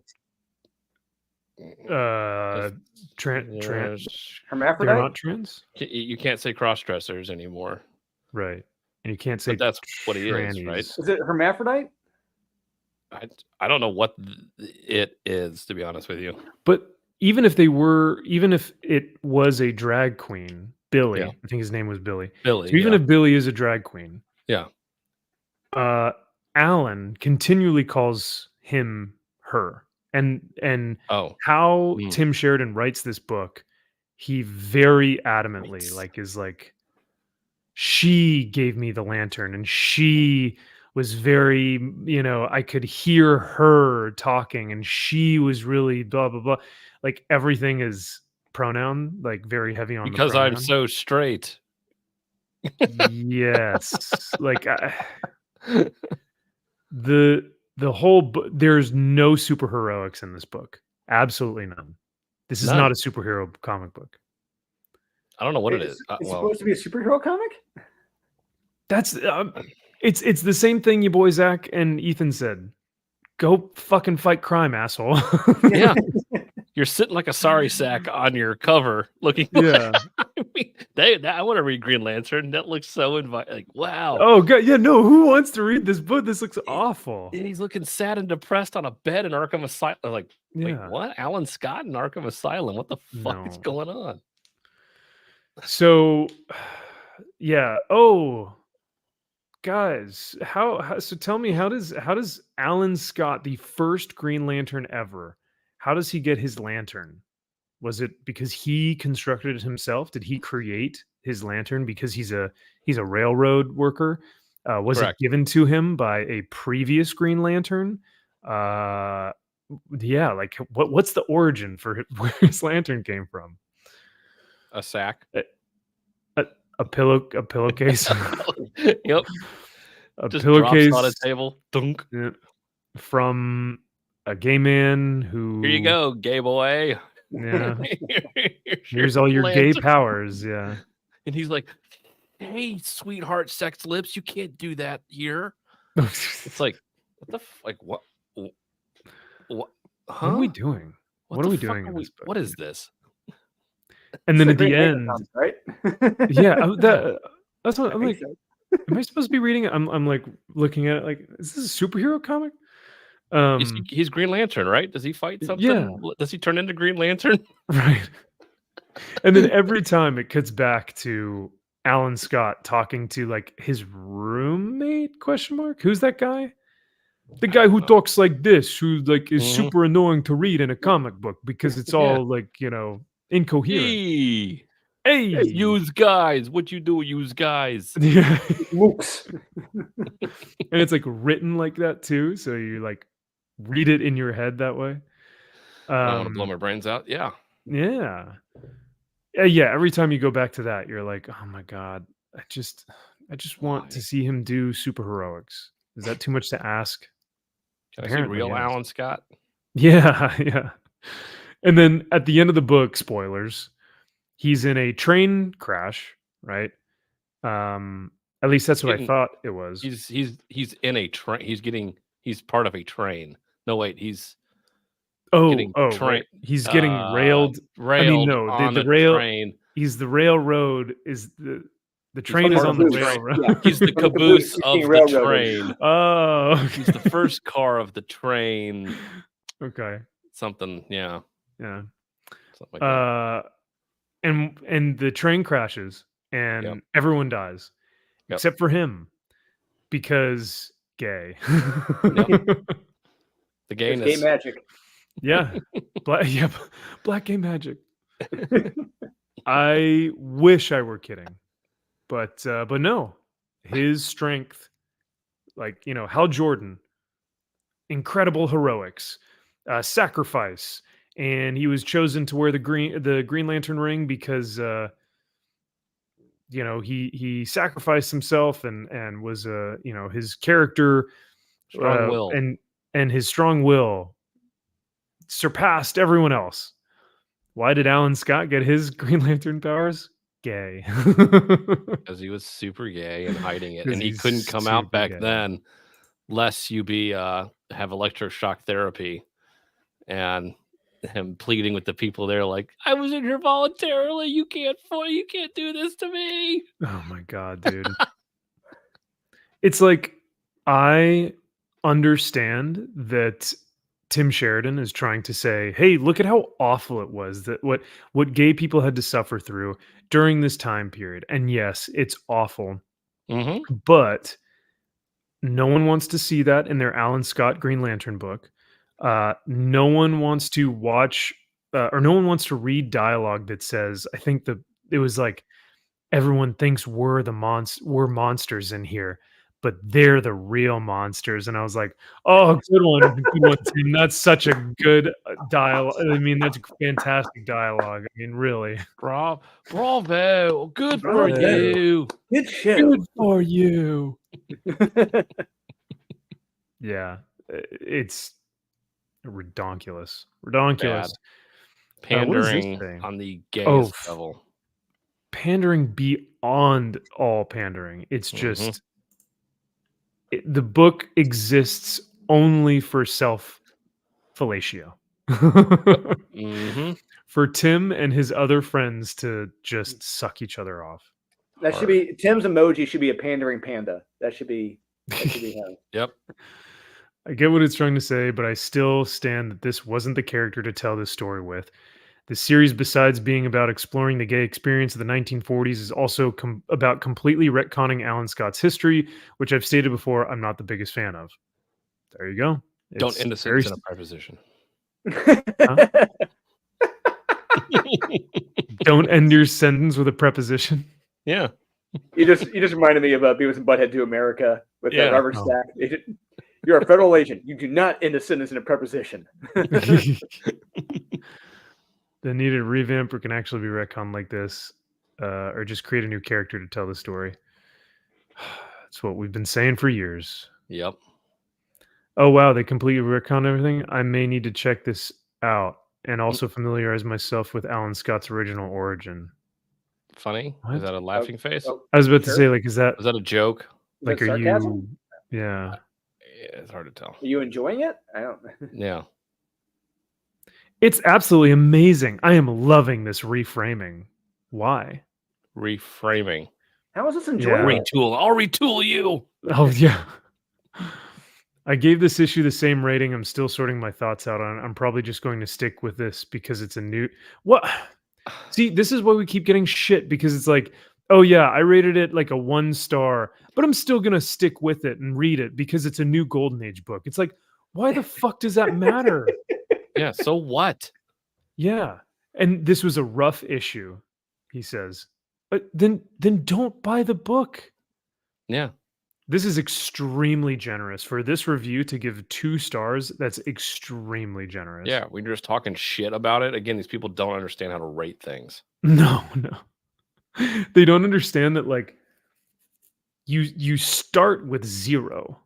Like, at least, well, some people I think start with 5, and then everything that happens in the book, they continually like kind of demote points off of that 5-star rating. Other people start at 0 and will grade the book as they read it and go, whoa, that was really cool. That's a, the art is fantastic. That's a star. The dialogue is great. That's another star. I don't know. No, I base it off of, I've said this 1,000 times, and I will, Dave Portnoy's pizza reviews. You rate things that just as he has certain scores you start out at for certain types of pizza. If it's a Neapolitan style, it starts at a 6.8. And then it goes up from there if it's good. If it's above a 6.8, that means it's a really good Neapolitan. So it's like you got to take these books and be like, okay, this book is going to start at this level. And if it's better than this level, okay, great. And if it's not, then the book's dog shit. But you have to have a base, at least for everything. And they all can't be the same base. You can't base everything off the greatest comic book ever written, because then it's like, well, everything's going to suck. Yeah, nothing will live up to it. MG says, suck it, CG. Tim Sheridan after writing this banger. Yeah. You're Who's not laughing now? Yeah. Just imagine looking at this comic book cover, like a sad, depressed, and he's like, yeah, suck it. Yeah, stick it to it. And it's like, this is Tim Sheridan right now. This is like so sad. Yeah, we just need Tom King comforting him on that bed. While they're both watching their boyfriends and wives getting railed out by Donny Cates or something, who's already in tons of little things going on. Oh, DC. DC is now the new Marvel 2015 or 20. Yeah. What was that? 20. What was all new, all different Marvel? 2016. Yeah. DC has gone the way of all new, all different. Speaking of which, I will see Tim Sheridan this weekend at LA Comic-Con. So if you guys want me to, buy a book. Can you tell him he's an asshole for me? I want you to walk by as frequently as you can. I want to see how busy. I want you to tell us how busy his line, how busy his table is. Come on, man. It's LA. You know he's going to be busy. Oh shit, that's right. What am I thinking? Yeah. What do we mean busy? Do we mean like 10 people, like steady 10 or steady 5? Like what's busy? I think 5 to 20 people. Steadily? When he's signing. It's like the same 5 or 10 people showing up constantly. Yeah. They're all going to 50-cent bins and he did this, I didn't sign this. maybe. So I don't know if he's going to be at the booth the entire time. He may have signing periods, right? He can't be at the whole time because he looked like a sorry sack. He looked like that cover. Well, that's what I'm questioning. I'm like, is he going to be behind his booth the entire? Because like someone like Mark Silvestri only has 2 or 3 signing times, is there for an hour, and then he's gone. Makes $1,000 plus each person that comes by in the line. So I do not know if Tim will be there the entire time, but yeah, we'll see. We'll see. But it is Los Angeles, so expect a line. Yeah. Did you guys read this incredibly stunning Spider-Woman? I didn't want to waste my time. All right, that's fair. No, I tried. I find myself just tuning out. Like I was not interested at all. Yeah, it's fine, I guess, question mark. It's not offensively bad, which is new for me, especially with a like female front character. It's just super basic, like maybe a little bit below basic. It the thing that's missing here physically, like actually in the book, is her son, and she's having this kind of she's in a depressive state because she feels like she is literally missing a part of her, which she is, which is her son. But the book never really takes the time to delve into that character aspect, which I would have loved to have seen. And so that's why the book was just kind of like, you had something here, like you could have done something really interesting and you just didn't. Being a So bad that's mom, because you can't have that. You can't have women struggle. Easy. and that was the thing. It's like that would have made her so much more endearing to me. Like I would have loved to read a book about her struggle, going through what it feels like to be a mother who's lost her son. Like as a superhero, because as a superhero, you feel like you're invincible. You can fight bad guys and take out, criminals. When it comes to your family, you're missing something there, and that must feel incredibly difficult. But they just didn't touch on that. They just passed over it, and then they made a joke. Captain Marvel made a joke, and then Spider-Woman said, "Oh, Captain, my captain, you know me too well," or something like that. And I was just like, "It's hot. All right, I'm done." That's and then they made out. Yeah, good. Hey, down there. We needed my Spider-Woman is a black woman with an afro who's pregnant and rides a motorcycle. Yeah. So why is this lady here? I don't know. Yeah, it's not feels a little insensitive. Honestly, it does. It's kind of pissing me off, actually. But wow, lots of reviews. What? That's a bot, most likely. 5 stars. Absolutely. But then again, I didn't read the previous Spider-Woman series, so I don't know the full context. So I could be missing something here. Doubtful. But doubtful.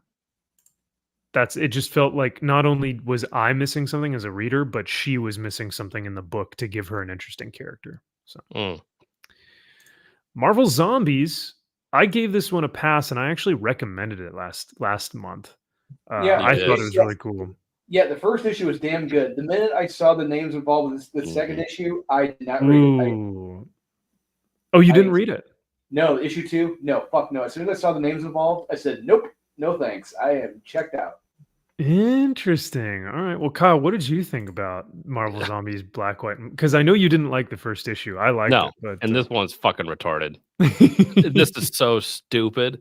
It is so stupid. The first fucking story in this, it's like, oh, they're all dead. Haha, I get it. He was a zombie all along. It's like, yeah, no fucking shit. Like I saw that coming a mile away, but how dumb it was and how long it took to get there. It's like, you have nothing to say. This is not interesting. This has been done 1,000 times. This trope is so trite, and it's rote. It's like, give me a fucking break. And the other 2 not stories in here were honestly not stories. They were stupid. They were ideas of a story. The Better Ray Bill one's fucking stupid. Nothing happens in that. Nothing happens, and it's And the art is dog shit. The art looked like a child drew it, which was so unfortunate because when I saw, hey, a Beta Ray Bill story, I'm here for it. Yeah, fighting zombies, that would have been awesome to see. No.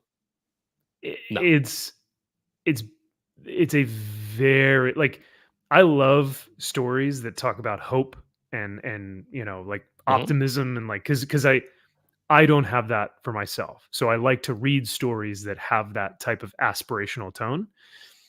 But this was like a child's level of hope where like Beta Ray Bill is like, we'll find more survivors for hope. And then he like flies away. And you're like, I'm like, the end. I'm like, it didn't even begin. Nothing started. What was the story about? Like, it's not about anything. Where were the zombies? It's called what? And it says it's like mature parental advisory. No kid can read this book. It's like, but there's nothing in here other than terrible writing. Is that why you're keeping kids away? Now, the art for the first Fantastic Four story was beautiful, I thought. Oh, Reed has a badonkadonk. I mean, there are some shots with Reed where it's like, God, woo. You got a stretchy dump truck. He's backing that thing up. It's like, okay, like I guess. No wonder Sue likes him for he's got the cake. The art was good in that first story, but the story was so stupid, and it's that whole thing where the character's been dead this whole time.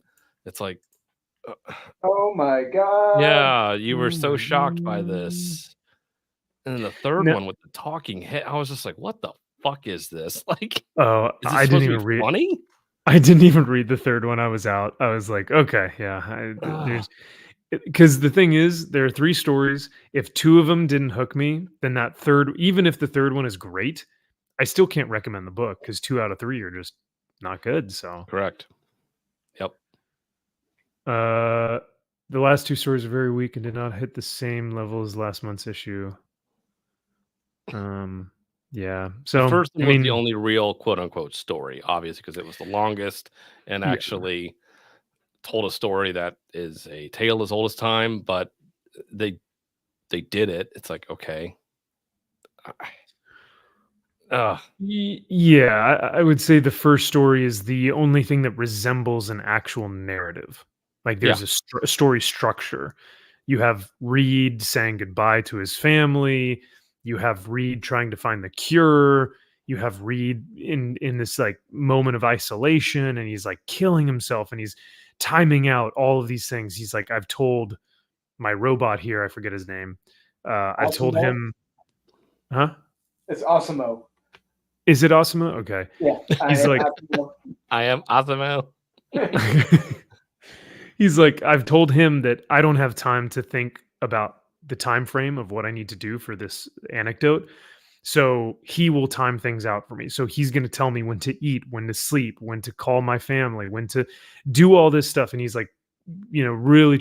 And then, like you said, at the end, you find out, oh, okay, I see what's going on here. So in that respect, it has a narrative through line. The other stories were just kind of ideas. It's like, this would be cool. But yeah, let's put a shitty artist on these. Yeah, why did they have to put it on the Beta Ray Bill one? I don't know. It was so fucking sophomoric. It was so bad. Like, they weren't even like real panels at times. I felt like nobody actually even drew it. I'm like, no, this isn't even Better Ray Bill. I'm like, what were you drawing here? Yeah. It's terrible. I see that they've used Gail Simone's photo from 30 years ago. I'm like, that's not what she looks like. I was gonna say 30. I was like, that's not Gail Simone. Like, if I saw that, I legitimately would not think that's Gail Simone. Yeah, 30 pounds ago. Who would have thought? Yeah. And years. 30 pounds and years. Yeah. So, unfortunately, if I still am going to recommend Marvel Zombies issue 1. I thought it was pretty cool. No. This one, though, it's a big skip it. Second issue was a no-go. You have to have zombies in your Marvel Zombies fucking book, maybe. I don't know. You would think. You would think. And even if something, it's like as simple as just hack and slash, kill some zombies. Yeah. You don't really even get that. So. No. Oh God, Batman 89 Echo. This was awesome. Oh no. What? You mean the book that doesn't have Batman in it? That's what's so brilliant. Great copycat Batman at the opening of this. What are you talking about? Yeah. It's shot to death. That's how the Dark Knight opened up. You mean the fat, out of shape, weirdo incel Batman who tries to fight crime, and there have been 4 murders of the same type in the past week? Yeah. Yeah. That's real Batman.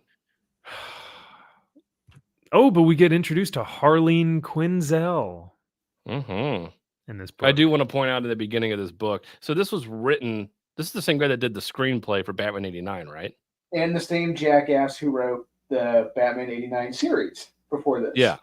It's the same guy. And so at the beginning of this, we have, the criminals running away from who they think is Batman. They end up shooting him. One guy ends up shooting him like 6 times because he has a revolver. And shoots him 6 times. The guy's dead. And one of the cops tells Harvey Bullock that he emptied a whole clip into him. I'm like, first off, a revolver doesn't have a clip. It's a cylinder Good one, Harvey. Yeah. that has 6 rounds in it. And secondly, it's not called a clip, it's called a magazine. So first off, you can't even get your terminology right. So you can't even get that right in this stupid story. So you have no attention to detail. So I don't take you seriously for the rest of this book. So, but let's continue with not Batman showing up until the very end. Wait, no, not until I don't think he shows up at all. He doesn't show up at all. He doesn't. No. Oh no, that's Firefly, Kyle. That's Firefly because he's a incel killer who lives in the woods now. Yeah, no, that wasn't Bruce Wayne in the jail cell. At the very end, it was. That's Michael Keaton. That's straight up. That is 100% him. There's no way. That's him. That's him. That's Batman. That's what Bruce Wayne is doing now. He's out in the woods. As a survivalist, killing people. That's a survivalist. Yeah. Wait, so Batman is Firefly? Is that what you're saying? Yes. Bruce Wayne lost his mind because Jim Gordon's daughter's a bitch, and Oh, she really was a bitch. Soup's bitch. Telling everybody what to do. Yep, telling everyone. And at one point here, I'll pull up the panel. She even says to Alfred, I got sentimental. I let Bruce skate on the promise that he'd hang up the suit, find a new hobby. You didn't let him do anything. If you wanted to, or Bruce could play with you all day. He is much smarter, much more talented, much more capable. But I love that she thinks that, she let Bruce skate. It's like, no, sweetheart. Sorry, no. That's not supposed to be Winona Ryder. What? Oh, I can see modeled the after face Winona Ryder. here. I can kind of see it, but yeah. But not here. But I mean, But Winona Ryder is tiny. I know. You can see some of the actors, like some of these were supposed to be based off of. I guess so. And then we get Harleen, who's the bestesses. They're going after Firefly.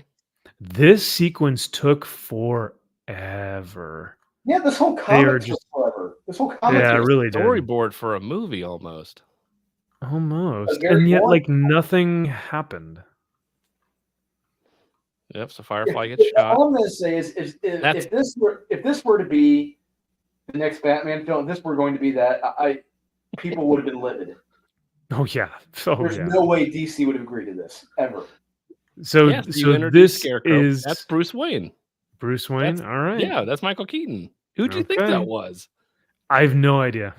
I was like, am I supposed to be surprised by this face appearance? That was the twist. Like, what's Bruce Wayne like that? Jesus. Yeah.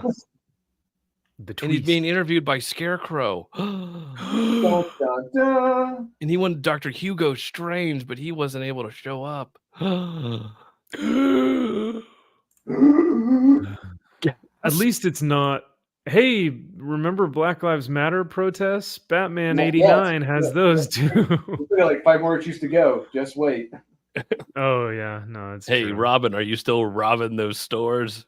But hey, Robin, make sure that when you go to the Target, you go get all the stuff that's not behind all the glass, all the plexiglass. Because literally every Target now has plexiglass in its aisles. That's true.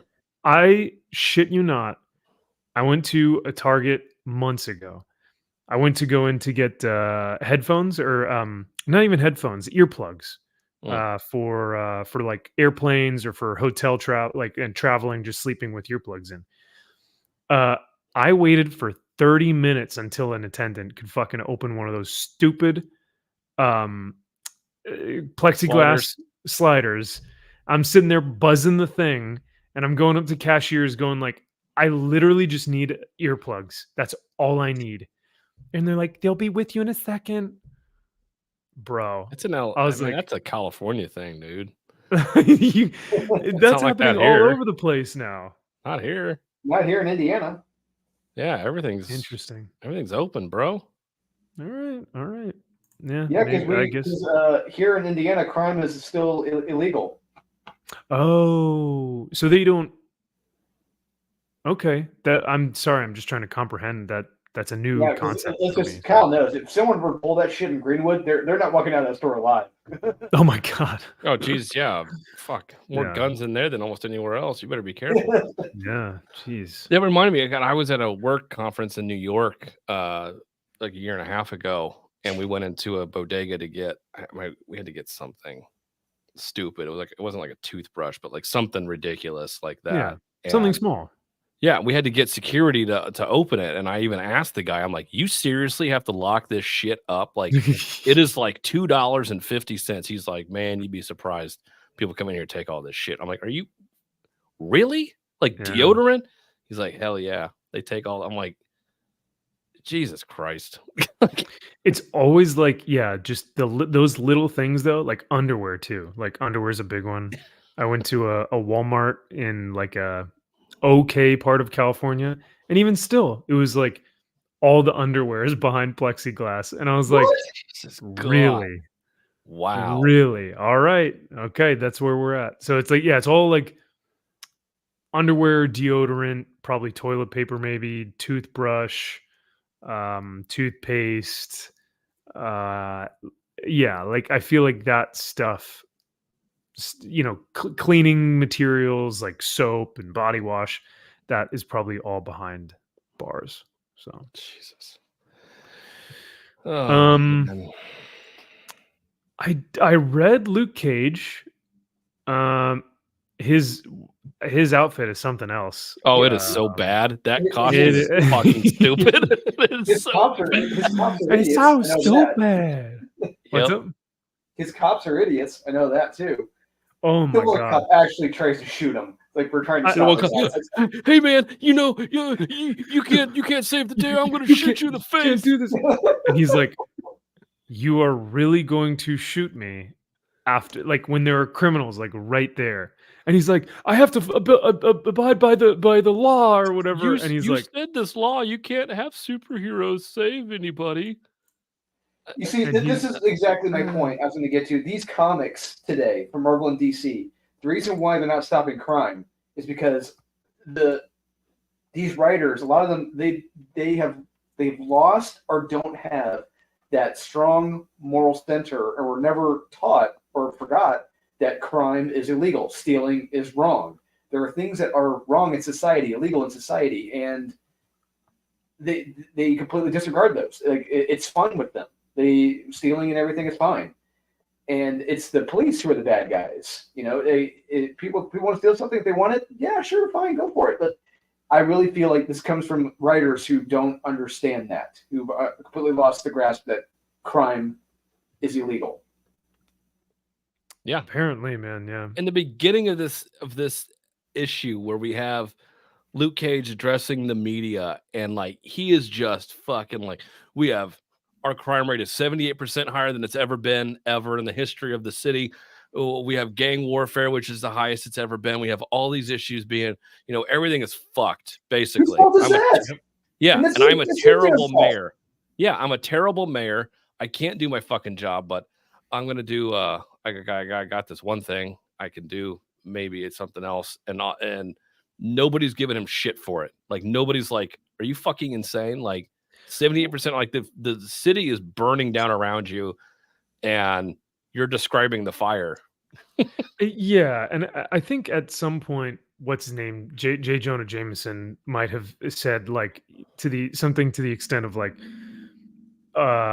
yeah, like these are regular cops going up against super villains. Like these are all your criminals, all the criminals that are causing the 78% crime rates are all supers. They all have powers. How do you expect law enforcement, like just regular LA or New York dudes, humans, to be going up against these guys? It's fucking ridiculous. Super guns. Yeah. And he's like, well, I've got the Thunderbolts and the Thunderbolt unit, and it's like, not good enough, dude. That's not going to solve anything. Nice try. Yeah. So, but yeah, this is the scene that we were talking about. And he calls him out on his own shit, and he's like, "Man, ain't that a bitch? Ain't that a bitch?" So, like, yeah, these guys are shooting the cops. Yep. And they're like, "Oh shit, we can't do anything." So Mayor Cage comes along, and he's like, "All right, I'm gonna take care of this. Screw the Vigilante Act or whatever. I'm gonna get in here, and I'm gonna make something happen." Mayor Cage, I can't let you get involved, sir. And then he goes, "So you'd shoot me if I stopped them after they almost took out your fellow officers?" And that was my same question. Mm-hmm. The Anti-Vigilante Act states that a civilian cannot get involved in crime-related matters. So if you take action, I'll have to arrest you. And it's like, my God. The bad guys are literally getting a fucking away. Are you kidding me? Right? This is written by an absolute asshole. This is written by a jackass. Walking into their van, their armored van, and the cop is just watching them go as he's like pointing a gun to Luke Cage because he's like, "You're the criminal." Total bullshit. This is total this a bullshit. Yep. It's shit like it makes me angry. Understanding Law and Order, this just pisses me off beyond belief. Maybe next time you can call in the Thunderbolts. It's like, bitch. What? Maybe next time you call in the Thunderbolts. He's saying it like defiantly. Yeah. He's like, maybe next time. Maybe next time you can call in the fucking Thunderbolts, loser. Or Agent Gowan, the Cape Killers. Yeah. Yeah. Stupid mayor. What a dumbass. Yeah. So this is funny. Oh wait, and here's the suit down here. Got him. He looks like a fucking dickhead. He looks like Steel. He looks like Shaquille O'Neal in Steel. Like an E-grade Steel. Like he couldn't afford a whole costume. It's like a cosplayer that went as Steel. Kyle, you just said a line. I wish his grandmother said it. It's from Eastbound and Down. I wish his grandmother said, "Sweetie, I love you, but you have clothes like a fucking dickhead." About to go solve some crime. How do I look? Like you're ready to whip some tail. No, you're not. Hell yeah. Oh God. Menacing. That's Luke Cage for you. Man, they make him like this cover is badass. It's like, oh, okay, let's go. And then, and it's cool. Like he's getting shot with adamantium bullets. Like okay, now this is just me. I really wish if you want to make Luke Cage cool again, just put him back in his original yellow shirt and jeans. Like he's going straight. He's going old school. He doesn't give a shit. He's going back to what don't use a tiara, but like maybe just give him the shirt and jeans, have him go back out in the street with Luke with the Iron Fist. But nope, they drop Iron Fist like a bad habit halfway through real quick. Like he meets up with him, like, let's fight some crime together, and he's gone. Yeah. Do not make him mayor. He needs to just get away from. So he's like, you know what? Fuck this mayor bullshit. Like I'm out of here. Do you think that they made him mayor because they want to represent like a black man in power type of thing, like a Of Obama course. Of type course, you got to figure? see. You have to be able to see somebody that looks exactly like you in any position, so that way you can be like, "Oh, I can do it too." Hmm. Because if I don't see somebody that looks exactly like me, I assume I can't do it. Ah, I see. It's perfect sense. Yeah. That's kind of a close-minded mindset there. You would Well, think. it's written by a Yeah. closed-minded writer. That's what Oh, happens. yeah. Well, at least now, you know, men can see themselves as someone who gets pointed a gun at by the cops Yeah, Now, after I would love it criminals if. are getting away. Yeah. now, Yeah, if I guys, was getting shot at. remember, this is supposed to be a big event. Like the gangs have taken over different segments of the city. We don't really see that shit go down. We just see a map with different people taking over, like who, like quote unquote, control different parts of the city. But that's it. We don't see them really doing anything. It's just Luke Cage at his press conference and getting almost shot at by one of his cops. It's like we're not going to see how these guys took control. We're not going to see how these guys are maintaining control. This should be a kick-ass event, but it lacks anything. It lacks balls. Yeah, it's like, or maybe they own the cops too. You ever think of that? There we go. Yeah. Well, yeah, because I was going to say the premise there is actually really interesting, right? The fact that you can't have vigilantes anymore, the fact that you can't have superpowered people fighting against crime, like that is a horrific reality that could potentially happen. So what is that going to look like in a full out all out gang war? Like when like Luke Cage said it himself, it's almost 80% rise in crime. Yep. How do you solve that, right? And that's an interesting concept to delve into. But they didn't really Can't go there. expand on that. No. No. I was gonna ask about Amazon's attack, but I'm just not even gonna give it my time. 90. Interesting. Wow. That's fair. Wow. That is fair. Actually bought this variant cover as well as cover A, because cover A is actually really dope. But I had to get the Della Torre. This thing looks incredible. But I gotta say, the Liam Sharp. Ooh, does this look like Barry Windsor Smith? That is Right? awesome. How cool is Oh. that, man? Holy shit. Yeah. He embraced the Barry Windsor Smith in this image. Oh yeah. Damn, that's Imagine the original art of this piece. Whew, mama. Oh, just wait and see what I got. Ooh. I don't Oh. I was like, all right, well, your next car payment would probably have to go to the original art, you know. For But the next 10. yeah, right. My God. But no, cover A looks awesome. It's super dope. Different artist, so we get Doug Braithwaite on art in this issue. And Good art, but a step down. Yes, This felt like a completely different series. It really did. it really did. It really did. Yes. Yeah. Now, do you guys think this will go the way of Death Dealer? Right, first 4 issues, solid, and then 5, 6, 7. It was like, I'm worried. Yeah, Mhm. I'm kind of worried now too. Yeah, after this issue, I'm like, because I'm like, I don't know if I like this. And the art is a step down too. I'm like, we're on a roll here. Now we're kind of hitting the brakes, and I don't like that. Yeah, it's a complete, like, not quite a 180, but like it was just a little off the top. I'm like, I'm not digging where this is going. Kind of the art, it's still good. Oh yeah, but it's just static. It's super static. It's like bright. Everything is so bright. It felt like it was oversaturated almost at times. I'm like, every because I went back and I was going through issue 4 again, and I'm just like, there's a gritty dirtiness to everything. You could feel it. And this one, I'm like, it's clean, it's bright. I'm like, it didn't have that same feel.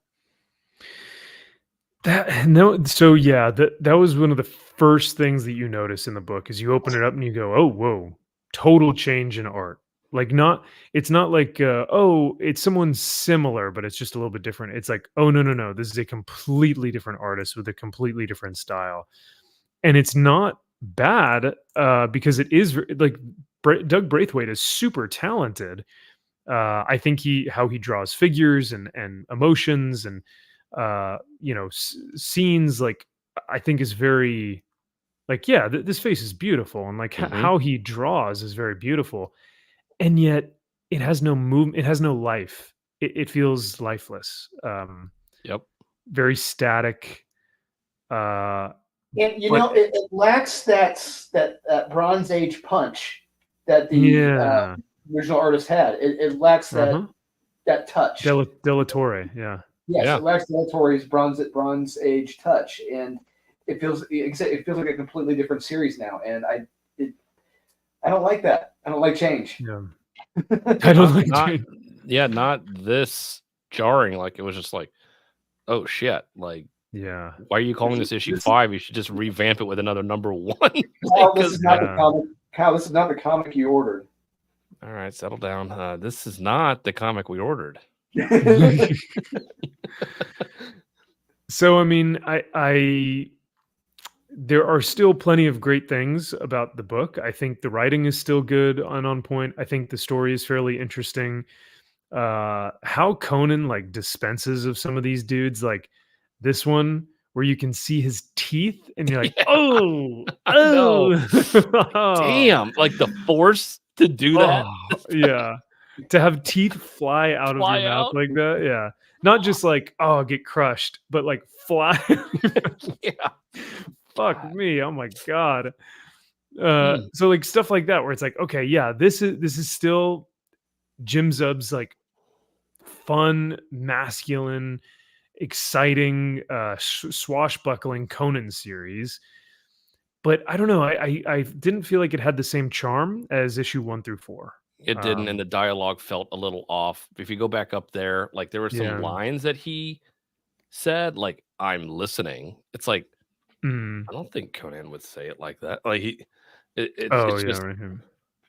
perhaps. How much are we talking about? It was like that doesn't sound right.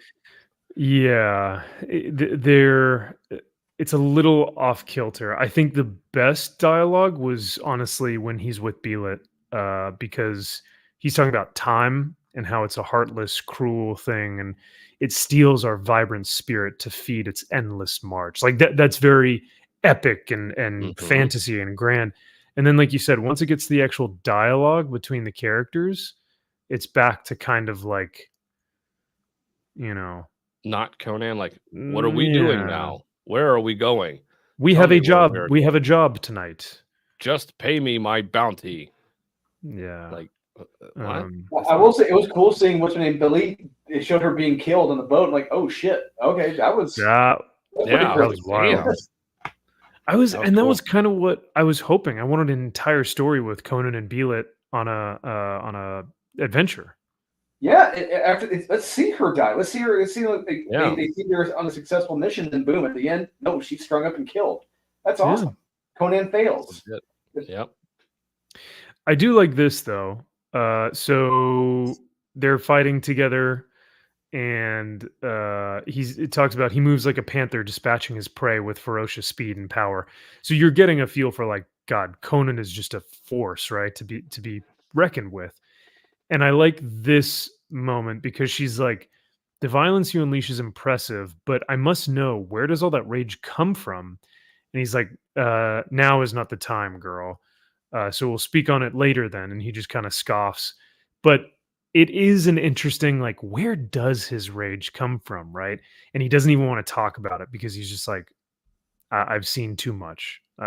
We won't discuss that. Your heart is not ready for the type of, rage that I would that You have you not would. seen what I have seen. Yeah, literally.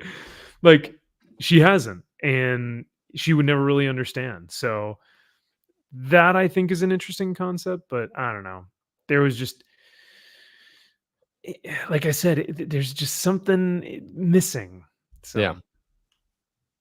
and I wonder if it is the art, the heart of the art. Yeah, it's 100%. That's a big part of it. I think Yeah. you lose that charm and that grittiness, and that it's a big part of this, as it turns out. Apparently, that's what makes Conan Conan, and then on top of that, you just have generic Conan story, and I don't know, it just didn't mesh.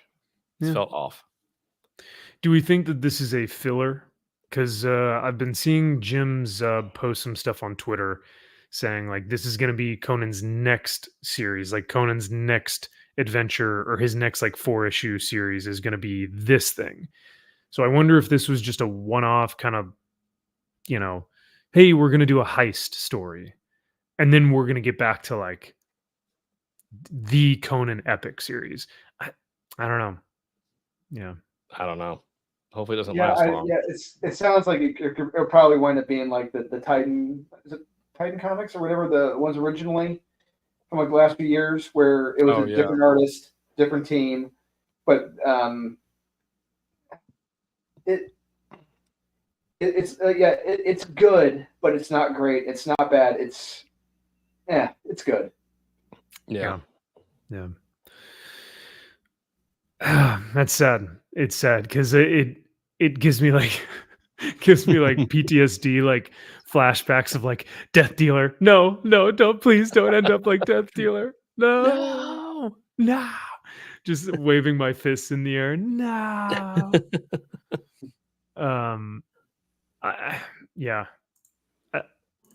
As much as I would love to say, Conan's still got it. Issue 5, baby. It's like issue 4, 1 through 4, perfect. Best book of the year. Issue 5 didn't have me. Nope. Doesn't have me. I remember when I read it like last week or 2 weeks ago. I was reading it. I'm like, wait a second. I think I'm reading the wrong series. I think this is the Conan from the last publisher. And nope, this was it. I'm like, oh, okay, this isn't what I wanted, but it's okay. Yeah. Ooh. Nice. So this guy, Gamma World, says Braithwaite will be drawing issues 5 through 8 and 13 through 16. Oof, that's a lot. And then Roberto De La Torre, I think, is our normal guy that we really like, will be returning for 9 through 12. Okay, great. Okay. Good. So I guess pick this book up when he comes back on issue 9 through 12. Basically, yeah. I hate to say that, but like I'm kind of like, so do I just wait until issue 9? I'm waiting. Yeah. I mean, what the fuck, man? I understand that artists, they have to give time for the artists to finish their artwork, but you can't even get them for 12 issues. Dan Mora's doing 12 issues ever since, he's done 20 something issues. And his art's World's excellent. Finest. I mean, and look, I'm going to be honest. Look, I completely understand being an artist is difficult. I'm not saying I saying it's easy. I'm not saying that. But when you when you hear stories, listen to stories about for that Neil Adams and Jack Kirby, Neil doing 5 covers a week on top of interiors, it's like, you guys have no fucking excuse. I'm sorry. It's just, you have guys who are working their asses off. I mean, and you know how detailed Neil was. He did it all by fucking hand. Yeah. It's like putting out good shit, not garbage either. Yeah. Yeah. Once we get back to this, I'll please, we'll because this is De La Torre. Whenever he's not doing like the interiors, this is one of his, like, it looks like he legitimately painted this. Yeah, so it looks like it's on canvas. Yeah, like right. It should be framed on a wall. Yeah. I wonder how much that would be. Dozens. Yeah, couple. $3 and a button. Yeah. Sold. I'll buy that for $1. Mm-hmm. Well, I think that's everything. I think that's That's it for everything, me. lads. Yeah, I didn't read anything else. That was it. Drew, did you have anything, any other books that you read that you wanted to talk about or go over? Or? Not really talk about Gore. I mean, I would say one of the better books this week was Green Arrow. Green Arrow was good. That's right. I know you liked that last month as well. Yeah, this was good. Flash is still incomprehensible, and what they've done to Max Mercury, I fucking hate. But I think, yeah, I mean, almost, yeah, it's amazing just how much shit from DC sucked, and it's remarkable. It really is. The dip in quality from last year to this year is remarkable. Yeah, unfortunately, Show. Faux show. And now she ain't yo ho no mo, as Michael Scott would say from The Office. Yay! Yay! I think that's a yay. Well, here, let me. I was like, yay! What? How many recommends did we have in 2 weeks? 3 books? That's what it sounds like. Maybe 3. Yeah, I'd say like Conan, Green Lantern. Yeah. Green Lantern War Journal. I have to specify. Yes, Green Lantern War Journal. Yeah. And I didn't read World's Finest, but I would probably say that would be the other one. Yeah, it's a recommend. Yeah. Maybe Batman Off-World if you guys want to give Jason Jason that was a chance. That's when I was driving. You guys were talking about it, but yeah, I recommended that. It is for a first issue itself. It is a recommend. Now where it goes from here, that's a different story. We'll see what happens. Yeah. Hey, I got to see Batman with a chainsaw and space fighting aliens. I'm here for it. All right. Yeah, so. And like I said, I brought it up with Wes. The one thing that does not make any fucking sense, I hope he explains it, is how an Irish mobster in Gotham was able to communicate with an alien off-world to bring him here to hunt down Batman. It's don't say because comics. I mean, yeah. You gotta explain to me how a lower end Irish mobster was able to do this. That's not a simple excuse. That was something that happened in the Daredevil Black Armor issue where he was like talking to one of those tarot card readers, and she's like a psychic, and she has like one of those psychic, booths or psychic stores on the corner of the street, whatever. Yeah. And he's like, yeah, sorry, I'm not going to listen to your psychic babbling. And she's like, there are literal heroes out there with superpowers and people who can, go through galaxies and, different multiverses. And you're going to tell me that I'm not a psychic? And I'm like, oh, so they're just doing it's comics. So of course everything can happen, So I see that a lot where people are like, oh, wow, you want verisimilitude? Sorry, buddy, it's comics. Like, it's superheroes. And it's like, that doesn't mean that it can't be realistic. You can have both. So now, if you had said, if Jason Aaron had said, like, some guy who ran an observatory contacted an alien to come here to rob shit, like, okay, there we go. I can buy that. But a low-end Irish mobster did this. I'm like, no. You got to explain this shit. That's not as simple, right off. No. Same thing with like Batman entering Earth's atmosphere from space. It's like, okay, like I can suspend my disbelief for a little bit, and then you have to kind of explain yourself. He's Batman. There you go. That's the explanation. Thank you, Kyle. There you go. You're welcome. Well, yeah, those are the comics. Yay!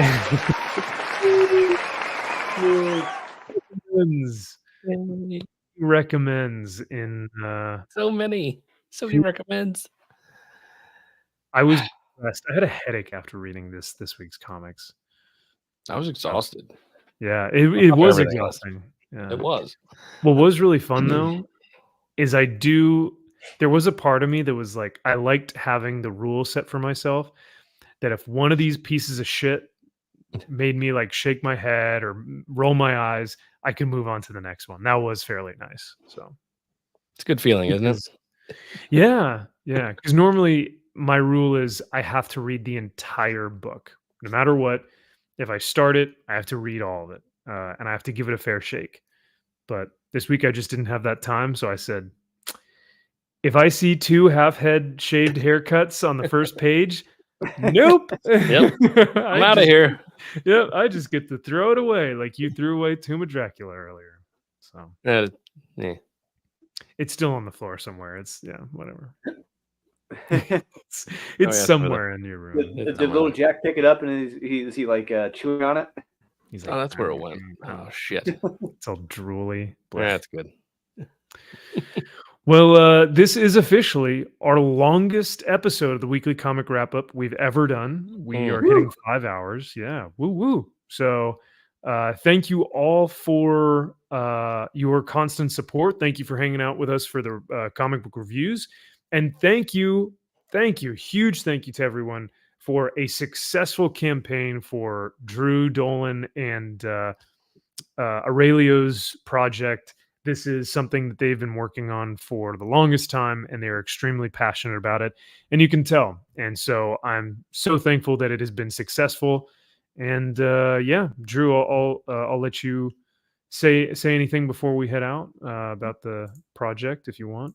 Sure. Yeah, I want to say thank you to everyone again who backed it, and if you didn't back it, hey, that's fine. You'll when we do issue number 2, maybe you'll get another chance to back issue number 1 along with issue number 2 next year after it gets fulfilled. And Max, I did send you Aurelio's yes, he did, okay. and the giveaway. So yeah, we're gonna try to do the giveaway this weekend, Murphy and I, and for all the original art. And so stay tuned for that. And everyone who wins are going to be contacted via email. And really, truly, thank you again from the bottom of our hearts that we've worked our butts off on this, and we're going to continue to work our butts off on this. And we got much more in store for this story. You guys are going to be blown away. Can't wait, brother. Yeah, it's going to be sick. So this is Aurelio's finished piece that he was working on earlier. So pretty sick. I do love the big hulking shoulders and arms. That looks pretty rad. So looking forward to seeing Golem.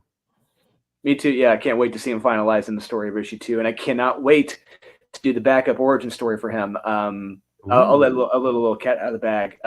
Aaron and I are going to co-write this. We're going to co-write the origin story for. Fantastic! The Golem. Yeah. Nice, man. Excellent. Well, thank you all once again for your constant support and for backing Drew's and Aurelio's project. This is going to be super fun to see come to fruition. This has been a great show tonight. You guys have crushed it. Enjoy the rest of your week. If you are going to be at LA Comic Con, please let me know. Shoot me a DM on Twitter or leave a comment on the video. And I'll see you guys this weekend at LA Comic Con because it would be great to see all of y'all, your faces, and maybe we can get some pictures or, grab a drink or something. So it's always a pleasure. I was going to say, Kyle, if you want to say any last words, but I just remembered that you have your Batman silver foil book. And I was like, you know what? No, that doesn't deserve. The man who bought it out of spite does not deserve any last words before we leave. So I deserve all the praise. Even though he will probably have a YouTube channel soon, we'll see it. It'll be Comics with Kyle. It'll be Cool Comics with Kyle, and it'll be all K's. Cool Comics with Kyle. K. Whoa. Like, was it Krusty the Clown's comedy or whatever? Yeah. Cartoon. Comedy Club. So you'll finally live up to the name. I will. So your logo will just be 3Ks. 3Ks. Yep. In the little avatar. Yep. Can't wait for that. So be on the lookout for Kyle's new YouTube channel. Yeah. Yep. Kyle's Comic Corner. Can't wait. Here it comes. Yep. All the variant foil covers you can imagine. Too funny. All right, friends. Oh yeah. It's been a pleasure. Enjoy the rest of your week. I'll see you all at LA Comic Con, and we'll see you guys all next weekend. And maybe we'll have some show and tell to show off from the conventions that we go to. I'm sure these two guys will have plenty. So looking forward to that. And we'll see y'all next week for next week's comic book reviews. Take care, y'all.